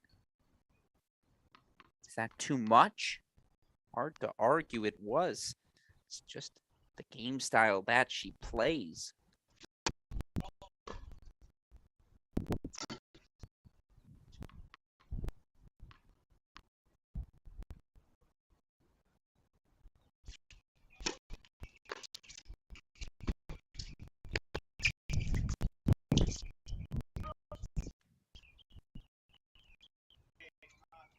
So 3-1 Han breaks. Makes it 3 straight games for the 20-year-old. Can we quickly put that Han graphic back on the board? Super producer Daniel Westoff, you look for the 20-year-old Snow Han. And currently ranked outside the top 1,000, but that career high inside the top 800. She had some pro success prior to heading off to Los Angeles to attend USC. Again, we talk about the level of player, the depth in college tennis here at Crack Racquets all the time. Snow Han, her result this week, played 3 singles for her team this year into another pro circuit final.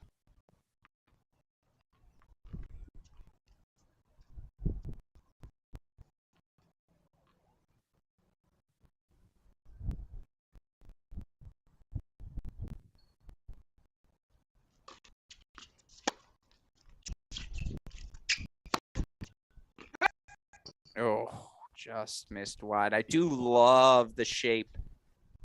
And again, I'm going to nerd out here, but the sound coming off of the racket, it's just a cannon. Even though she sends that ball wide. And Yi Yang, 21-4 on the ITF Pro Circuit this season.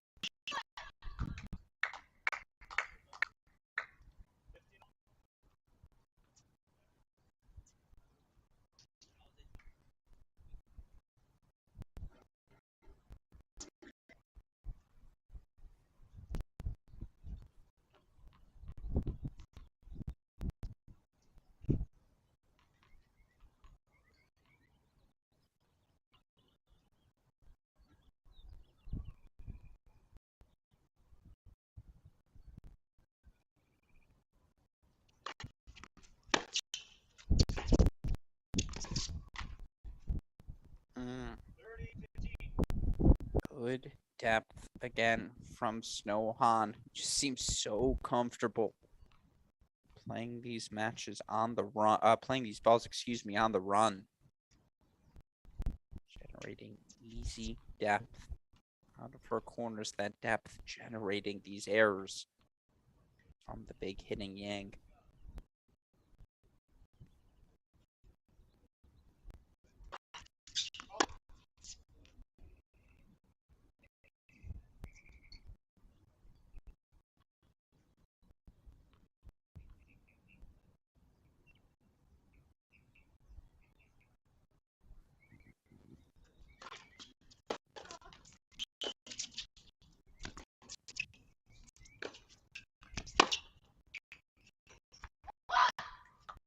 That was a little much.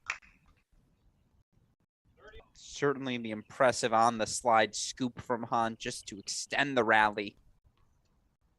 Zap the lungs. You can understand why she goes for broke there. And keeps on swinging. And we're back to 30 all.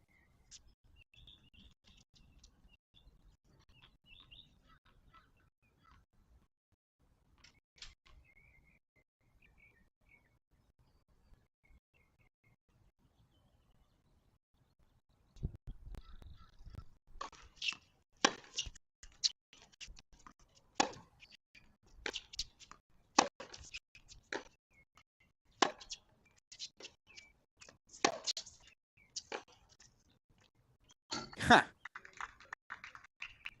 Falling backwards on holding that ball on her racket till the last second. That winner down the line. Surprised Yang. Surprised me here in the booth as well. 30 point chance to consolidate the break lead for 4-1.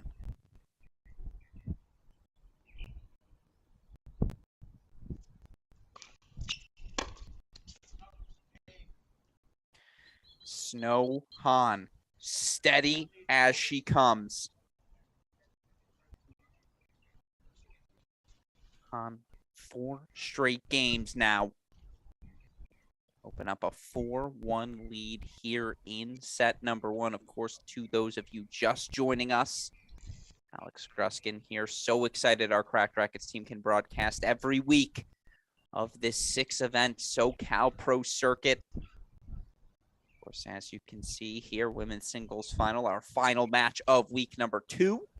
Snow Han taking on Yai Yang. Of course, as we look at what's coming up next week, we stay in San Diego. Final stretch of this SoCal Pro Circuit. It's going to be happening in San Diego, and we head on over to the Barnes Tennis Center for a continuation of the action. Mentioned this already. We're going to see both our men's singles finalists, Duarte Valle, as well as Nate Pondworth in the action. Certainly excited. I'm looking at the draw. You see some big names from the college tennis world. Of course, Snohan, Yai Yang, both going to be in the draw, but University of San Diego's Salamar Calling, former UNC, National Indoors Most Valuable Player, Sarah Davatilla. Plenty of talent competing each and every week here, taking advantage of these pro opportunities. Certainly, Snowhan's taking advantage of some errors here early, but honestly, might be her first missed return of the match. Good first serve, obviously. 15 love now.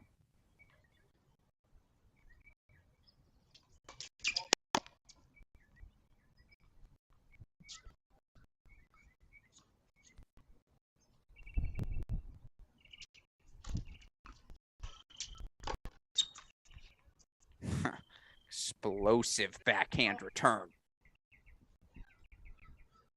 Han drops just on the baseline. Chair umpire doubling in ball person duty. Appreciate him helping us with the pace of play.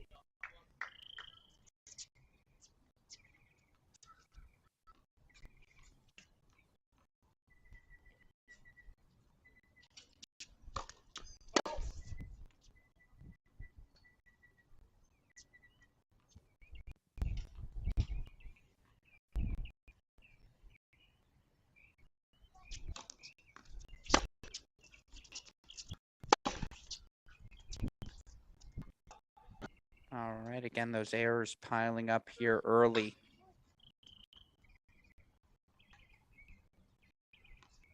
And this is where you do wonder again for the 18-year-old. Played 3 consecutive weeks in Cairo, then a week off before playing 2 consecutive weeks of action here in Southern California.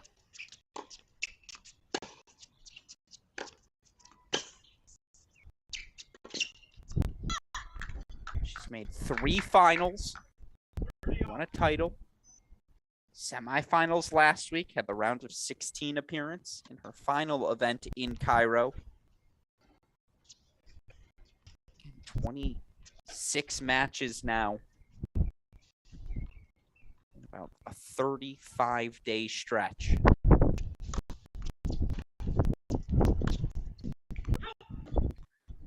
A lot of tennis on anybody.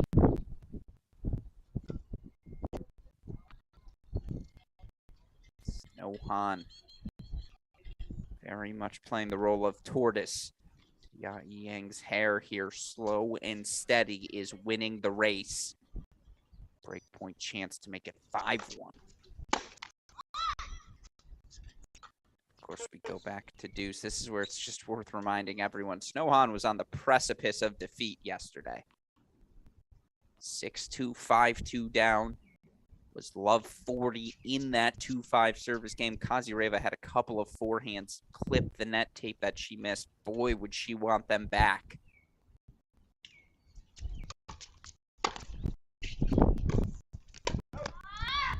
Now again, after all of that turmoil, Snohan finds herself a break point away from a 5-1 first set lead here in the final.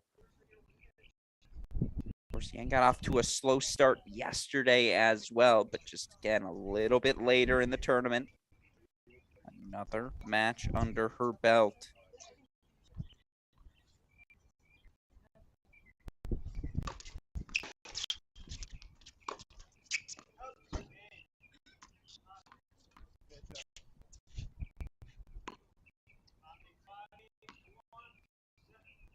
Snohan now 5-1 lead. Again, given what we saw in Han's match yesterday, given what we just saw in our 3.5+ hour men's singles final, we're not writing anyone off here on our Cracked Racquets broadcast. We know better than that, but good, not great, but good has been good enough for Han so far. 5-1 for the 20-year-old.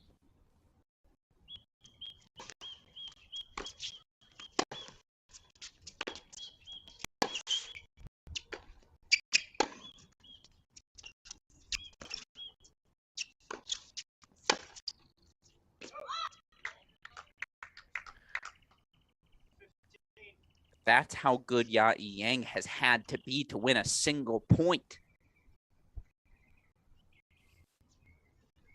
Again, I don't mean to diminish the efforts of Snohan by saying all she's been is good.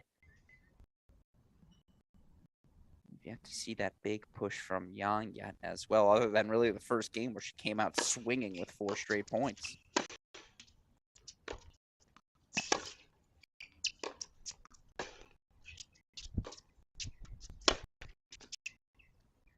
That forehand is great.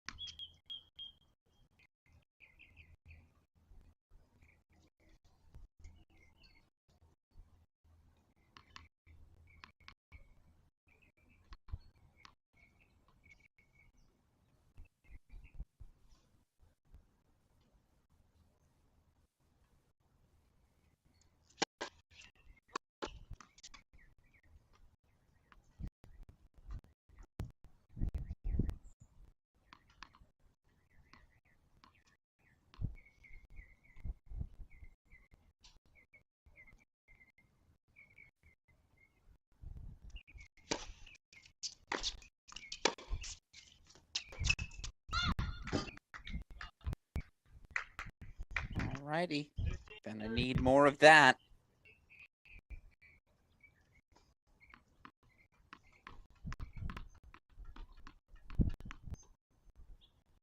Bit of an opening here as Yang looks to stay alive in set number 1.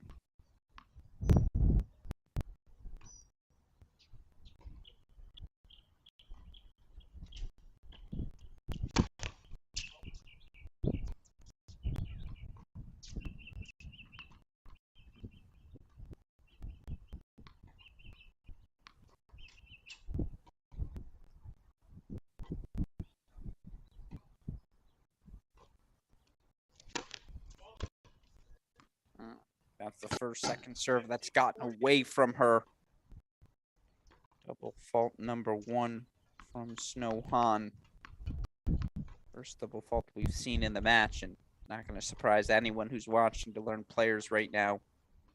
3 of 15 combined on second serve points.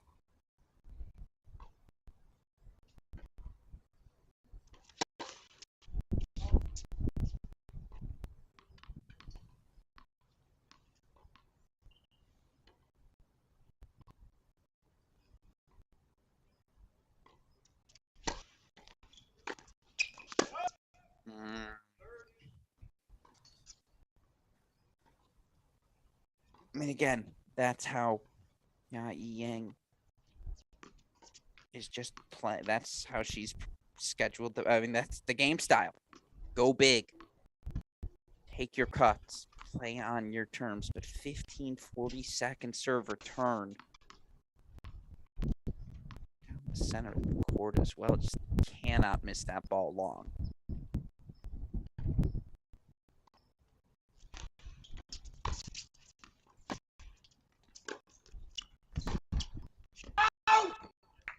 Just missed wide. So good power hitting from Yang. She gets a break.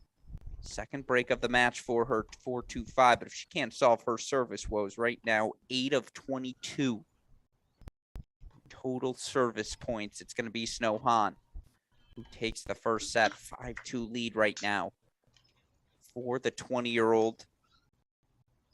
Of course, again, talked about our women's doubles final result. It's a fun men's doubles final for us yesterday. Third set win for 2 guys with college tennis ties. One guy from the San Diego area, Jacob Brum, a Rancho Santa Fe native, capturing the 2nd pro doubles title of his career. He partnered with a former Baylor teammate, Teddy Paralek. Paralek's 6th doubles title of his pro career. The duo 0-6 first set. Although, again, if you watch the match, that set was certainly closer than the Bagel scoreline produced. Then 6-2, 11-9. Duo fights off a match point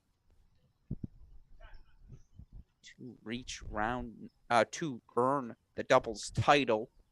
Of course, again, heck of a run for Brum as he looks to begin his pro career. Right now, it's Yang who, I know I keep reiterating this point with the power tennis she's able to play. Love to see her make the choice to go to college, work on plan B, plan C, plan D, reining in that ball. With a year of college tennis match play, certainly there have to have been some coaches who have inquired. Former top 50 junior in the world.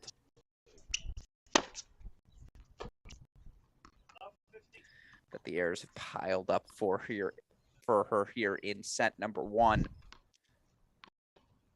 8 of 23 on her serve so far.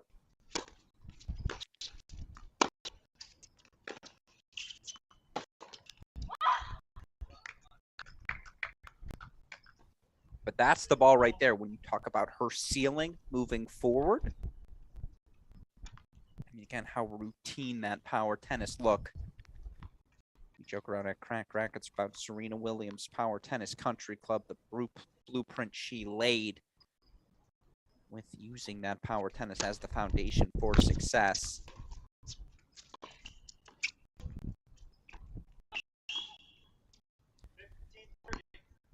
Far from inducting Yang into Serena Williams' Power Tennis Country Club, but certainly, again, that's the game style for her on that front foot moving forward.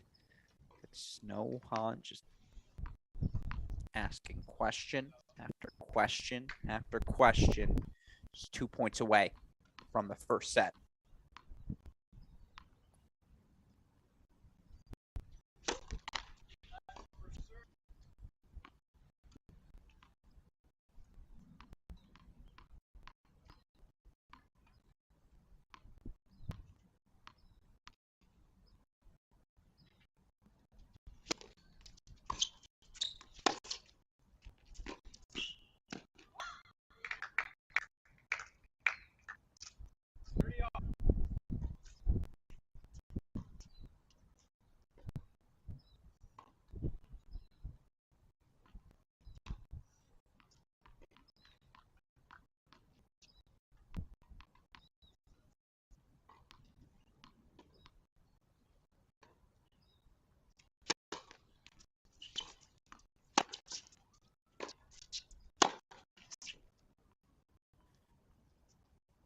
30-40 now. Set point coming up here for the 20-year-old Han. Mention again, third pro circuit final for her.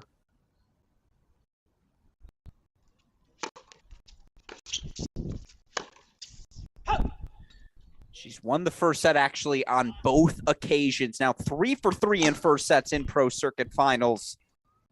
18-year-old Yang expressing some frustration, sending that ball to the back fence, but Snow Han, 6-2 first set, halfway home to a first professional singles title.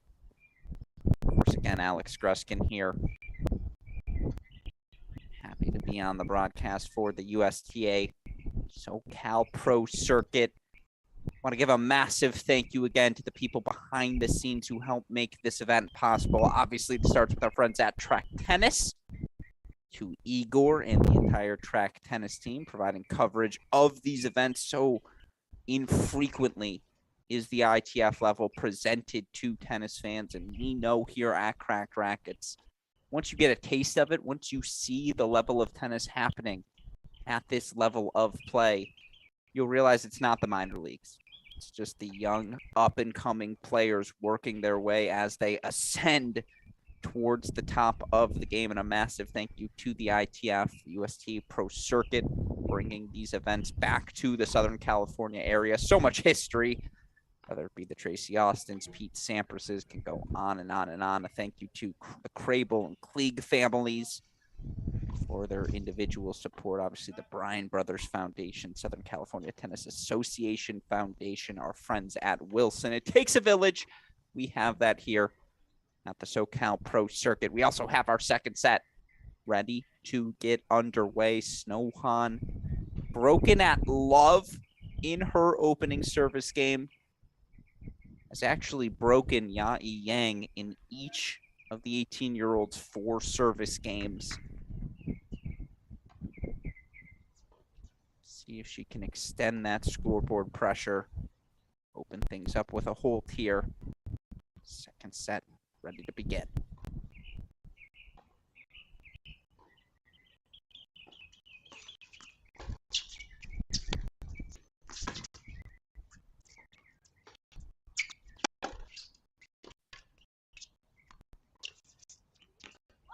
Well, how about that point? High and heavy from Yayi Yang. I don't think we'd seen her elevate a backhand like that in this match. Buys her some time to set up that center third forehand for love 15.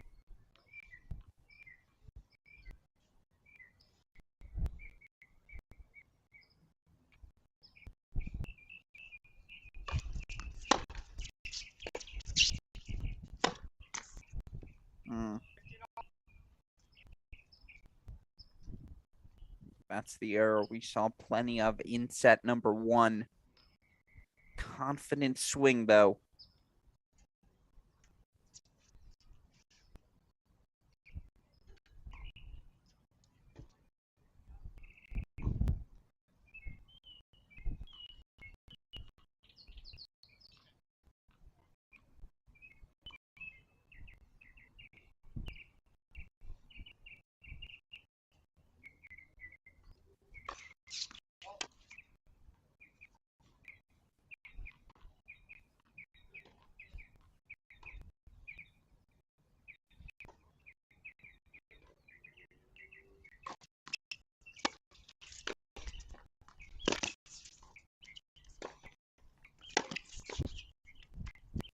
Boy, Han's ability to take that forehand on the rise down the line.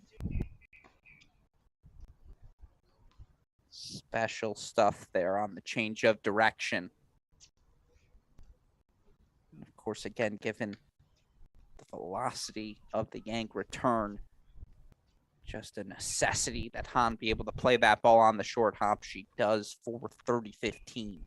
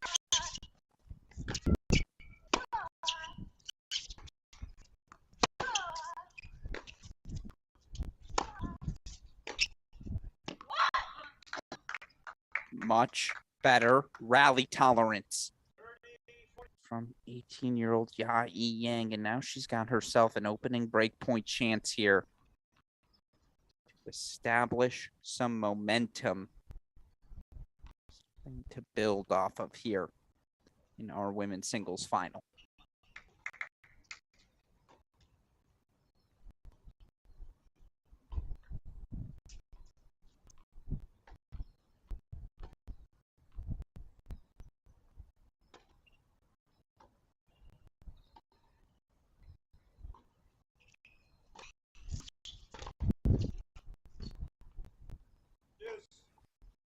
I mean, again, it's tough. Go for broke mentality. Sometimes you go, sometimes you're broke. We're back to deuce.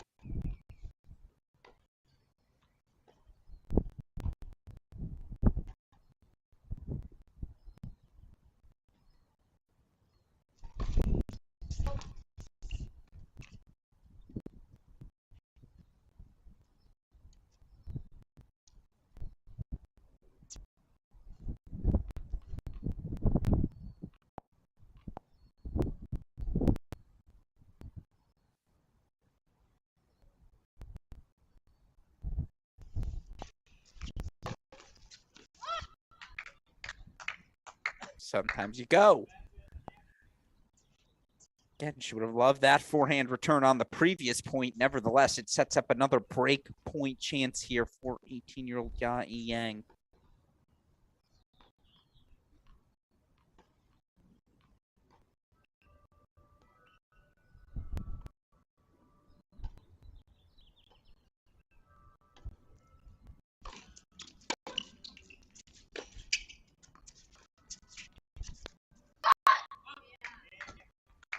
One love Yang. She breaks again to start set number 2, but of course it hasn't been the return of serve, but the serve itself. It's been the issue for Yang. She's 10 of 28 on service points. And if we can, let's put up that stat number here for our two players. You see Yang's made 73% of her first serves. It hasn't mattered. The depth of the Snohan return generating error after error thus far from her younger opponent. On the flip side, of course, look, Snohan's service games haven't exactly been a breeze themselves, as we see for Ya Yang. It's her third break of the match. And if she can get anything going on serve, she'll 100% have opportunities to work her way back in. Right now, first scoreboard lead since the first game of the match for the 18-year-old.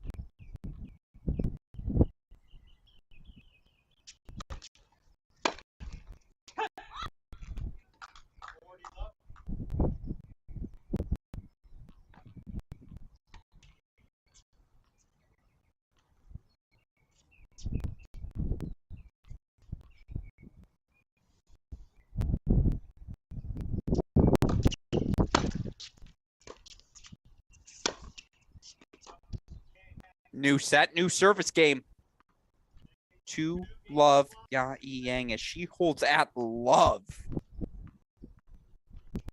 to open up our second set. And Alex Gruskin here. This match is anything like our men's singles final. We're in for a doozy, folks. That one took about 3 hours, 45 minutes. As we approach the end of hour number 1. Finally, Yang earns her first service hold of the match.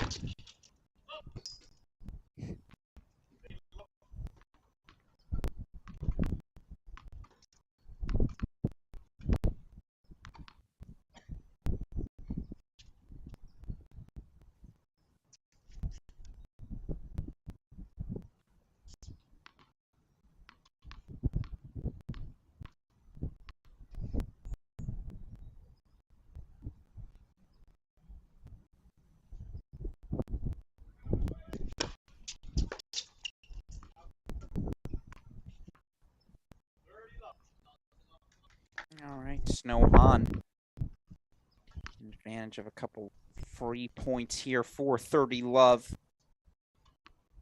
She would love an uncomplicated service game as well.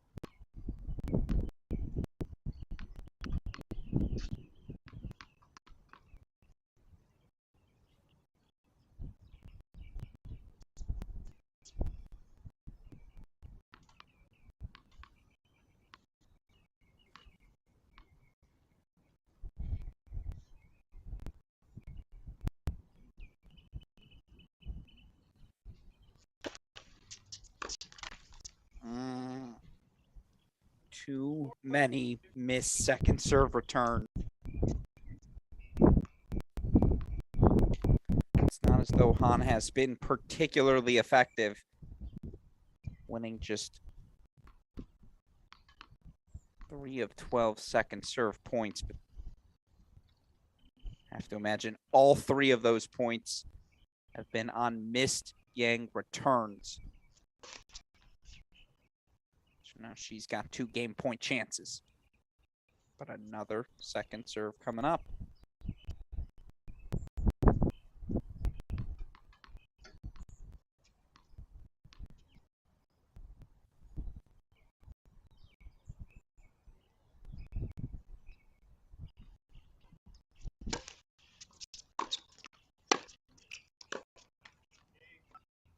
Han will take it.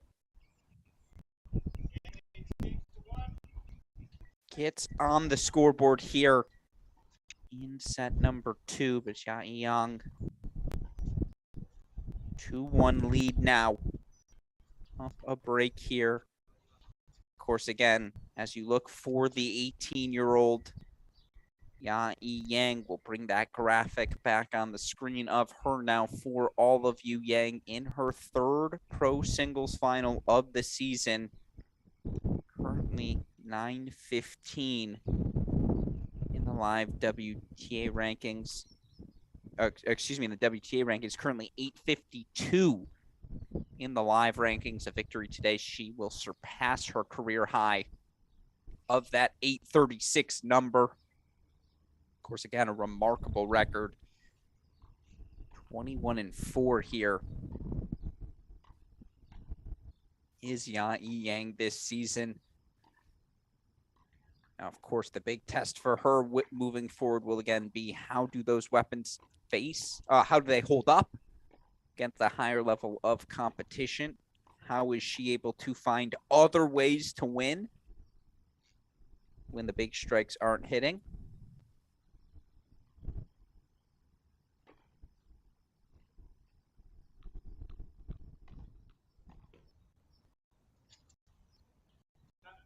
For now, Yang.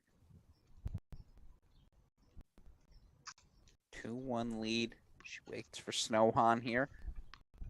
Han measured, taking her time.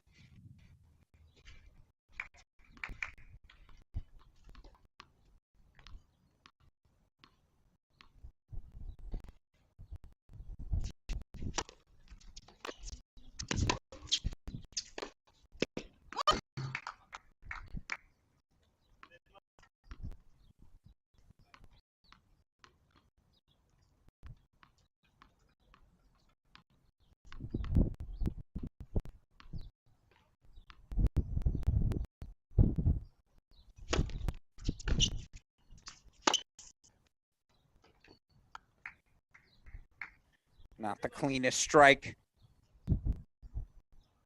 30 love now.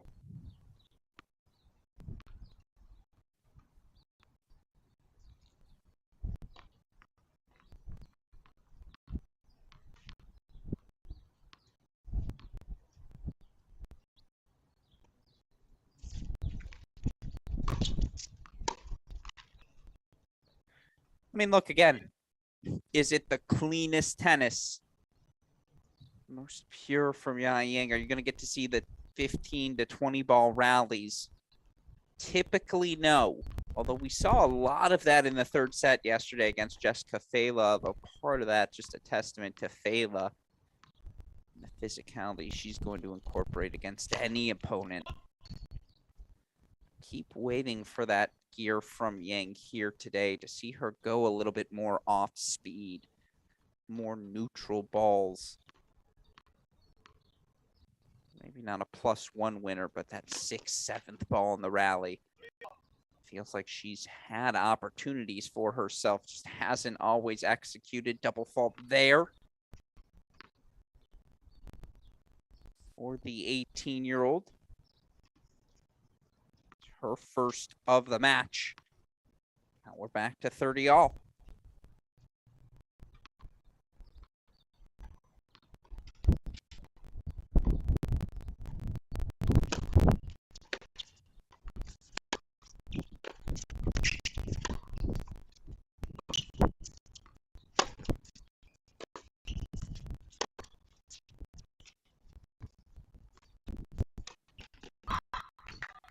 That's a much safer, measured point. And that's the point I thought we'd see from the 18-year-old throughout the course of today's action. Again, maybe it's finals jitters. It just does feel like she's pulling the trigger a bit soon. And again, credit to Snow Han. Has been relentless. Putting ball after ball in the court, but perhaps that set deficit forced this 18-year-old to just slow things down, and now she's got a game point chance, though a second serve coming up.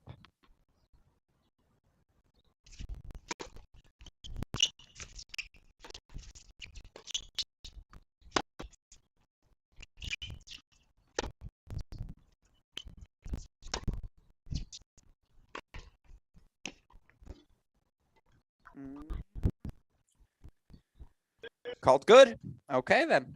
Deuce coming up, and yeah, Yang gave that ball a second look. She didn't seem to have any question with the call, so neither will we. Now we're back to deuce.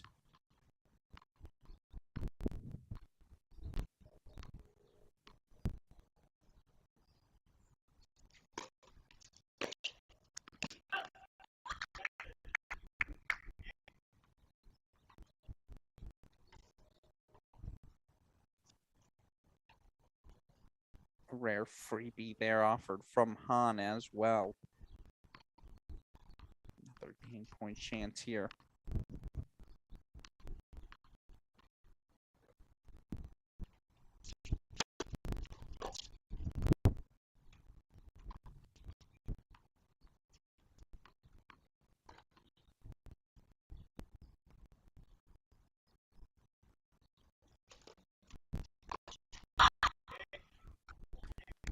Wasn't the prettiest hold, but she'll take it. With missed returns from Snow Han. 19-year-old Yang maintains her break lead, 3-1 here in set number 2.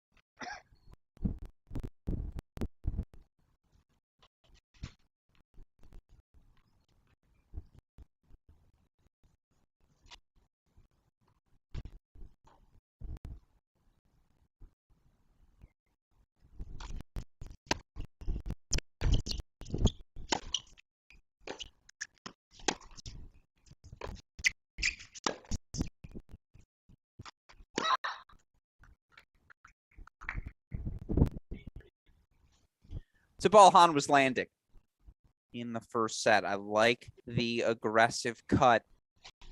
She's certainly starting to feel the pressure of that Yang firepower.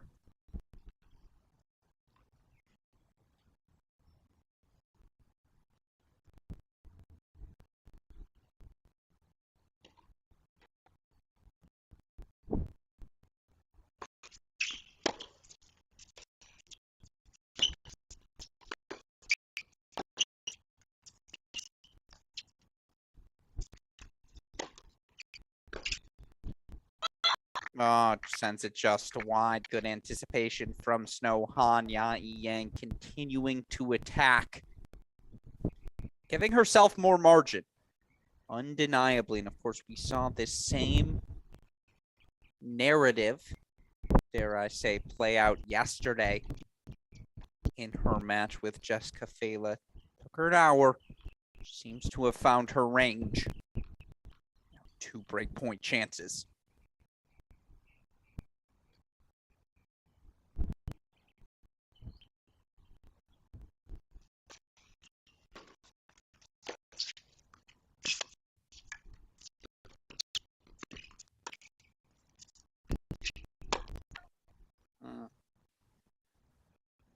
Lob left a little bit short. Snowhan didn't have to do a lot with that overhead, but did enough. 1 break point chance fought off. Still a second coming here. How about that? A defensive slice. Just defensive in general. Yang.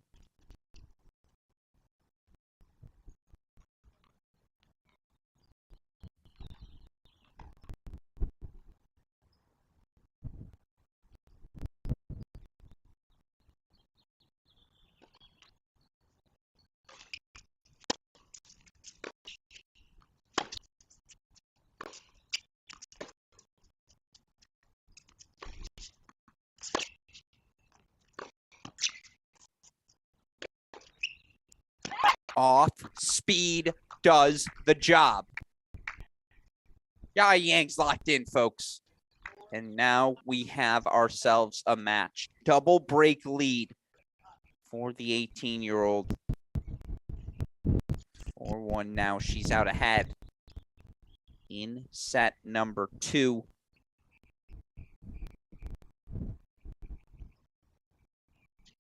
Of course, again, next week, the SoCal Pro Circuit going to head on over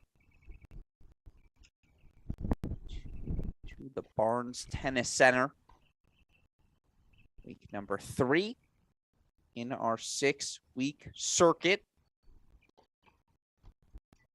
Have coverage for you next Saturday and Sunday, starting with our men's and women's singles semifinals. Of course, we hope all of you will choose to spend at least some of your Father's Day, perhaps gathered around with the family and joining some Saturday and Sunday afternoon tennis.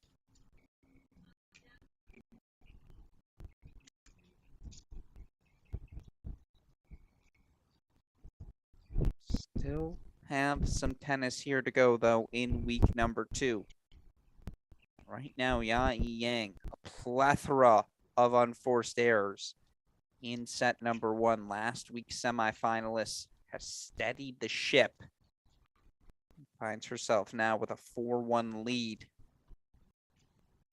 here in set number 2.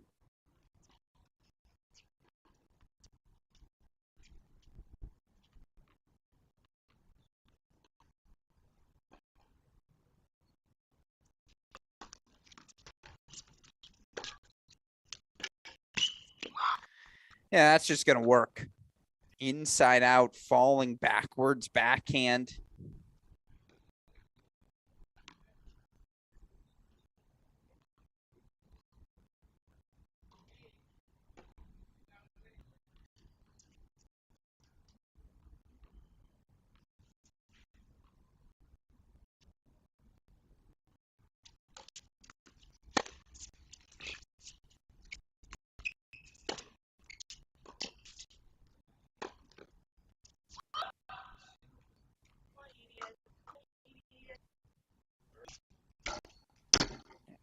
Points away now from another easy hold.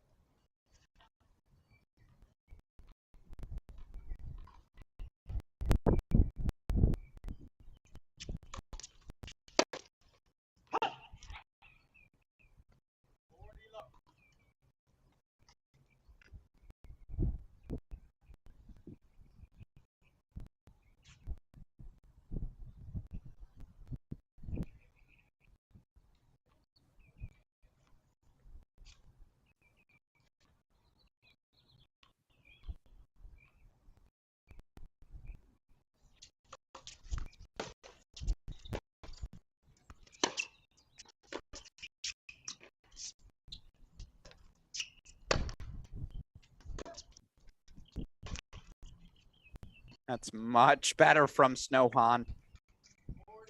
Rare opportunity for her to play some offense here in set number 2.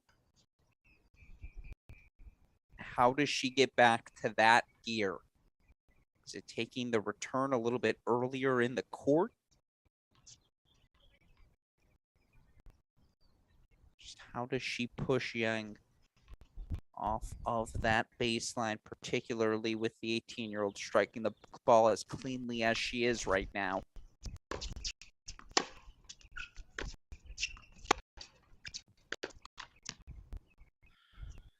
good defense. And Han taking that ball a little bit on the short hop, still fairly close to that baseline. But again, with all due respect to Han, who has been steady, I don't think her level has risen or fallen beyond one standard deviation throughout the various points of this match. It's been the rise of Yang, who's just made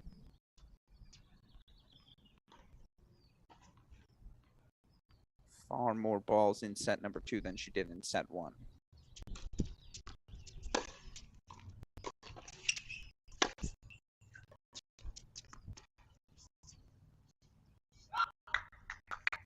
Just like that.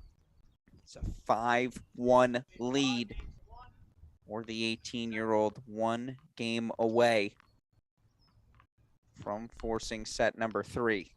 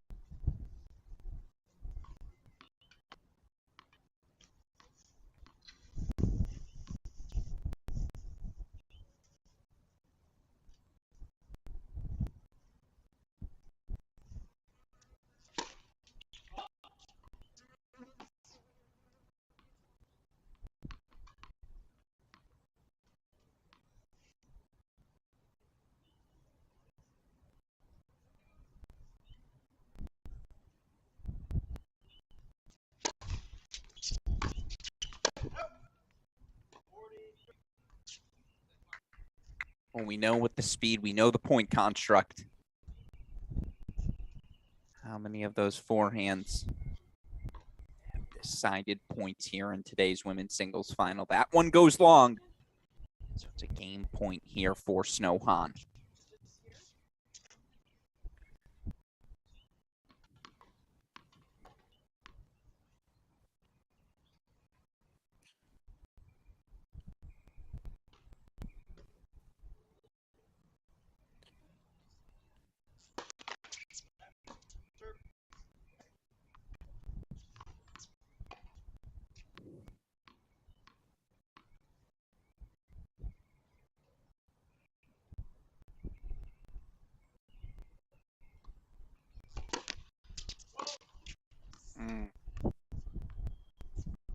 Double fault for Han.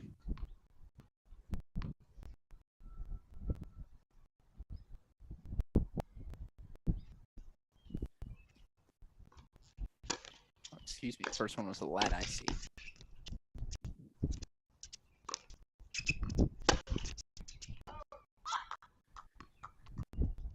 Punishing forehand return, though. You missed the last, you make the next.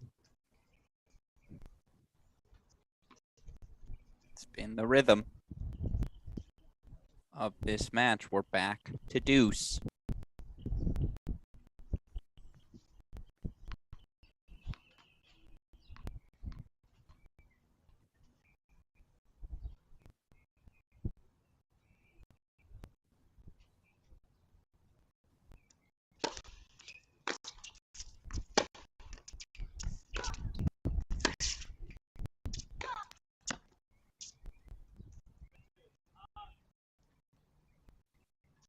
Nohan playing the role of survivor, corner to corner right now. Earns her another game point chance.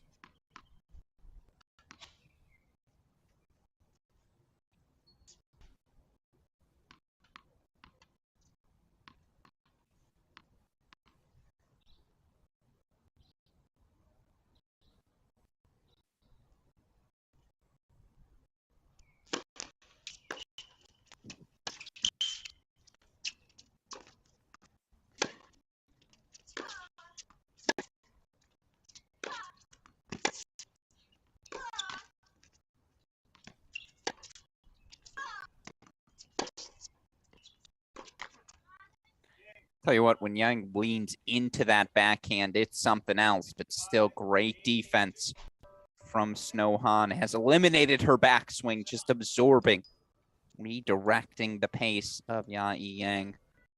Holds 4-5-2 still. The 18-year-old going to have a chance to serve for the second set. Let's put our stats back up on the screen in this match. Serving stats do tell a tale. Healthy amount of breaks so far in this one, 4 apiece for each player. Of course, you look neither having much of success on that second serve, both winning a third of their second serve points for Snohan. 4 of those 5 points won on the second serve have come off of miss. Yayi Yang returns that 5th we just saw unfold on our screen. Of course, on the flip side for Yayi Yang, and I mean for both players rolling in their first serve with success. Of course, neither has the biggest weapon of a first serve, and you think for both of these players currently outside the top 800 of the WTA, those serves probably going to define the ceiling for each of these players moving forward. Again, we don't have a winner to unforced error chart. If we did, Yayi Yang might have 25 winners against 37 unforced errors, maybe 39 even. Han has kept her margins a bit slimmer. Done a great job responding to the power of Yang, but right now it's on Yang's racket. She's serving to extend our match to a third. That backhand just so beautifully circular. Contact point so pure.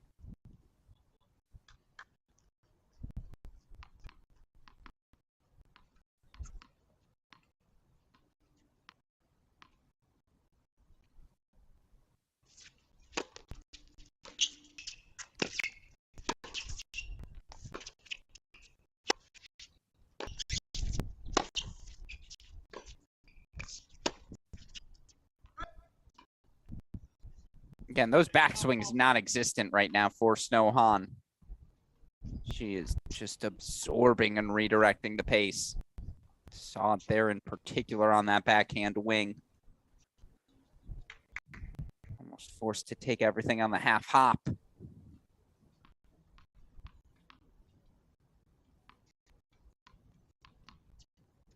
It's the error though for 15 all.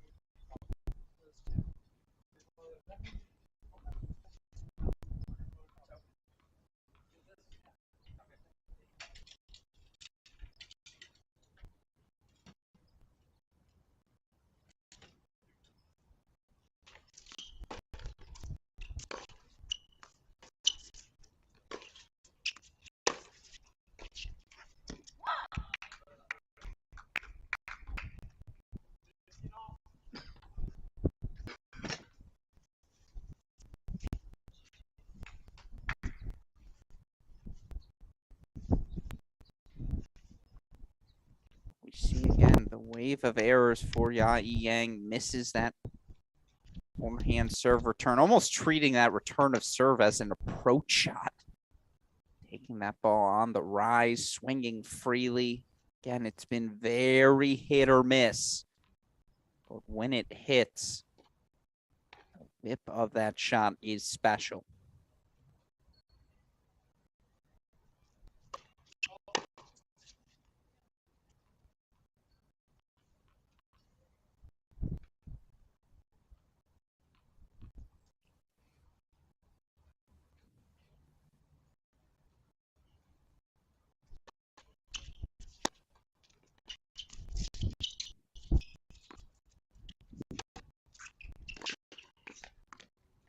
That's just excellent. Excellent from Snow Han. Showing off the wheels, the defensive skills, the anticipation. If you're Yang, though, you did nothing wrong that point. Sometimes good meets great. Great's going to beat good every time. 30-15.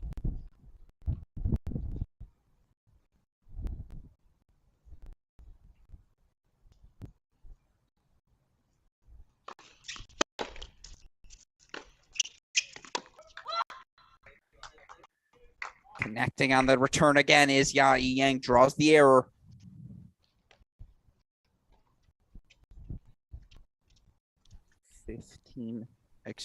Now 30 all.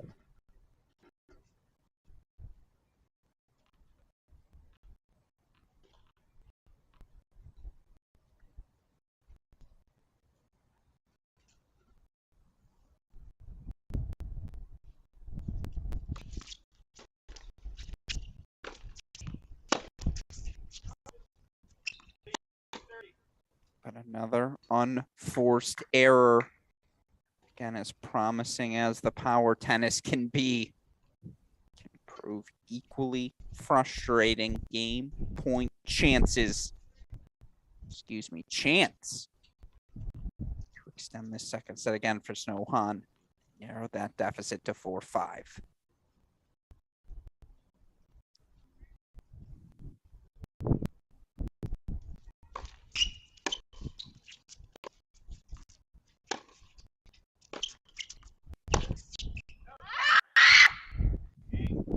Signs of frustrations from Yang. If you're Snow Han, you're like, please.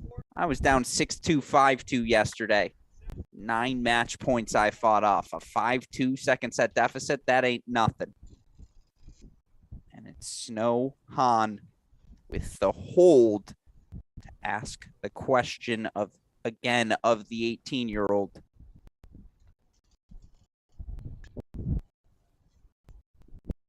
Fine for Yang to serve for that second set. But again, looking at the stats in this match, we see 17 total games played, 9 service games for Han, 8 for Yang. Yang's been broken in 4 of her 8 service games. So again, it's a coin flip. Are we going to see a break here from Snow Han or not? Certainly Yang having success landing her first serve, and we've seen all match long. She's had the forehands, yet she's continued to spray them. Meanwhile, you look for Snow Han competing in her 3rd professional final. Her first final back in October 2019. She dropped that match 2-6, 6-4, 6-3. The second final came February 2020. Seemingly a lifetime ago, but for Han, it was a 6-4 in the 3rd loss there. Han looking to avoid that 3rd set altogether. Taking 2 straight games. Going to make it 3 here to level set number 2. It's a great way to start. And I talk about the power generated by Yang, the depth generated by Snow Han. It's been impeccable from the ground. Again, forehand wing. ability to generate her own pace, that backhand wing ability to absorb and redirect. I would love 15 opening.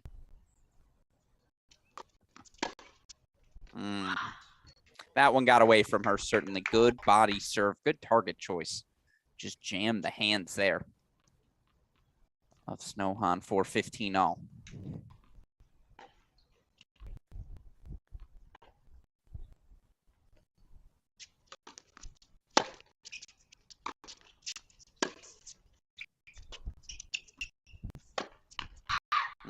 Off speed there.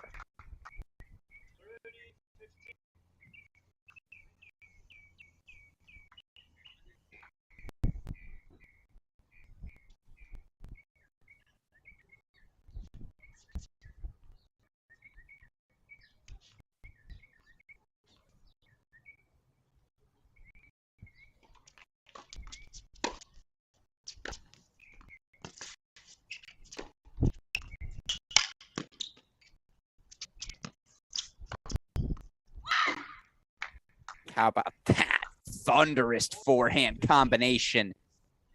Sets up set points. 18-year-old Ya Yang might we be going to a third set after all? Let's find out.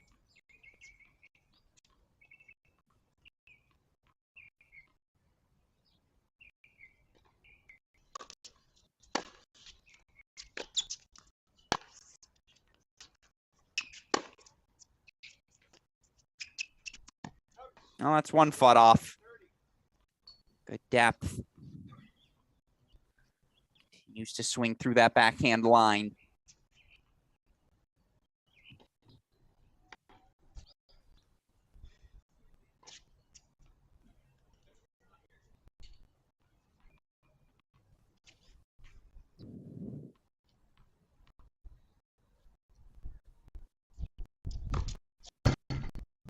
Goes big T. That's a choice.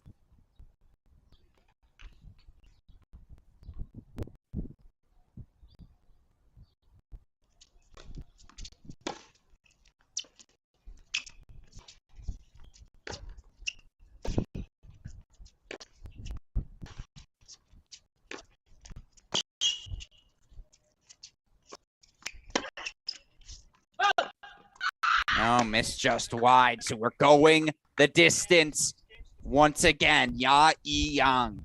It wasn't always the prettiest, but she gets herself to the third set, 6-4. Now one set to decide it all. Of course, if you're just joining us, Alex Gruskin here. It's been so enjoyable for our Cracked Racquets team to be on the call for this SoCal Pro Circuit. In case you missed last week's action, now feels like the perfect time to recap what we've seen unfold. Of course, you look at last week's women's champions on the singles side was another teenage talent, 17-year-old Talia Gibson. 7-6 in the third. A dramatic championship match over Maria Kazireva. The good news for Kazireva, she took the doubles title, partnering with Veronika Miroshnichenko, the two recent college graduates. Straight set victory in our women's doubles final last week as they knocked off the team from the University of San Diego of Colling, Les Harris, with a straight set victory. Of course, our men's singles champion last week, also University of San Diego ties. It was this year's NCAA singles finalist, August Holmgren, 4-4 win over former UCLA standout Gage Breimer. Holmgren also sweeps the doubles title. He and Alex Kosbanov, 21-19 in the third set. Again, I'm sure there are some Torero fans who would have preferred that result this week. Nevertheless, was exciting to see Holmgren kick off his pro career in that fashion. Of course, was extraordinarily exciting to watch the 3-hour, 45-minute battle that unfolded earlier today. In our men's singles final, Duarte Valle earning the first singles title of his pro career, 3-set victory over Nate Pondworth It's going to be another third set decider. Snow Han, 20-year-old rising sophomore for USC, going to serve to kick things off.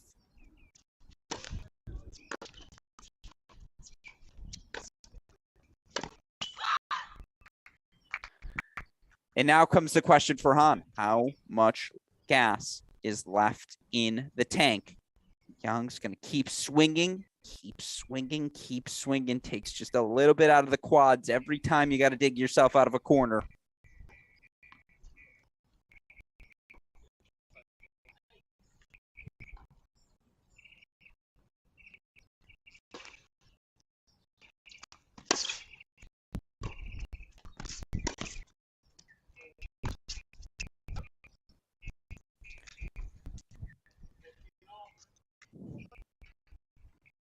Han has yet to hold in the opening service game of either of the opening sets. Served first in set 1, was broken at love. Served first in set 2, was broken at 30-40.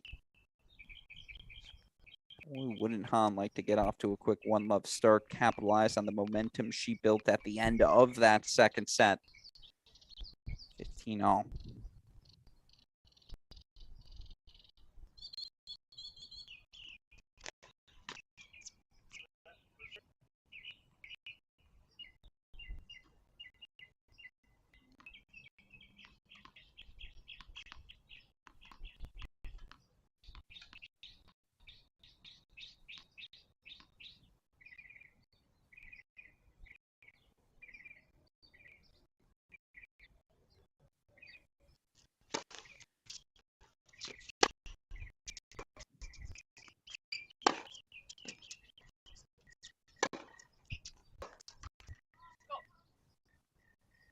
Good defense from Snow Han to start.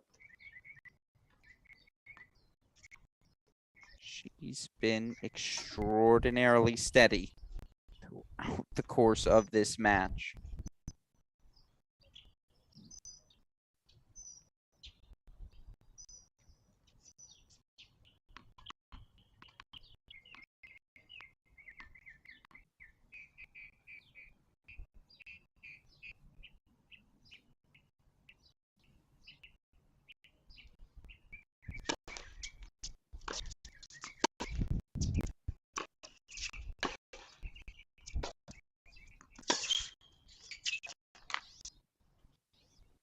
Now 3-2, game points for Han to kick off the third.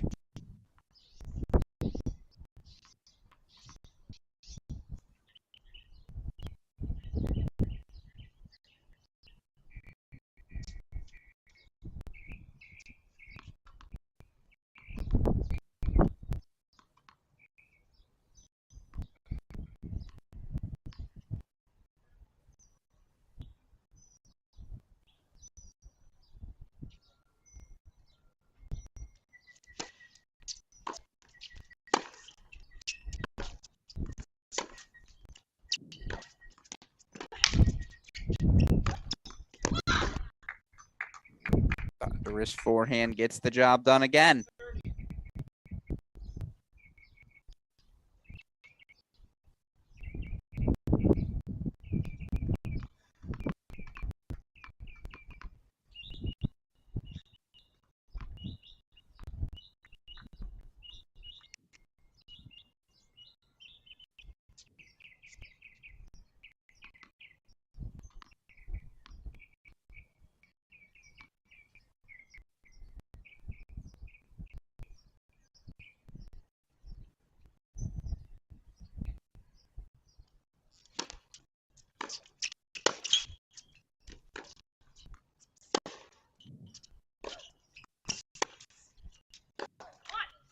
One love Han. Good defense to kick off set number 3. Han showing Yang right away, I'm not going anywhere. You want this to be a track meet? Let's make it a track meet. And of course, for Han, played last week's event in Rancho Santa Fe. That was her first professional event since March 2020. No 3-setters for her last week.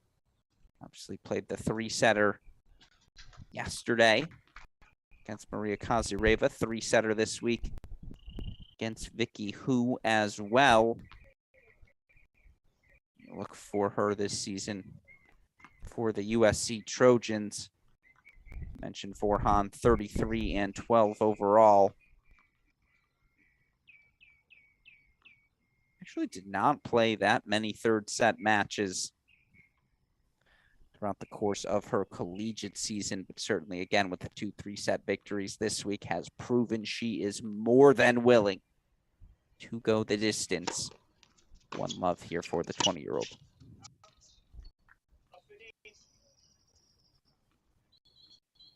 And now on the flip side, we know Han's plan. Make this match a track meet. Extend Yang physically into the outer thirds of the court for Yang. Game plan's been simple. We gotta make, we gotta miss. How does she keep her balance here? Maintain that aggression, even with the pressures of the third set.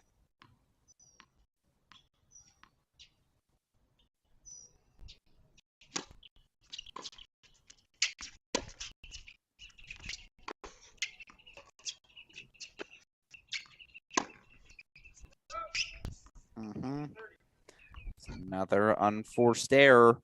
They seem to come in waves. And we saw a wave of them at the end of the second set. Young able to escape with that hold at 5-4. Finding a couple of big first serves.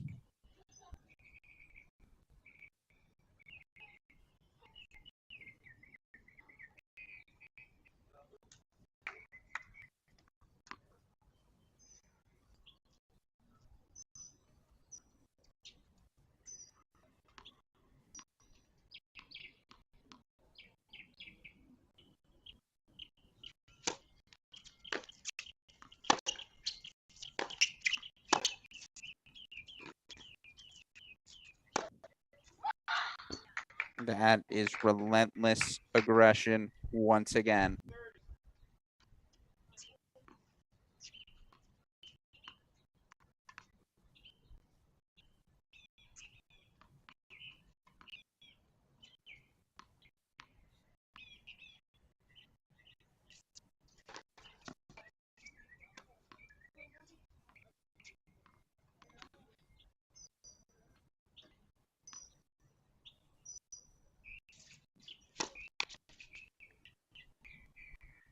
What do they always say in the NBA, right? It's a make or miss league. I don't think that's the worst description for Yae Yang. It's a make or miss sort of player. When she's on, it's on her racket. She's in control. There are times where you think there's just nothing her opponent can do. On the flip side, obviously. Double fault there. Second of the match. Followed by a big first serve. Still another break point chance for Han. Take her first serious scoreboard lead since set number 1.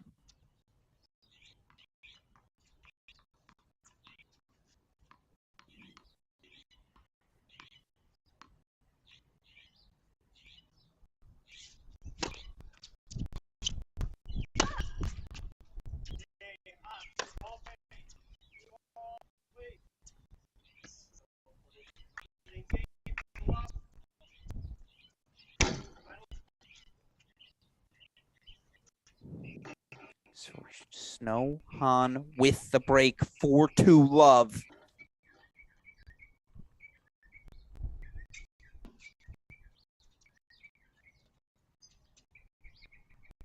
Again for Yae Yang. Certainly fiery out on court. How does she keep herself composed? Will she keep swinging freely here in set number 3? Or perhaps now, will we see some off speed? See her try to work her way physically into this set.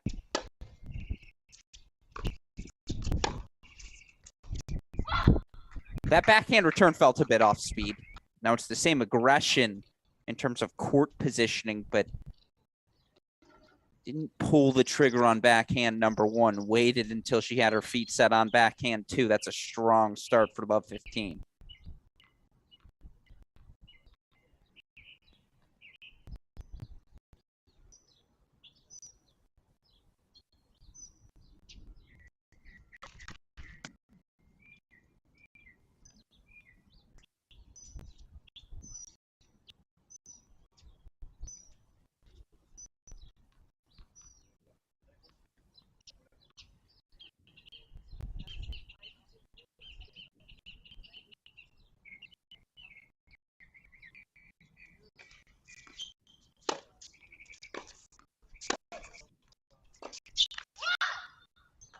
All right, here she comes.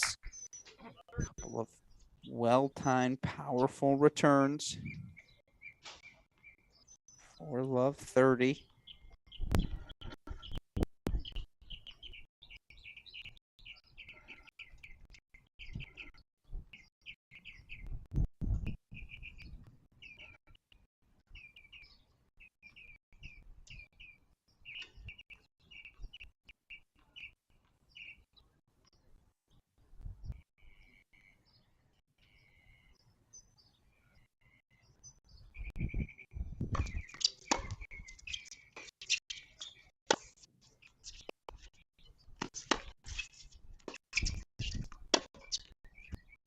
Great defensive forehand from Han out of the corner there. Certainly, again, that's the ball.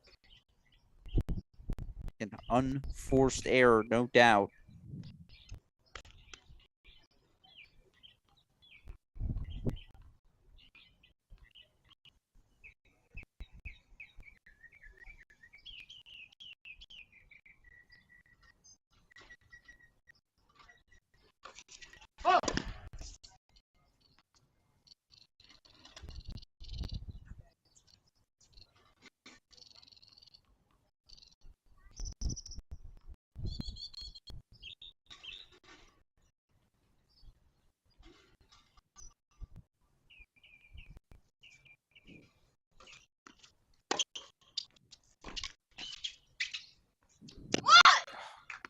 Another fantastic return. Sets up 2 break point chances for Ya Yang.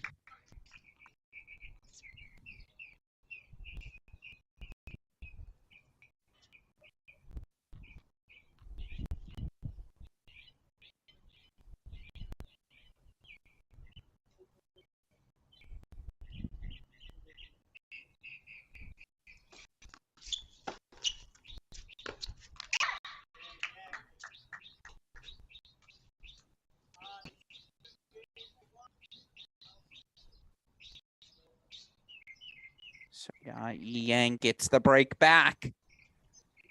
On serve feels like a bit of a stretch, but certainly on serve here in the context of set number 3. And coming up next week on our Cracked Racquets broadcast for all of you fans, we've got our continued coverage of the SoCal Pro Circuit, week number 3, staying in San Diego at the Barnes Tennis Center. Looking at the list right now, we'll get to see both these players. Snohan Ya Yang signed up in the draw. You get to see former college tennis standout Sarah Davatella. Current players in Kimmy Hant, Salamar Colling, Katja Wiersholm, Yawi Tim Chaiwat, and others, all going to compete on the women's side.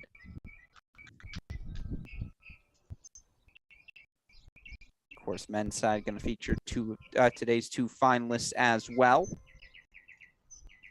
Duarte Valle, Pondworth, both scheduled to compete. Of course, good to note we have 2 men's and women's ITF events next week. 15Ks in San Diego, 25Ks in Sumter, South Carolina for the women, Wichita, Kansas for the men. So exciting to see so many pro circuit opportunities for the countless players here stateside with pro aspirations. Ya Yang going to capitalize on her aspirations. 3rd final in the past 5 events. But Snohan looking to stay relentless. Good return for love 15.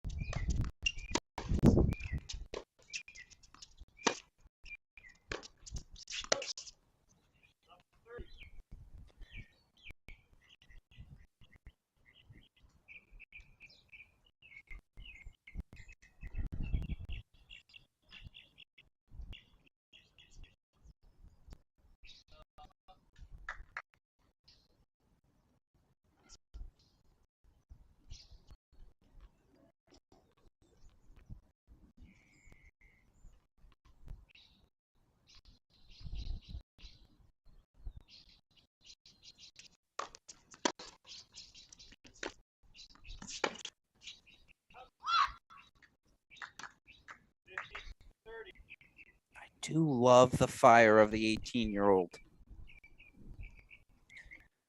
You're going to be this firepower dependent. You better have a fiery personality as well, and she certainly does.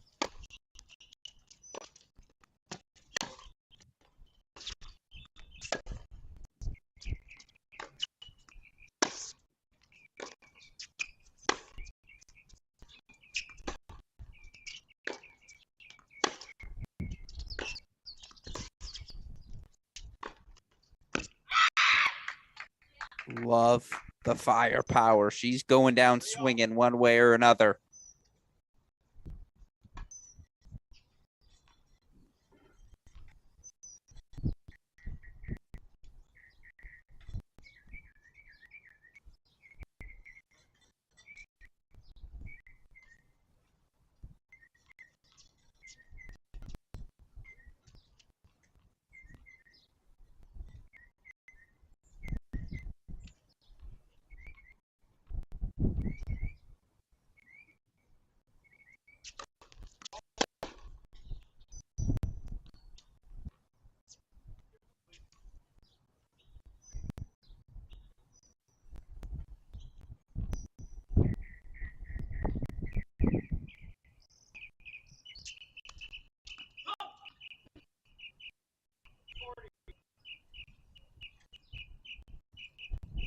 Double fault number 3 from Yang.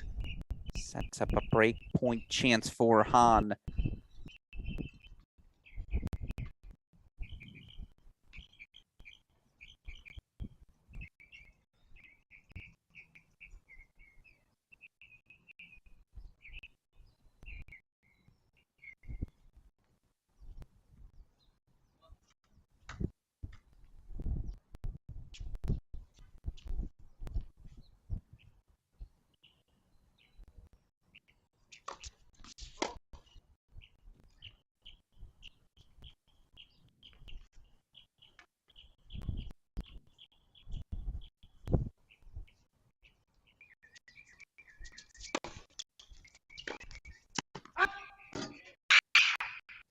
And there you see again some of the fire turning into frustration for 18-year-old Yang. Snow Han, relentless. Again, fewer than 5 missed returns for Han in this match. Han doing her best to, at minimum,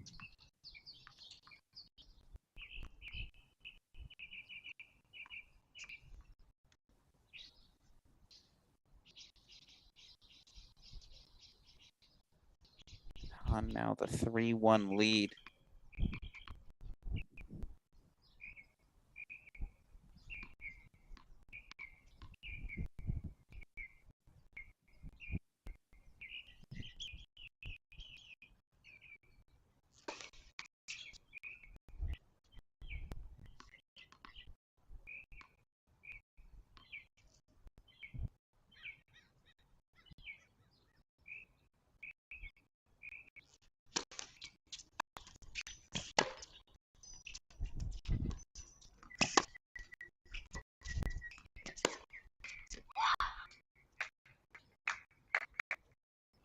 Love the defensive ball there from Snow Han.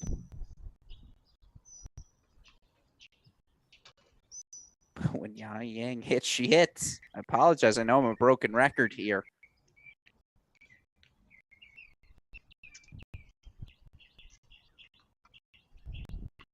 Again, the unforced error count, if I was more disciplined, I'd have the exact number for you. Has to be over 40.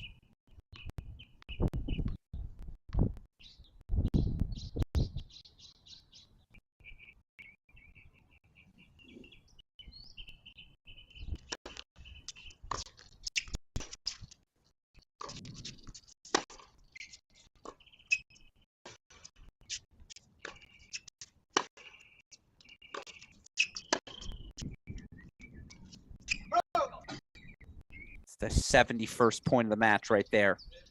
Won by Snow Han. I mean, again, is that a forced error, an unforced error? Depends on how generous a scorekeeper you are. Certainly good depth by Han in every point she's played, but has gotten more than a handful of gifts throughout the course of this match.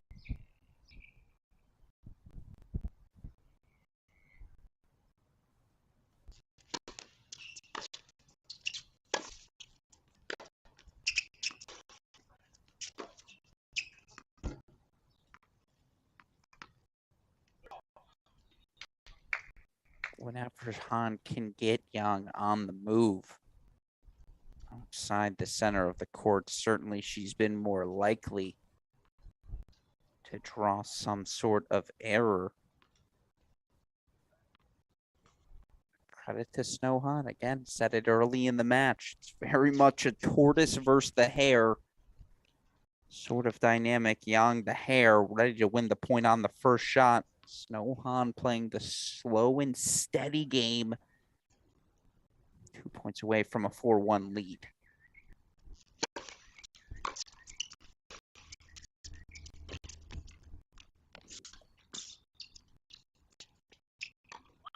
Well, that didn't look like a tortoise. That looked like a hare.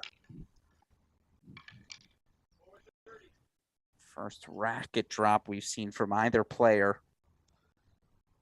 As the frustration mounts for Ya Yang. Brilliant change of pace there from Snow Han. She now has herself game points for 4-1.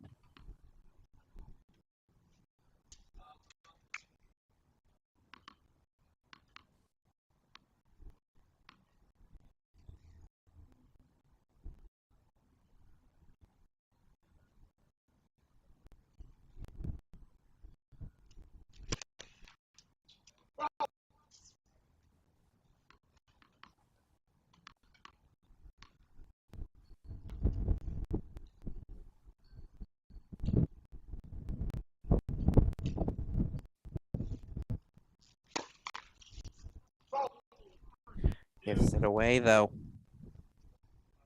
Double fault for Han.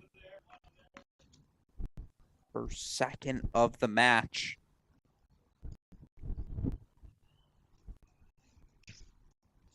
Back to deuce.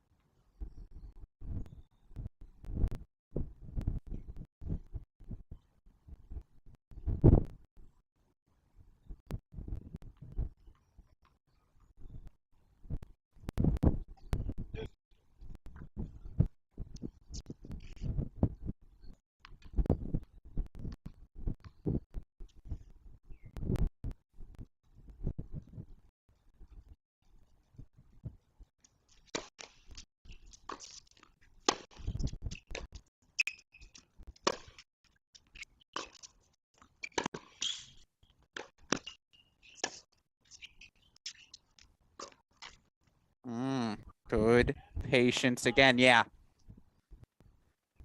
I call that the frustration crouch. See it on just about every tennis match at some point. That player down in the scoreboard.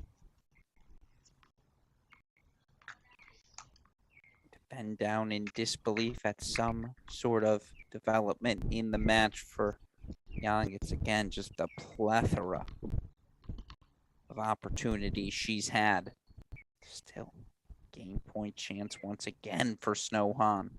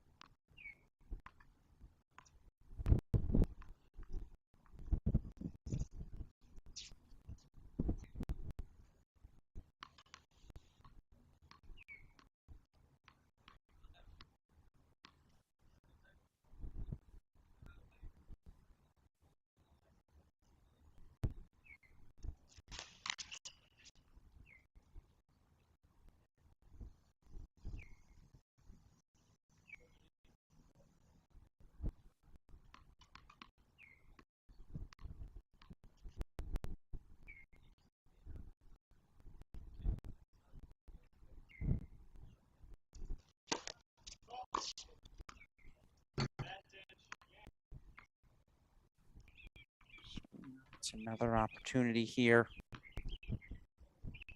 for Ya Yang after double fault number 3 from Snow Han.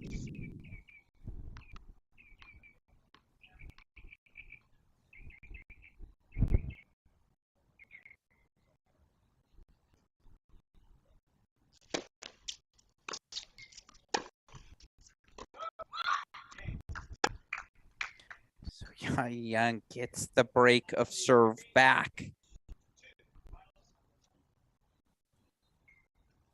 She's yet to hold serve here in set number 3, excuse me. Gonna have to find a way to do that. She wants to keep pace still, keeps the deficit small. 2-3 here. Again, that pejorative on serve. We certainly know better in the deciding set. Alex Gruskin. Appreciate all of you who have joined us. Certainly some drama here on Championship Sunday. Started off with Duarte Valle, faced 4 match points in the second set, ultimately fought them off, comes back. It's a 4-6, 7-6, 7-5 victory, capturing the first pro singles title of his career. Again, Ya Yang winning a title in May in Cairo. 3rd singles final for her here today. Very impressive for the recently turned 18-year-old. Of course, Snow Han also reached a couple of finals back in her teenage years. It's her 3rd final of her career, still looking for that elusive first title. In front right now. I'm looking for that first hold here, 2-3. It's a good way to start. Big serve down the tee. Don't think Han loves the call. A look to the lines person, a look to the chair, neither willing to overrule.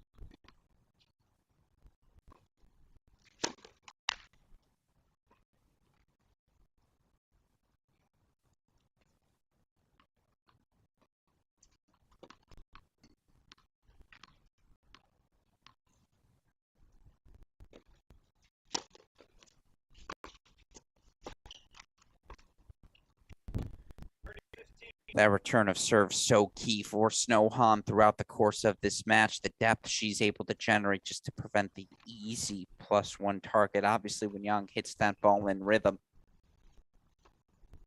completely different player. When Han's able to take that time away.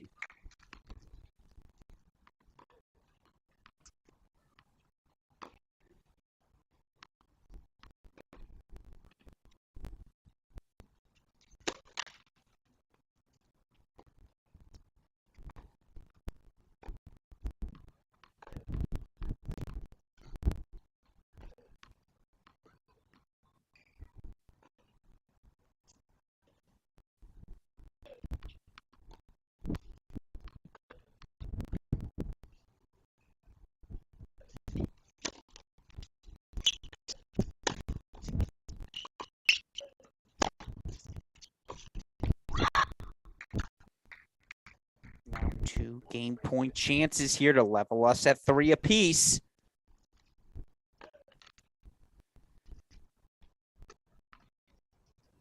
Your Snow Han. Every point, such an effort to deal with the pace of her 18-year-old opponent. Obviously, lack of rhythm for Yang. It's going to be a lack of rhythm for Han as well.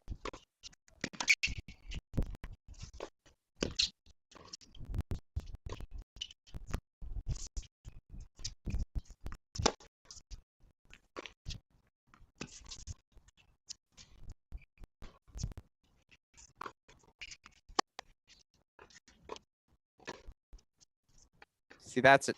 Oh, it drops in. I was going to say that's a Snow Han point. Extended physically, probably our longest point of the match. Yang with the hold for 3-all. Again, the lack of rhythm certainly Yang. This match has been played on her terms, and while Snow Han has benefited from the healthy number of unforced errors, it's also prevented her from getting into her playbook. And I think anyone who's been with us here for the 2-hour, 6-minute affair this has been would acknowledge this match played on the 18-year-old Yang's terms. And of course, any of you, any thoughts, comments, at AL Gruskin, at Cracked Racquets on Twitter. Let us know what you're thinking here. 3-all in the decider. Who you think is going to win. Of course, feel free to throw it in the YouTube comment section as well.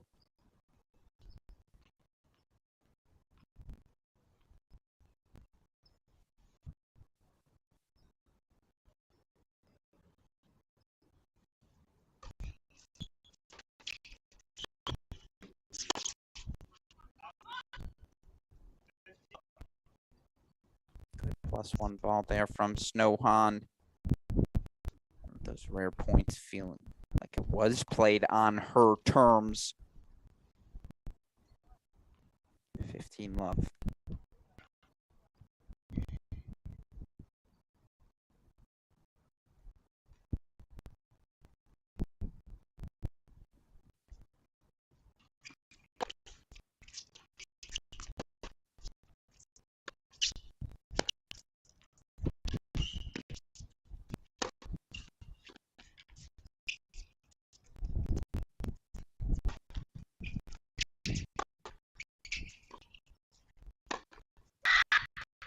Good defense from Han, better offense. Fiery 18-year-old. Healthy roar. She puts away the volley for 15-all.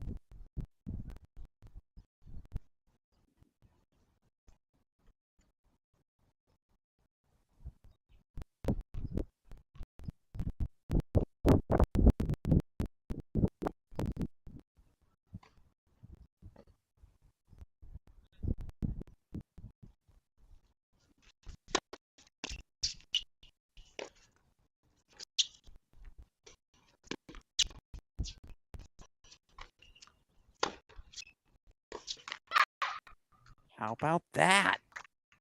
That's the 75%. 85% rally ball. We just have not seen from her at many stages of this match. Now, Yang, 15-30 here. She looks to make it 3 consecutive games in the third set.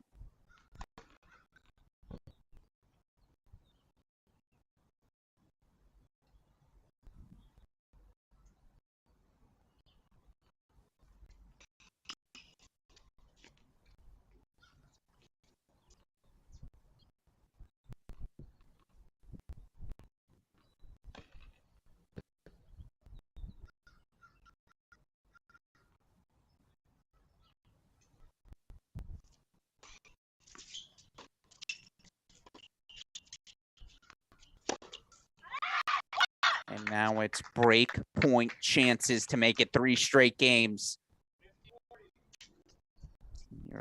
Yang finding her rhythm, oozing with confidence right now.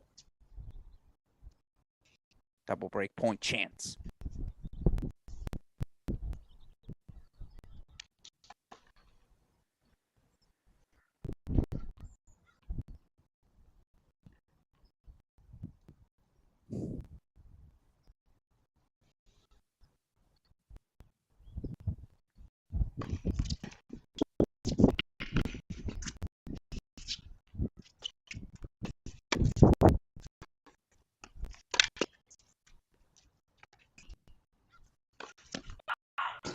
Great response from Snow Han. That's on her terms. Just loads into a couple of forehands.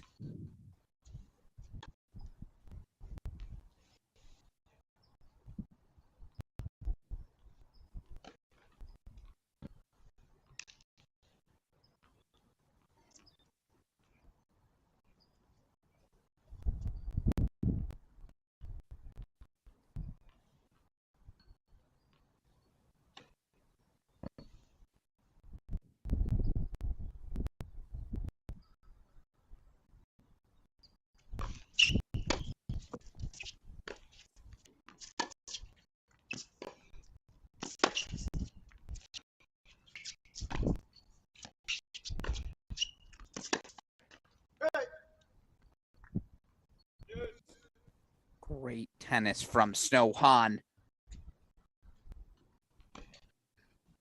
Takes the initiative with her +1 ball, raising her own aggression. Highest level we've seen of the match from both players thus far as we head towards deuce.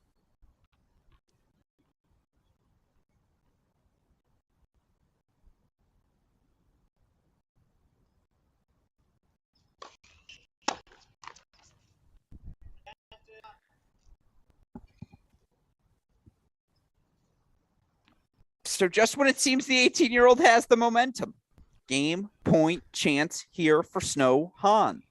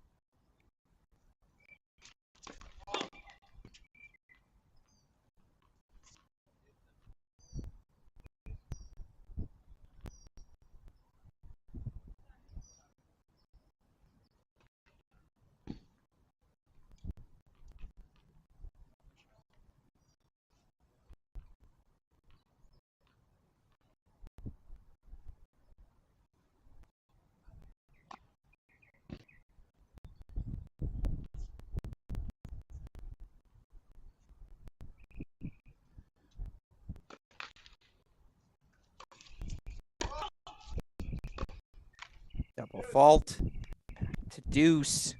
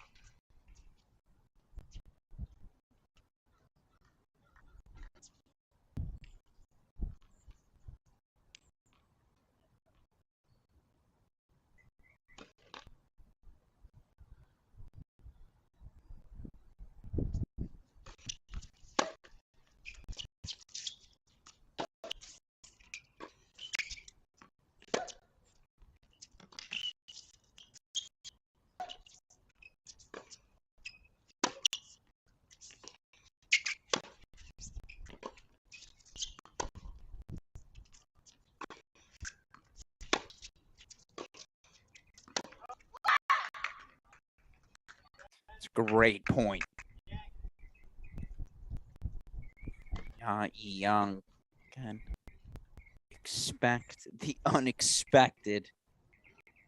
That's what we've learned in this match. Another chance to make it 4 straight games.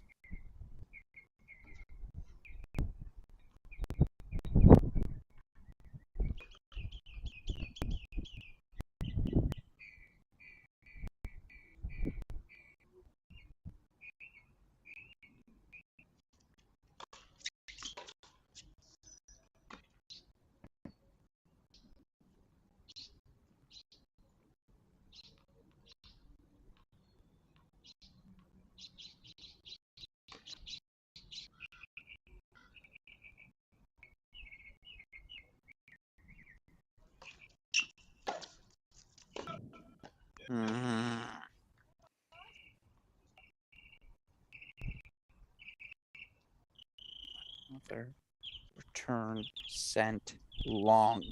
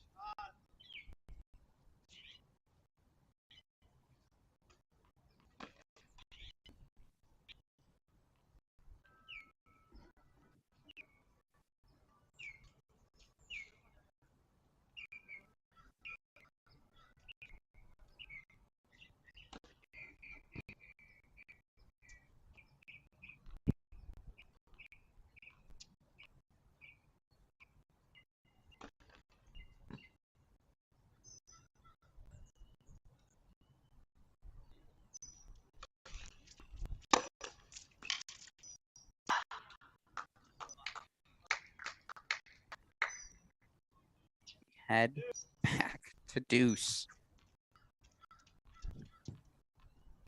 Given the back and forth nature here. This being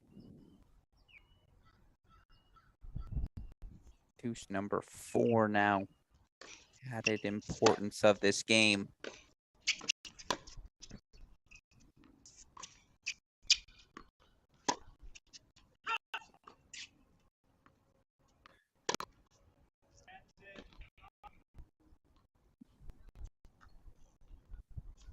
Unable to get Young extended.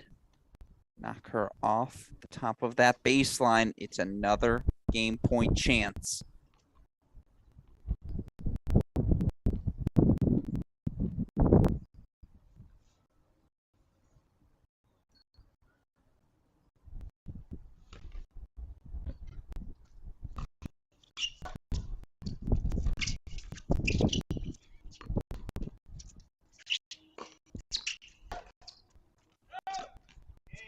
Off speed does the job. Eventually the error off the racket of Yang. So a complicated hold for Snohan, her first 3 service games, and now it's 4-3 Han. 2 hours, 13 minutes into our women's singles final here on Championship Sunday.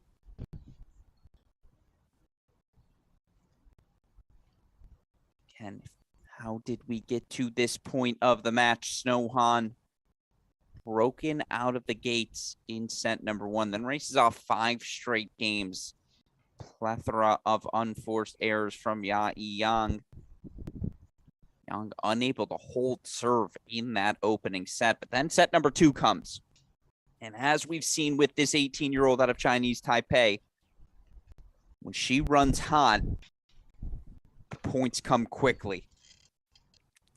This match played primarily on the 18-year-old serve. Now, Han has stayed steady. Return after return after return. lacing deep into that center third of the court. Again, neither player having particularly large amounts of success on serve. You look overall in the match, Hans won 51% of her return points.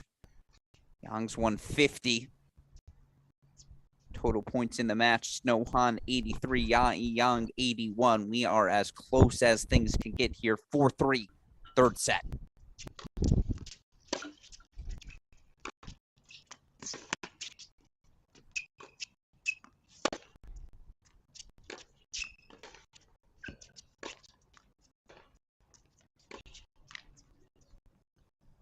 Love the racket speed of the Snohan forehand. That's a great first point. Opens up a love 15 again.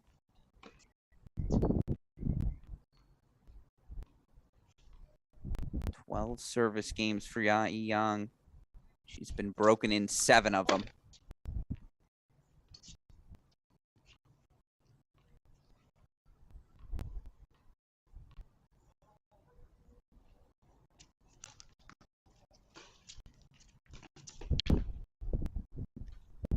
Now, love 30.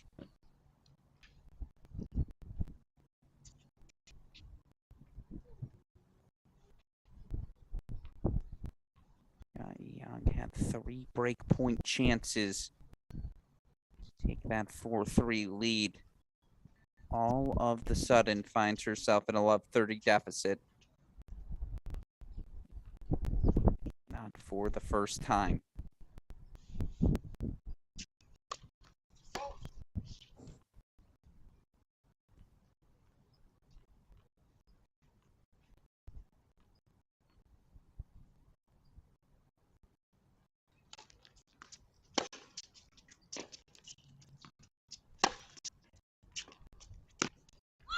Oh, clutch. It's a make or miss league. That's a make. I see you, Yang.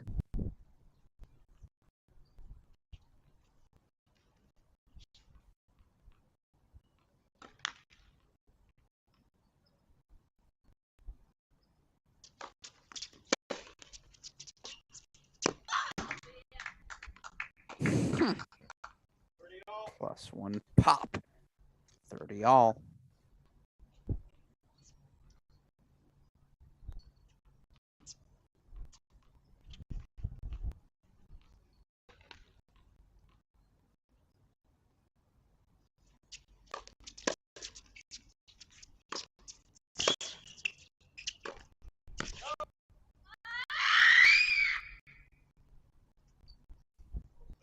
Decibel levels to 10. Conveying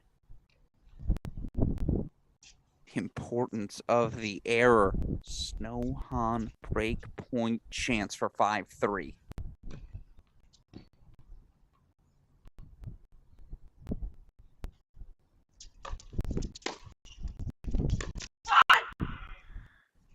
Snohan competing in her 3rd professional singles final. Again, the first came back in October 2019. She won the first set. Ultimately a 2-6, 6-4, 6-3 defeat. Dropped a 6-3, 4-6, 6-4 final in February 2020. This is the first time in her career she has had a pro title on her racket. Rising sophomore.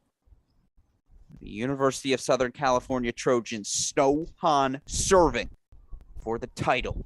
University of San Diego.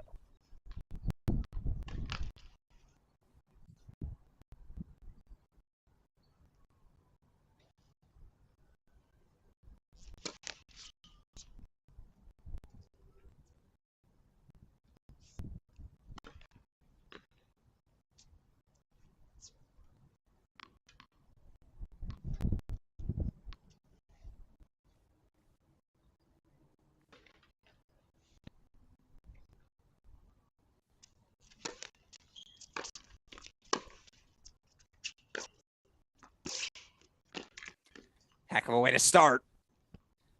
Pressured by the 18-year-old Snohan, the forehand dipper. She creates such great angle with that forehand. And again, the racket speed, just exceptional.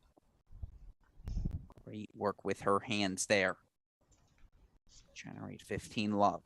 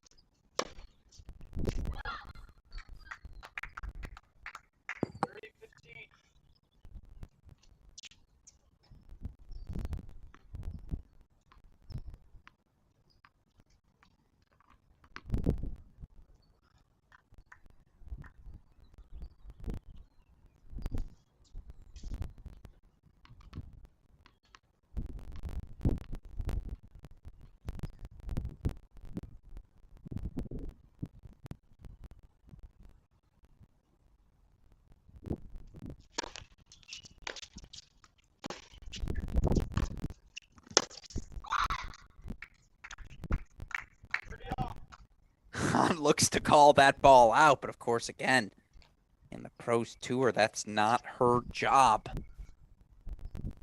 Young, a couple of powerful forehands. If nothing else, she's going to go down swinging. I think we all knew that from the start, though.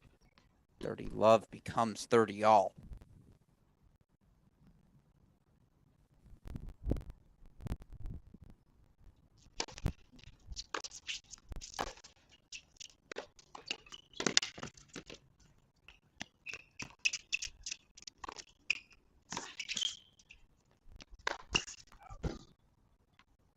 The incredible defense from Snohan. There's the frustration crouch again for Yae Yang. Oh, had the overhead on her racket, but of course 8:41 Eastern time, 5:41 Pacific. That sun slowly descending. Of course, it's still light outside here on the East Coast. Certainly plenty of daylight there in SoCal. But championship point. 20-year-old Snohan.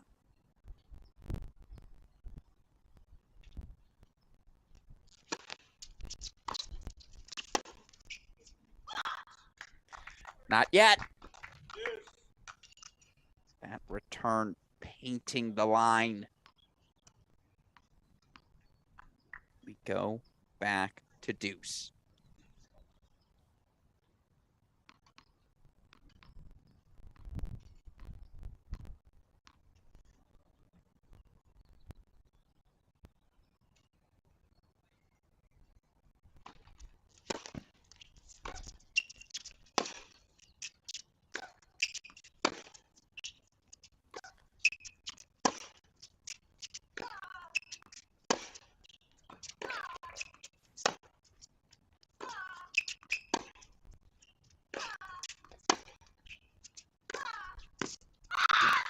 Oh, so powerful.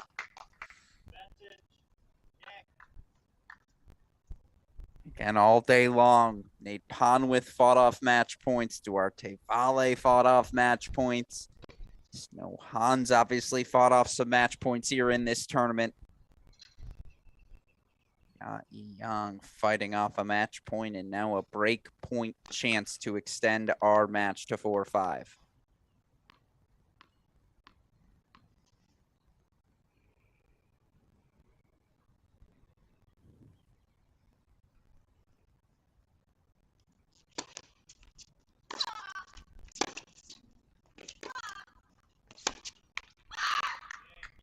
And we play on.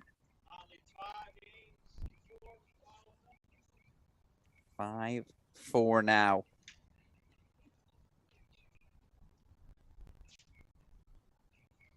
Young, a chance to serve to stay alive. Of course, your perennial reminder. 13 service games for Young. So far today, the 18-year-old has been broken in 8 of those 13 service games, so she is not out of this hole yet. You see overall for both players over the 50% mark in terms of total return points won. Snohan earning that valuable hold at the start of this third set, excuse me. She went up 2-love, has held on to that scoreboard lead ever since. Again, 18-year-old Young has been the one dictating the terms of play here today.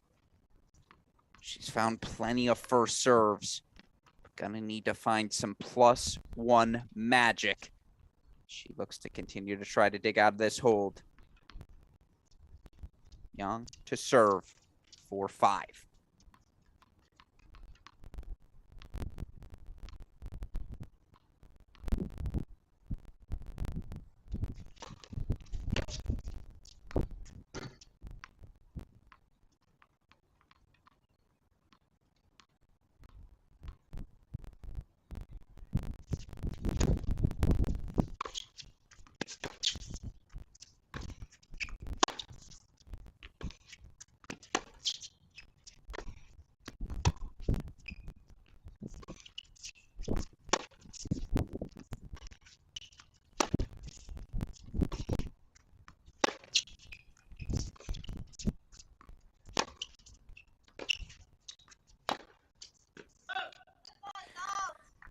Yeah, now we're playing on Han's terms. The longer the rally. You see Young complaining, thought that ball missed long. I won't lie, I think she has a valid point. Happened at about shot 8 or 10 in the rally. Snohan, love 15. And we see both players in survival mode. Nerves going to be at their highest for both of them.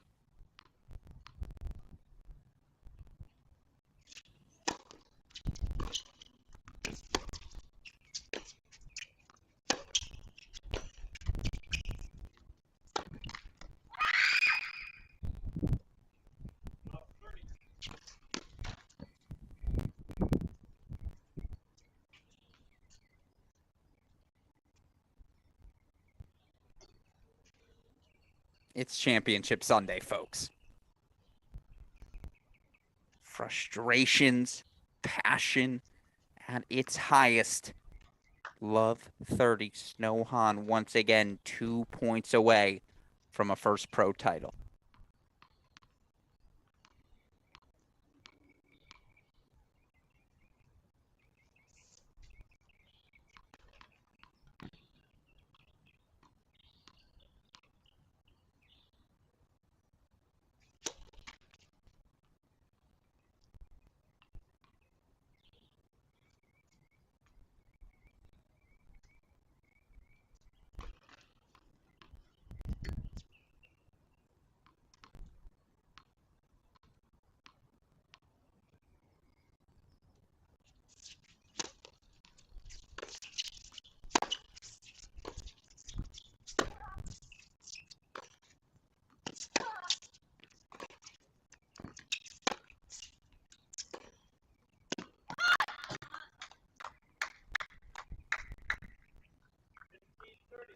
Young's locked in. Willing to take some pace off the ball now. Not all of it, but in the search for the rally ball. We're watching back from the film of this match. I'm showing that point. Young and saying, see, it doesn't have to be Mach 20 all the time. 19:30 now.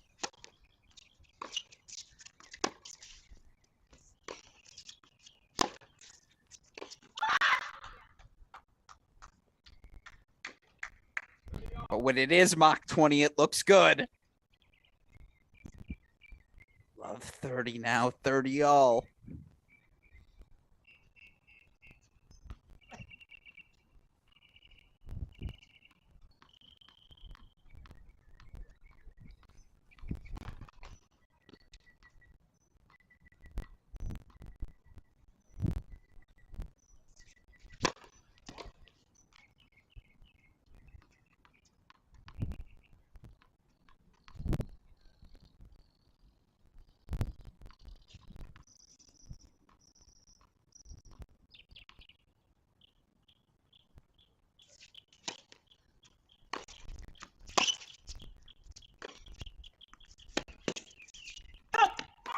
Oh, what a pair of forehands. Some pair of ground strokes from Snow Han, connected so well on that return of serve, and the angle she found on that cross-court forehand. Match point number 2.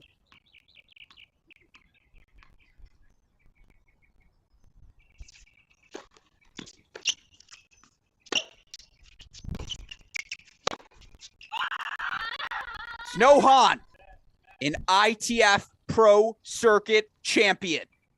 6'2", 4'6", 6'4". The 20-year-old rising sophomore survives to earn the title.